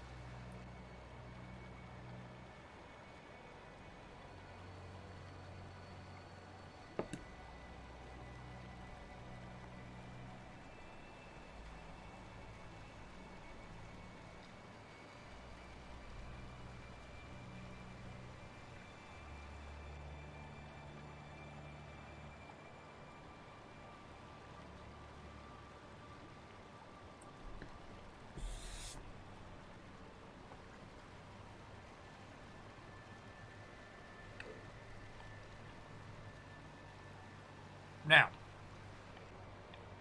the idea that you could take that... Crap. Oh no, tiny spider. Okay. Arachnophobes look away, but these are the tiny dancing spiders. I'm going to see if I can get him to dance with us. Hello. Look at him! It's so fucking cute!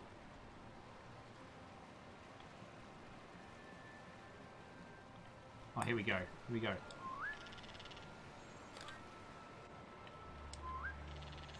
Getting the whole family dancing! This is great! As Will ends up taking like 1,000 photos of spiders. I'm sorry.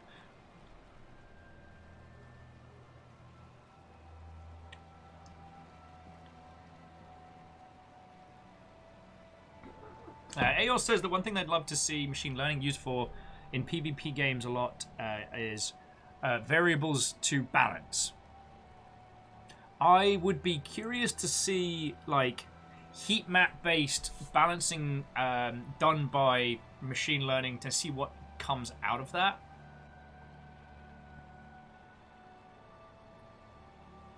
I mean, the things that we know is that users have never managed to organize themselves in such a way as to throw off heat maps. They're too predictable. There are too many people out there who actually want to win. Bumblebee. Family of lizards. This is so fucking cool. No, sorry. We've not seen a situation out there yet in which people will coordinate their efforts to the point as to throw off heat maps. So that's still valid. Fucking hell. Chimera says, what? Hopefully Zelky's still around, because might need some monster hunters. Just gonna say it. Okay, so that's the winged jaguar that he would talk about when he was a tit. I can't remember. Did he write anything about it in his journal? This could be cool. I guess I'm gonna do a read now.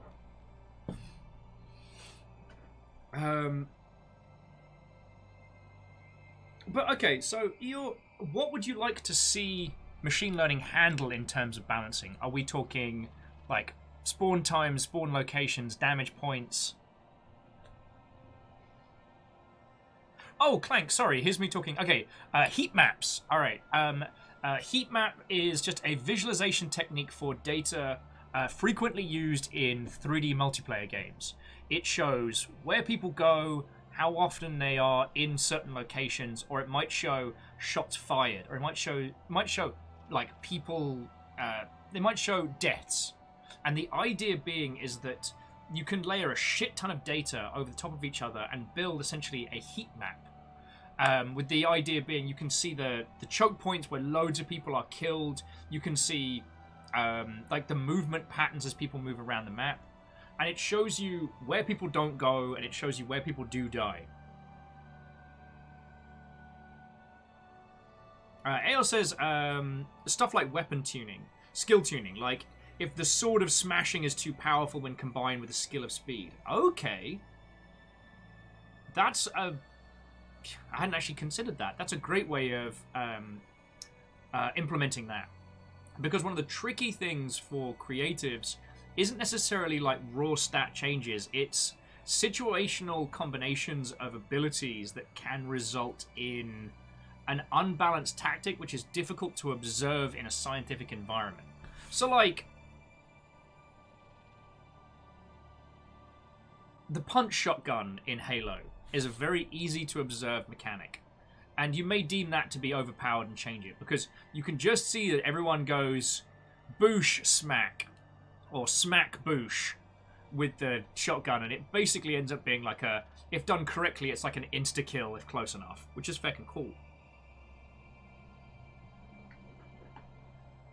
But combining, like, you know, the sword of smashing, which is only meant to be good for, like, crushing faces, but then you have the skill of speed and the hair clip of, I don't know, lightly smells like cheese. And somehow the cheese smell affects the strength stat and converts it into a cheesy manner that affects the smash sword or something. And it's difficult to see that as a through line. And unless it's very clearly demonstrable, it's very difficult for, like, for development teams to go, oh crap, this is a problem, we need to change it. Because if you end up changing things on too reactionary a basis, you can end up killing things for the vast silent minority by just listening to the vocal minority, which is how you end up with ever-decreasing circles of a product.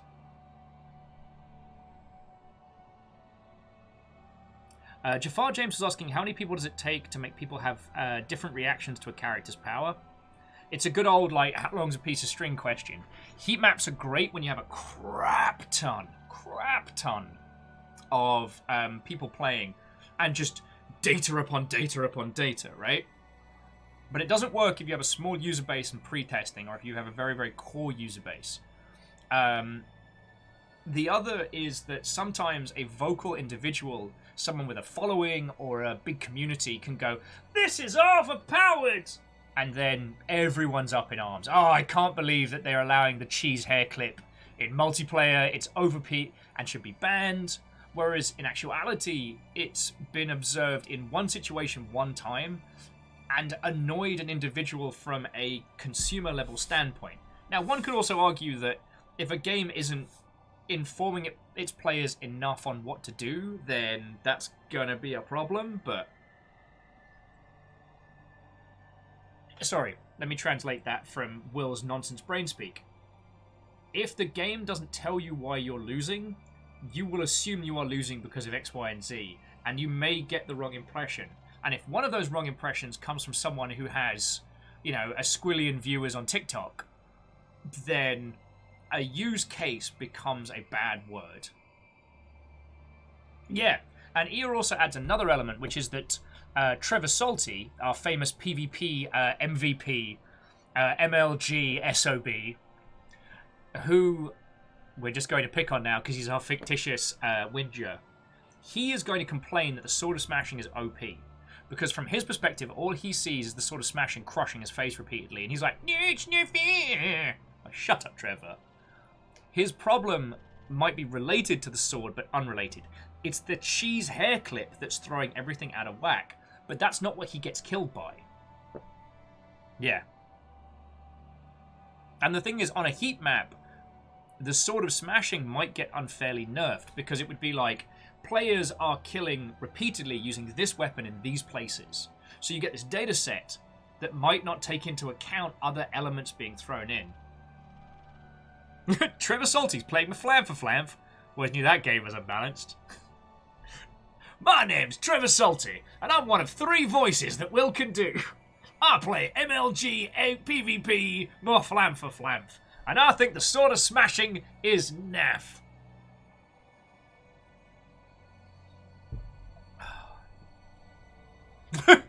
Maybe the Endo Team DLC will rebalance it. We need to get an Endo Team t-shirt. Alright, Griffin pictures. Tiny praying mantis. He does the tiny kung fu. Does the tiny kung fu with a tiny crown? Damn, that's cool. Excuse me, majestic lizard. What do your elf eyes see? Blah. Blah. Oh, I almost got it licking its own eye, which is gross. Greetings, owl of wisdom. What wisdom have ye for me today? Heck off. Cool.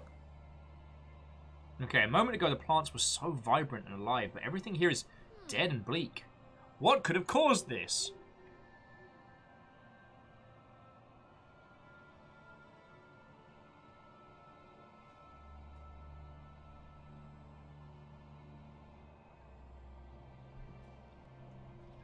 Oh yeah. Sorry, Eel was just talking about more like edge cases of when like data coming back from multiplayer matches might throw off. Now, Ael's example was that you can also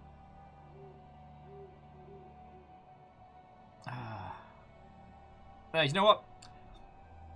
Oh, you're having fun with your fictitious RPG items and people. All right, just don't take my cheese hair clip away from me, all right?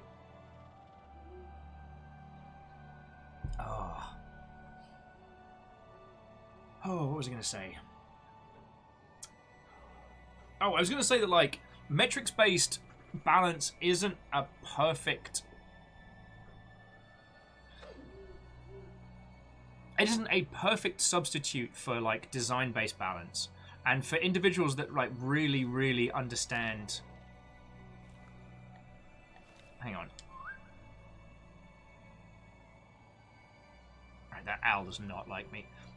Having a human involved helps demonstrably, but it's worth noting that sometimes on a multiplayer team there might only be like 1 or 2 people who truly grasp how all the systems fit together, and if those people leave, as much as everyone says, oh yeah, no, we'll keep the...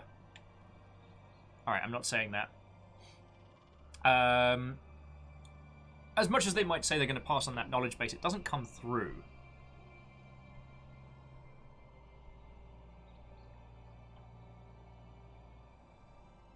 Oh god, yeah. And Stude, yeah, games that have only one set of stats where you might balance Maishu, the mystical sword, the longship, for PvP, but then makes it completely useless in PvE. I still remember that from good old World of Warcraft. Of weapons getting nerfed into the ground because they were so powerful. Oh, kid, you are super dead.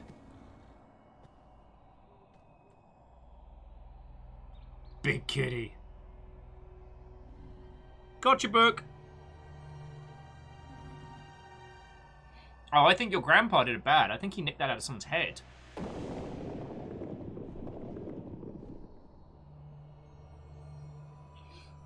Ayo, it varies. Sorry, Ayo was asking if I know if dev studios actually hire data scientists for dev yet, or if they're mostly just using marketing departments. More teams could benefit from having proper good data scientists on tap. Most of the time, data scientists are brought in for big scale multiplayer titles, long after the title is already kind of like solidified in design, usually after release. Very rarely a data scientist brought in early.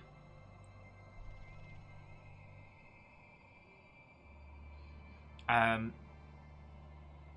know a lot of dev teams that have them on site, but again, a lot of them were brought on to solve the problem, not prevent it. You know what I mean?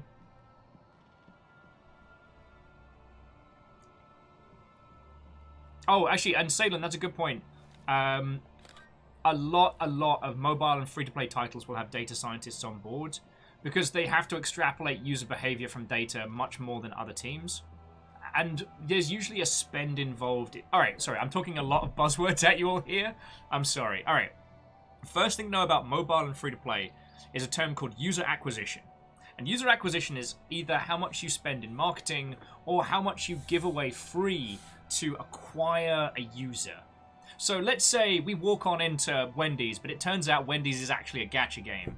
And so we walk in the door and Wendy's like, no, don't freak out. I'll give you free stuff.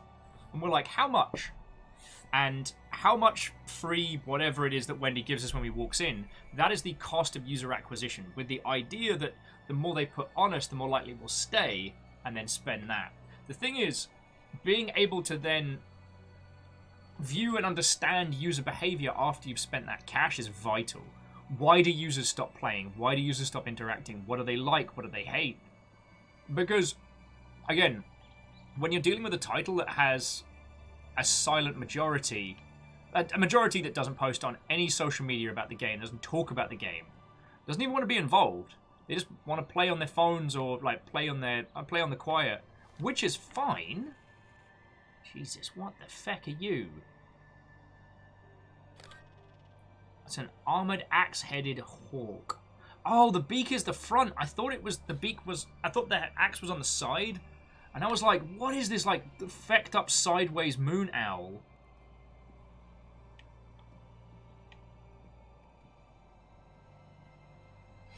AO was saying that for the record they do data science and cybersecurity field and have no idea how that tech is being used in dev. It's kind of like there's no standard through. Each company records their metrics in a different manner. The only real standardization might be in first-person shooters, but that's because a few of the teams that pioneered the manner for which you record data in first-person shooters and the manner in which you pass that data have done a lot of GDC talks on it and stuff. And that's another, like, big money FPS is another sphere where the users will tell you when they're unhappy, but they will not tell you why, and they won't tell you how to fix it.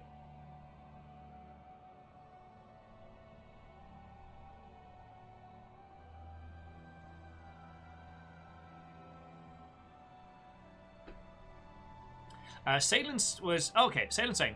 So, Slay the Spire did analysis on how heavily each card was used and intentionally adjusted cards up and down to force people to make the fine at the start but drops off versus the will play amazingly if everything comes together. That's fascinating. Sadly, I don't know CCGs well enough to understand the overall arc in that, but that makes a whole bunch of sense.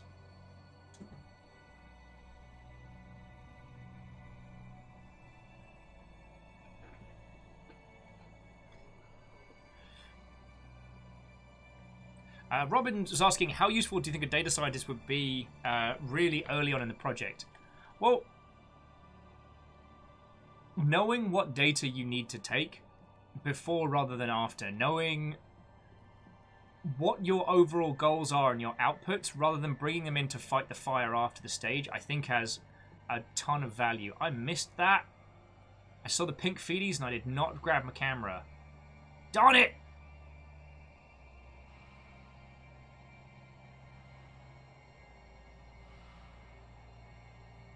Alright, we're getting up some weird temple now? And the coral deer's gone. Darn it, I'm so sorry, friends. I was too busy talking about data science. Oh, and again, like, I am commenting from a person that has had to work, like, on multiplayer in video games, but hasn't had to run an FPS, and I'm certainly not a data scientist. But I will say that clear and insightful data is incredibly useful. It can become difficult when people start weaponizing data to their own means. So again, having clear data that's presentable to all. Though it is worth saying one of those, like, whoever controls the data controls the world. Because they really kind of do.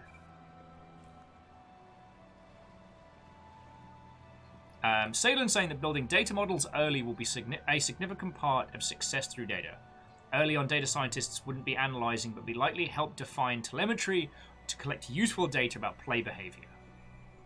Thank you for putting that together in a concise manner, rather than my inane ramblings. Because it's not uncommon that games will have inordinate amounts of data recorded and output. Oh, also, as an FYI, just as I don't want anyone to worry, most game companies, while they will record your data, they don't record you. So they get your heat maps, they get your gunfires, they get your stories, but they don't know who you are. Your data is just added to a great big pool. Because adding anything else would involve copious amounts of data protection. Free-to-play games that have you enter account information might do it, because they've already had to do the data protection stuff, and they've already had you sign a EULA, so...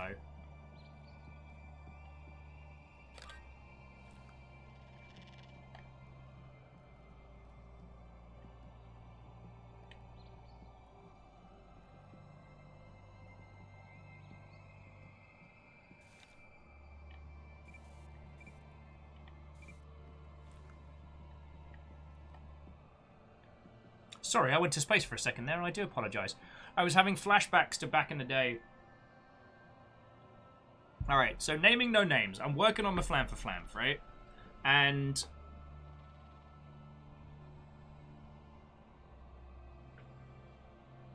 one of the interesting things which we found was balancing ability when it came to data.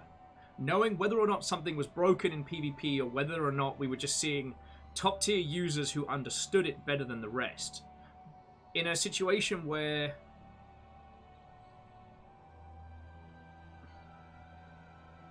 new mechanics were added to a system, working out whether or not the user base was just struggling with the meta to learn it, and the ones that had learnt it were implementing it faster, or whether we had something genuinely broken on our hands was a real challenge. Because, like, when someone is very, very, very in love with your game and having a bad time, oh boy, they're going to let you know. When someone is having a great time with your game, they're not going to say much. Like, they already have to be drastically vocal as an individual to, oh god, kitty.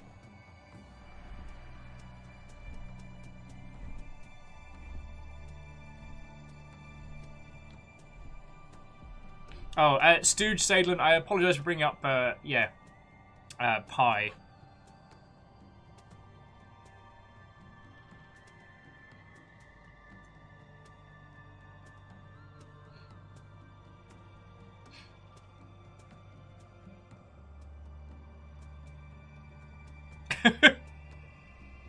Okay, that amuses me. I mean, it's very, very dystopian, and I hope it doesn't ever happen. But just, Eo was joking that 343 is totally selling your data. Soon, prospective employers will know you're a corner camper. And Sadlin with, oh, I see you run the same strategy on every match. Yes, well, we would probably not be able to hire you for our creative roles. Miyagi Sakura with, Kitty gives you a boop. I'm just worried Kitty's going to give us a feckin' claw.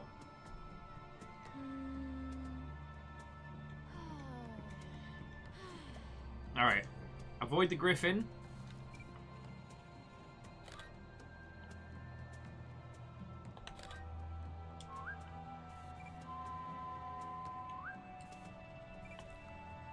Sorry, let me get in the slug of the caffeine. Bacon Avenger, yes, they who control the data control the world. This is why librarians are the secret masters of the world. Don't piss them off. Oh, I know! I know. I'm always exceptionally lovely to librarians. Ah, crap sticks! I missed it! Fucking shedding. Alright, hold that thought. Sinstone is saying the big kitty reminds him of the King of the Isles. Oh, ruffling feathers. Got it. Reminds him of the king from the Isle of Misfit Toys. I keep thinking of Testarossa, or Toaster, or whatever you want to call him from Monster Hunter World. Well, Monster Hunter in general. And I just keep expecting it to wreck my day.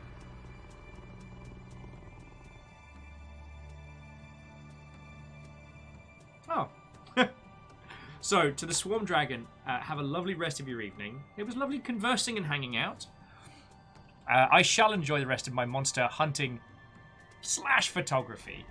If I come out of this stream with a big golden headrest and a fluffy necklace and wings, you know that I got the heavy bowgun out.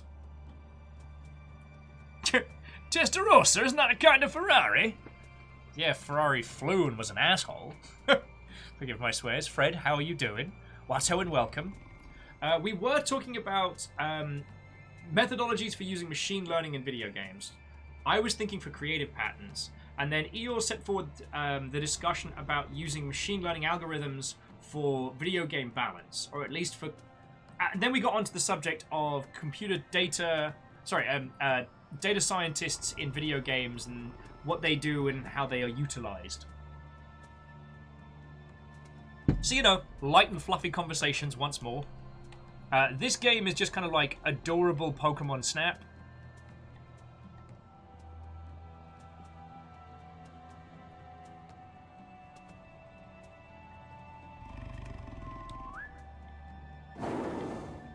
Oh, God. That actually made me jump just a little.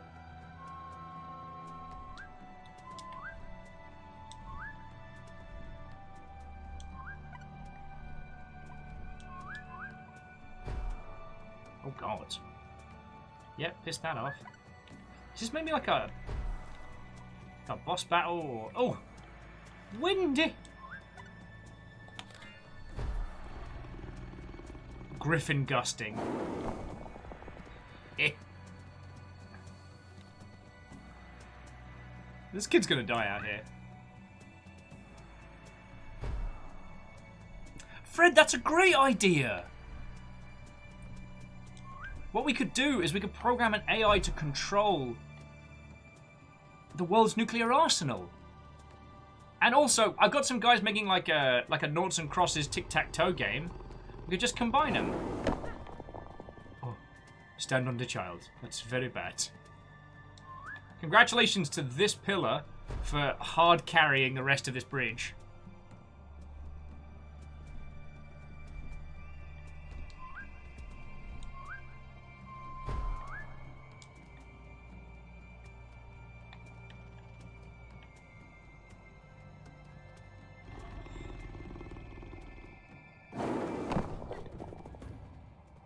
How are you not dead?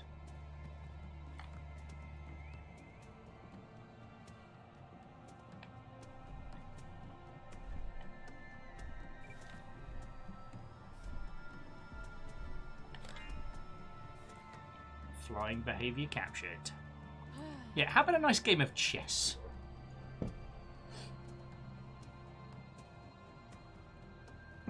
Oh yes, Bacon says today was data scientists, indie games, and then there was Wendy's, who apparently is now a free-to-play game.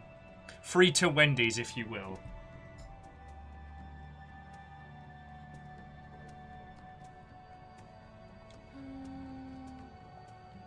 Okay, so the hallway's gonna act like a wind tunnel. Okay, this is bad.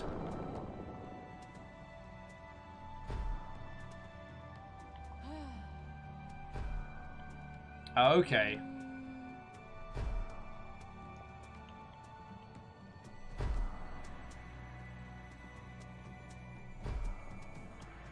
So basically gonna play Dodge the Griffin. Ha! Nice try, dickhead! Why is that plant gyrating? Stop it! Clank's like, stop making me want Frosties! Wait, do you mean Frosties as in the Wendy's type beverage, or Mr. Frosty? The seminal snowman philanthropist. He makes cool treats for everyone. No, don't push a boulder onto the griffin. We're the invasive species! Oh god, we're the invasive species.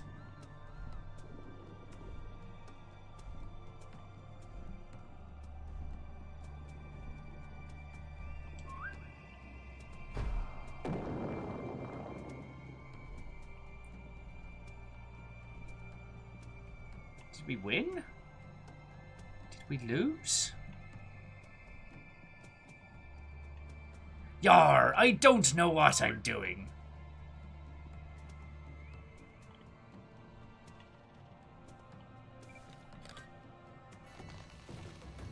Oh, there we go. We went to beanstalk our way out of there.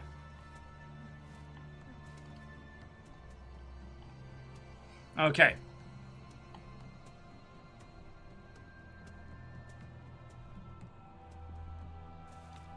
Well, that's mecha sinister. You know what? I'm going to take a breather and just put a bit more coffee in my system.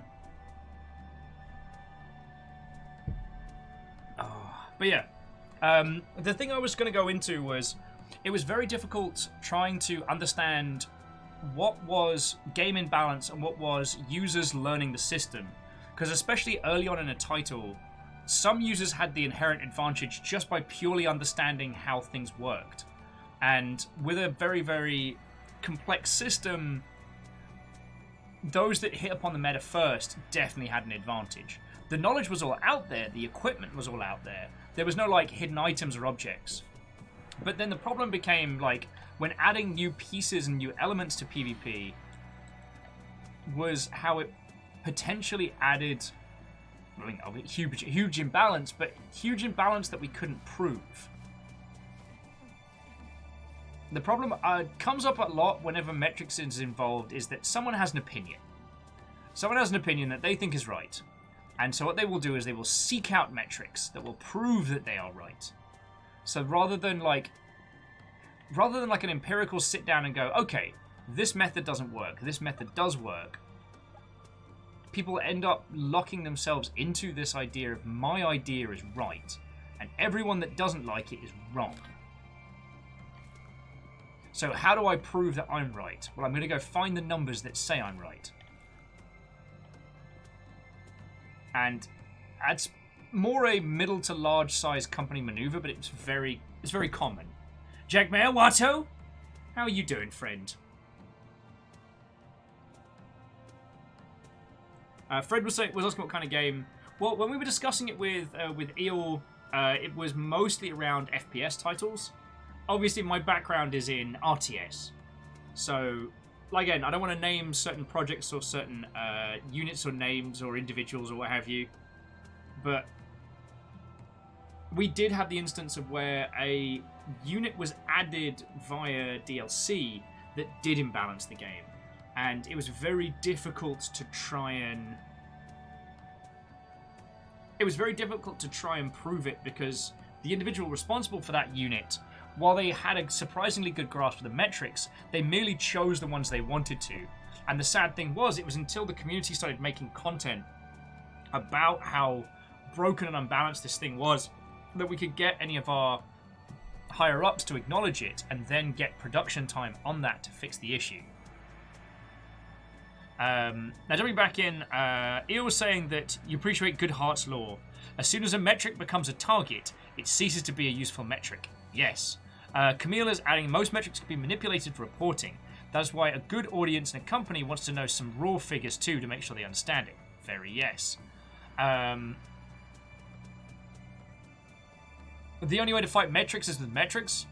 So if it's opinion versus numbers, opinion will always lose. Oh god, I had one other one. Oh, and if the metrics prove that nothing has to be done, you will have a much harder time. Sorry, let me rephrase that. God, Coffee, I need you to do your job, mate. I might need to go throw some water on my face, because for some reason I've got the sleepies about me, and I'm really enjoying this conversation. What I meant to say was, if you have two sets of metrics, and one set of metrics says do nothing, and the other is do something, doing something costs money. So the do something metrics have to be vastly more accurate and vastly more impressive than the do nothing metrics. So like, if you want to change the inflatable death monkeys, because the inflatable death monkeys don't die and they kill everything. They are an unstoppable killing machine. And if I then say, no, the inflatable death monkeys are perfect, that's their intention, they're doing as intended, then the proof that the inflatable death monkeys are bullshit and chips has to be much higher than my claim that they're fine. My metrics proving they're okay, because time is money, right? If you need to change anything about a video game, that's dev hours, and dev hours is money. So if inaction is free, action must have more value. Does that make a weird sense, or have I got too into the weeds here? Also, Coral Deer's here.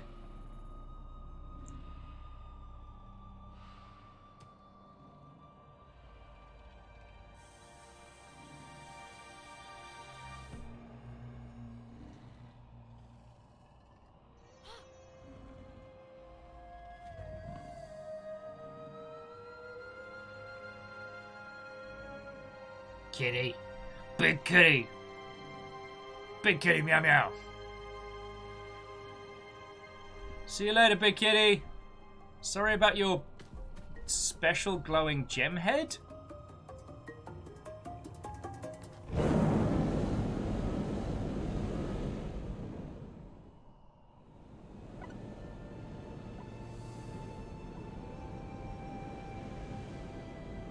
Magic gem kitty head makes island grow good. Alright.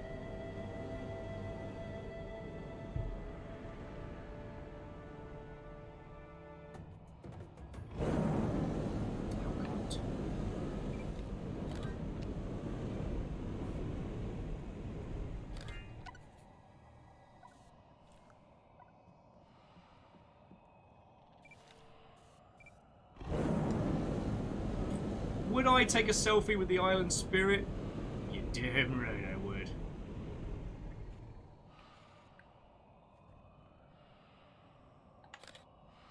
Look what I found! Grampy Gramps.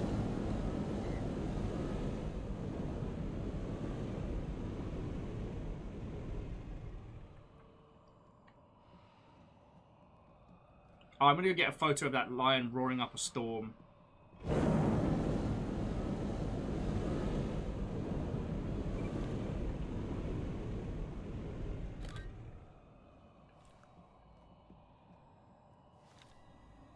Go on, give us a good one.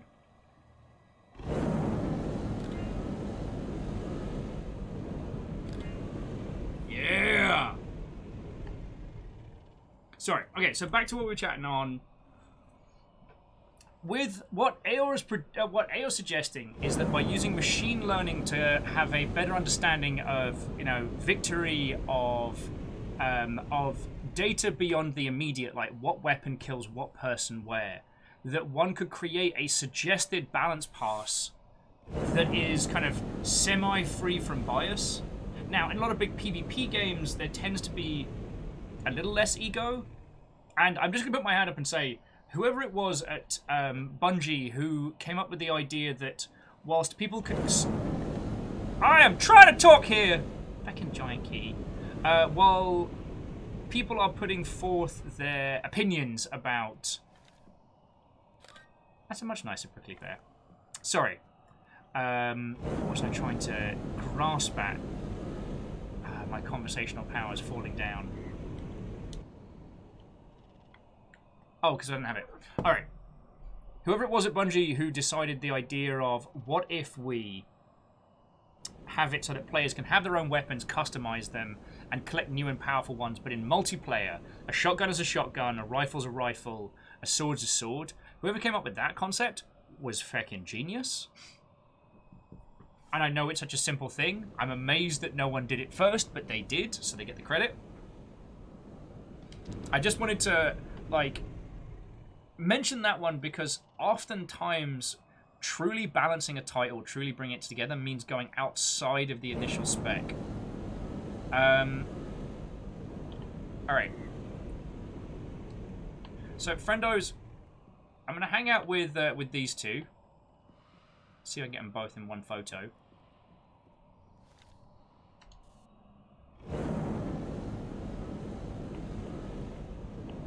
Hanging out with the squad. I'm just going to nip to the loo very quickly, because I do want to chat about this one, and I think we're going to proc like end game stuff in just a second, and I'd like to do it with you all. So it gives me a chance to have a little bathroom break. What was I going to say? Yeah, and we'll come back to this topic in just a moment. Now, if excuse me, I have to walk around like a gajillion Gundams, because apparently you lot are feckin' lovely. I will say, though, sorry, before I nip to loo, that this conversation is simultaneously very, very useful for anyone working in a small to large-sized game studio, and is incredibly cathartic. Because I'm saying stuff and hearing you lot being like, oh yeah, no, I've encountered that. I wish I could tape this and send it back to young, fresh-faced games industry Will, who was like, why does no one understand me? Alright. Oh, Haley Hybrid. It was lovely to see you again. Tomorrow is our Blackout Club Day, which will be a little later than usual. Usually kicks off around about 4, and we play a super weird multiplayer stealth 'em up with RP ARG story. Yeah. So, it was lovely hanging out again. To be continued. I'll be back in just a second.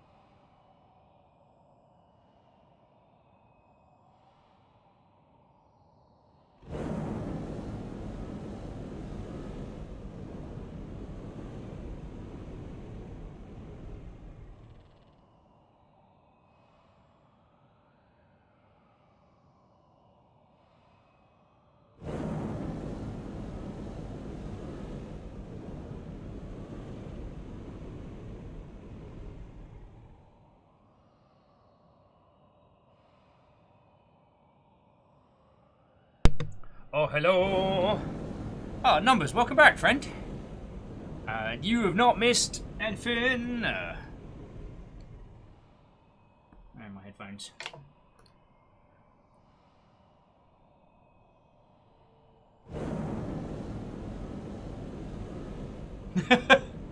Sorry, Eeyore was just saying that the other day they ordered some loose leaf tea online. Good way to save money, smart move.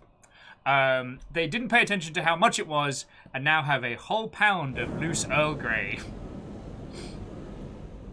Okay, well, Numbers, we've had a wonderful conversation about implementation of data and machine learning in like multiplayer balance. Also discussing how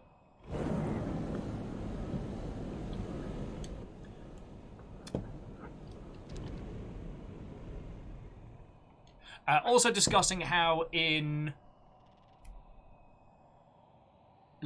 medium to large scale video game development environments, some individuals can basically weaponize metrics for their own good. So, sorry, bear with me just a second.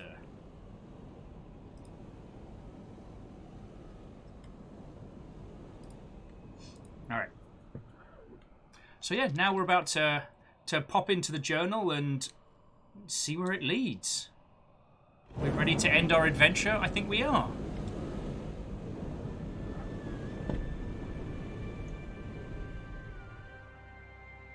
My dearest Marina,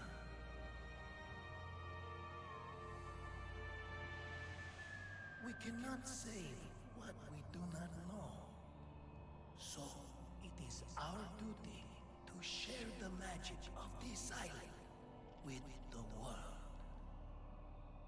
However, we cannot preserve that which we are. When I took magic from the island, I lost magic within myself.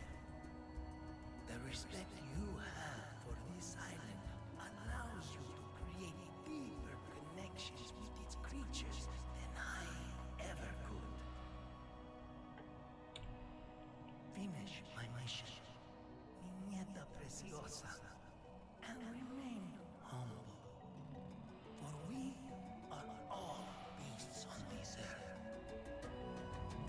There is magic all around us.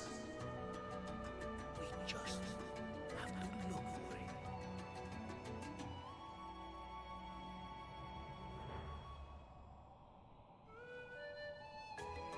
Yay!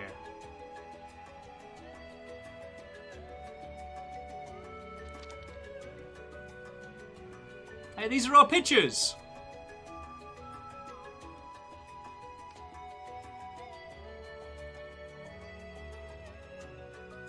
I love that. And Fred, I'm with you there. I love that the market for non-violent games is now more obvious. I think there was always a want for it. It's just now it's easier for a game that has no combat system to present itself and succeed. And I love that.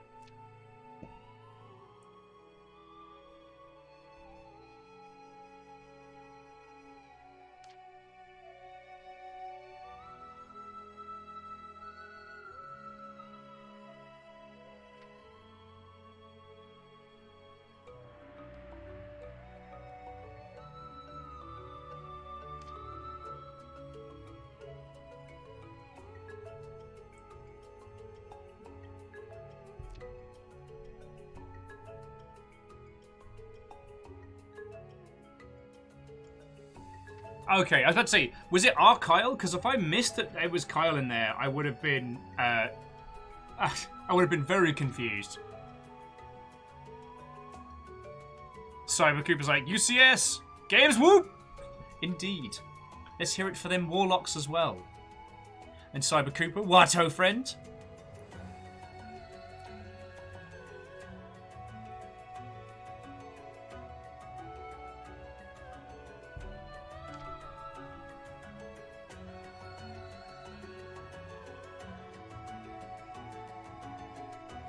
Oh, way cool. Like, sorry, remember to share some in Creation Celebration when you... Yo! Cyber Cooper, you fucking legend! Thank you for 1,000 bits! Fucking puppies! Sorry. Didn't mean to you. Puppies. Cyber Cooper, that's fucking kind of you. Yo!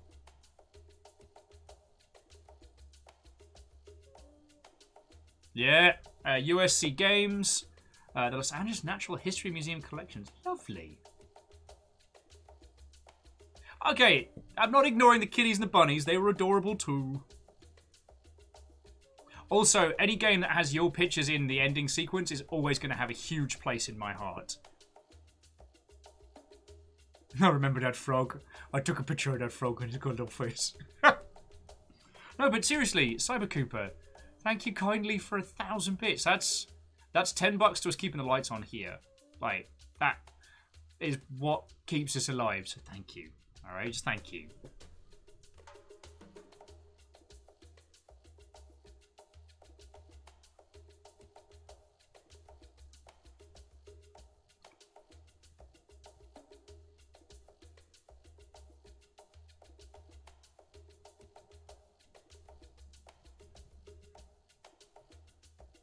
Oh, that's cool.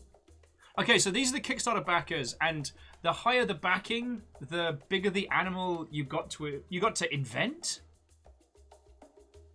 The black opal ladybug was feckin' cool, and the silhouette mantis, super cute.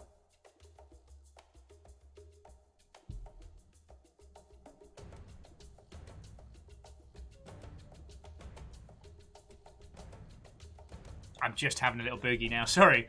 I'm offering no great insight. This was a lovely experience, and we missed a couple of things.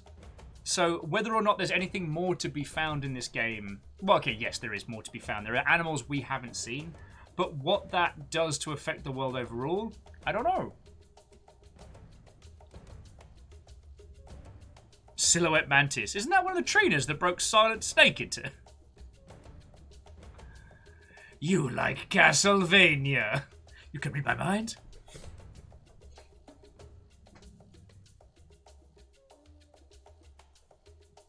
Oh. Vanderbeest says, does anyone else spot Kestrel back there? What? No, I didn't spot Kestrel back there. Feckin' yo! Darn it! That's what I get for taking my eyes off the prize. I mean, I'm seeing a lot of people that help kickstart this, which makes me very happy. You know?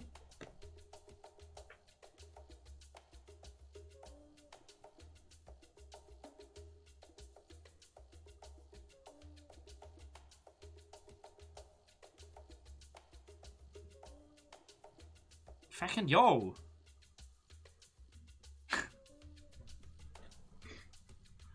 Oh, lordy.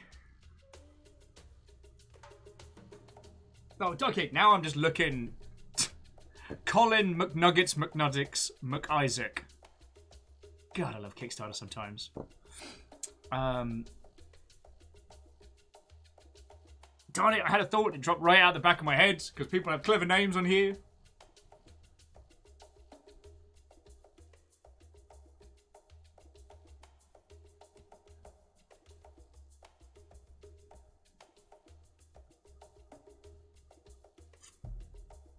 No, sorry. Going back to... That's what I was going to do. I was going back to Fred's point about the trend to more non-violent games. I love it. And it's also, like, it's games which are... in which you can have an active action or platforming involvement in the world, but there isn't conflict. Puzzle solving, yes, but not conflict. Like, we didn't have to take these photos to, you know, stave off ghosts or in lieu of like a fighting system. It was just like find, document, and explore. I loved that. I mean, we've said this before on other games that where photography is the main mechanic, that it makes you stop. It forces you to take a breath and really look at the world. Which, like, if you've ever watched...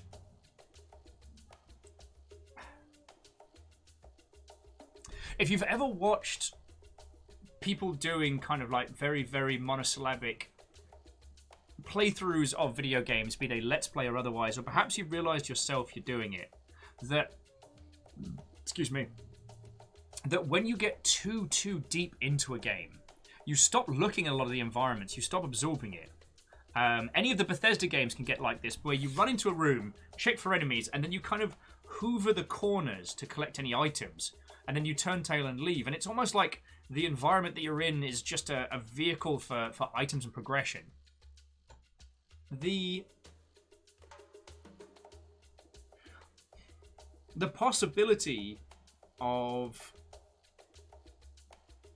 there being like environmental storytelling or elements to see in that can be lost because you become so focused on what's happening. And I'm guilty of this too. I'm not saying that I'm somehow magically beyond that, but there's just something about photography as mechanics forcing you to stop, look, and observe banana bird that allows you to experience so much the feckin' majesty of these games. Like, the Morangi generation uses it to force you to look at things. It forces you to look at the world breaking down. It forces you to look at, you know, injustice and bad times. This made us appreciate these animals, the ecosystems that they're in, how they interact with one another. Ah, Bayonor! No! I mean, the game's still cracking if you want to play through it yourself. I wholeheartedly recommend it.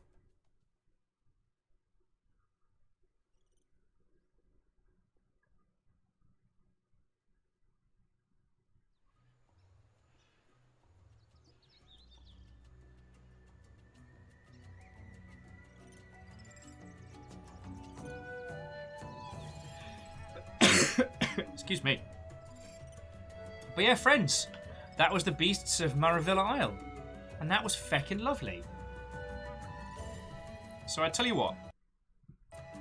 Today has been a lovely, lovely day. And I've had a cracking time with this game and a cracking time overall. I would like to pass us over to Fiona in just a second, because I've been wanting to raid into Fiona all bloody week, and the world has been against me on this. However, Fiona also has Rivercam, so I can go basically cuddle the dog and hang out with you lot at the same time, which I'm very excited for. I hope that's all right with your good selves. The conversation today was excellent, and we can absolutely pick this up again tomorrow. I am always down for talking like the nitty-gritty of data science as it's applied to multiplayer titles, or nattering about which fecking island nation of the Avatar world would you belong to. And also the discussion of who we see, of who we wish to be in games and who we are in games, and at what point should we show the player who they are, not ask what they are. Does that make a weird sense? No. If you want to be the courageous hero, but you spend the whole game just backstabbing grannies, but at the end you do enough good before the final boss that the good person meter counts you as a good guy, is that a great idea or is that a terrible idea? Oh, and then Asari, there is no rush. I'd still love to see it, but there is no rush.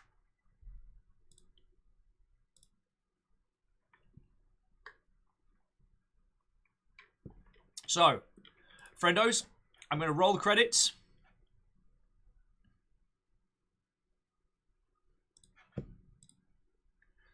I'm going to roll credits in just a second, and then we're going to head over to Fiona, so please don't go anywhere. I think Fiona's starting up... Oh, okay, yeah.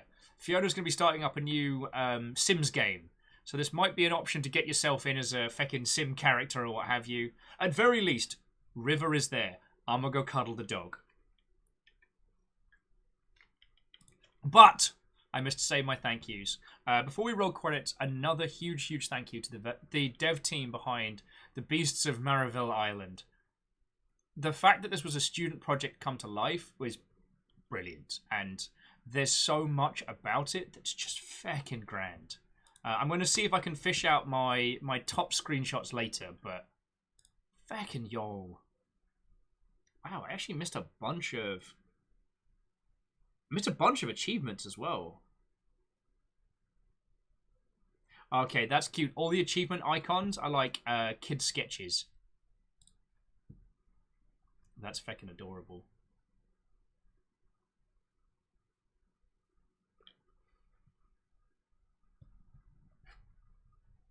Okay, sorry. Right. I have people to thank. So, alongside the lovely devs, I am now swimming in Gundams once more.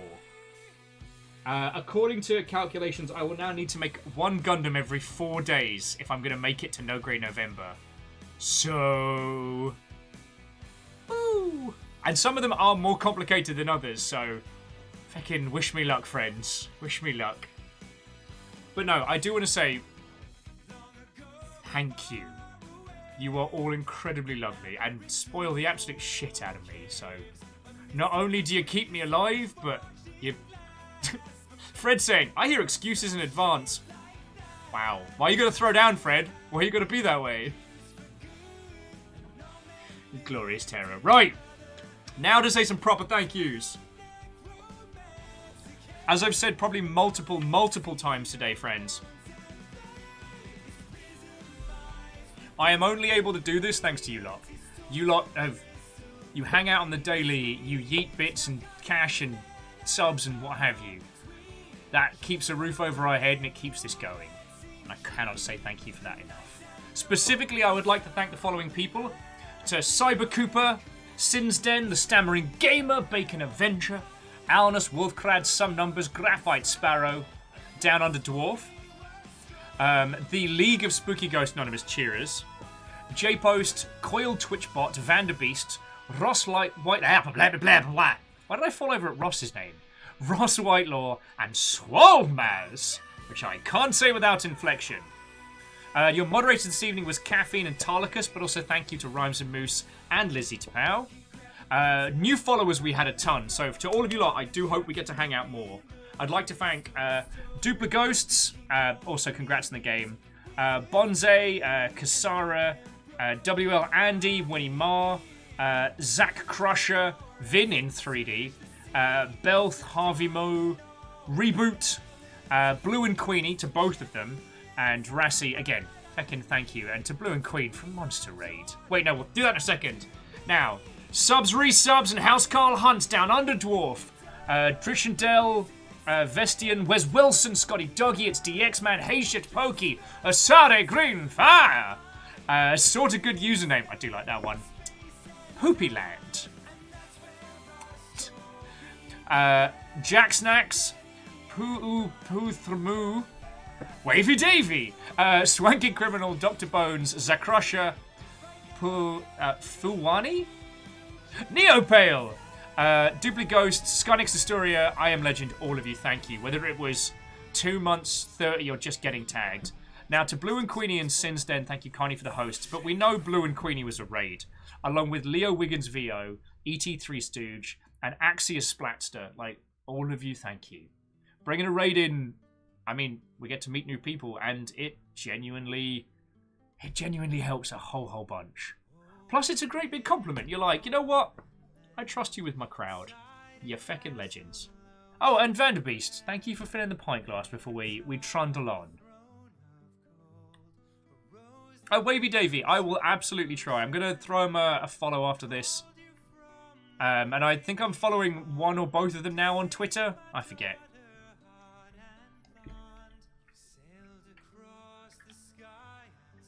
Ah, indeed.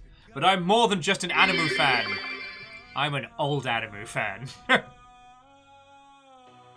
And Halo Jinx, I guess closing out with an extra 100.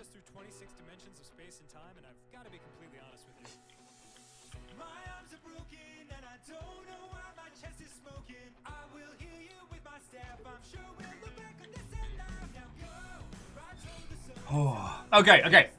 So, friendos, we're going to head over to literally the room behind me to go hang out with Heads Fiona, who has just started making out like a brand new Sims game. I'm just going to go hug the dog.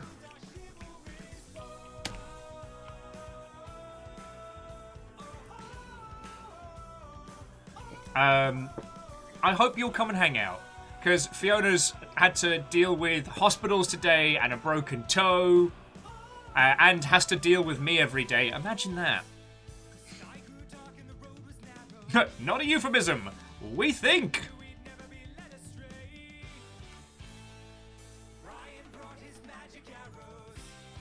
Oh yeah, Wavy Davy, Pat Label. Very recommended. And the classic VHS cut of that is lost to time. It's feckin' grand. Brian, do you think you could please warn me before you're about to light our Right. way? So, friendos, tomorrow's the Blackout Club, and on Saturday we're all playing Sniper 3 together. So if you want to yeet sniper bullets at one another, you are cordially invited. Prof. Nels, Watto. Right. Yeah, tomorrow, Blackout Club. Let's hang out. Let's run around Redacre. Who the fuck knows what will happen? Yeah. Right. Have a lovely rest of your evening. I'll see you in like 2 minutes. Right. Shall we? Let's fucking do it. Oh, Wavy, I could talk for 1,000 years. Let's ride!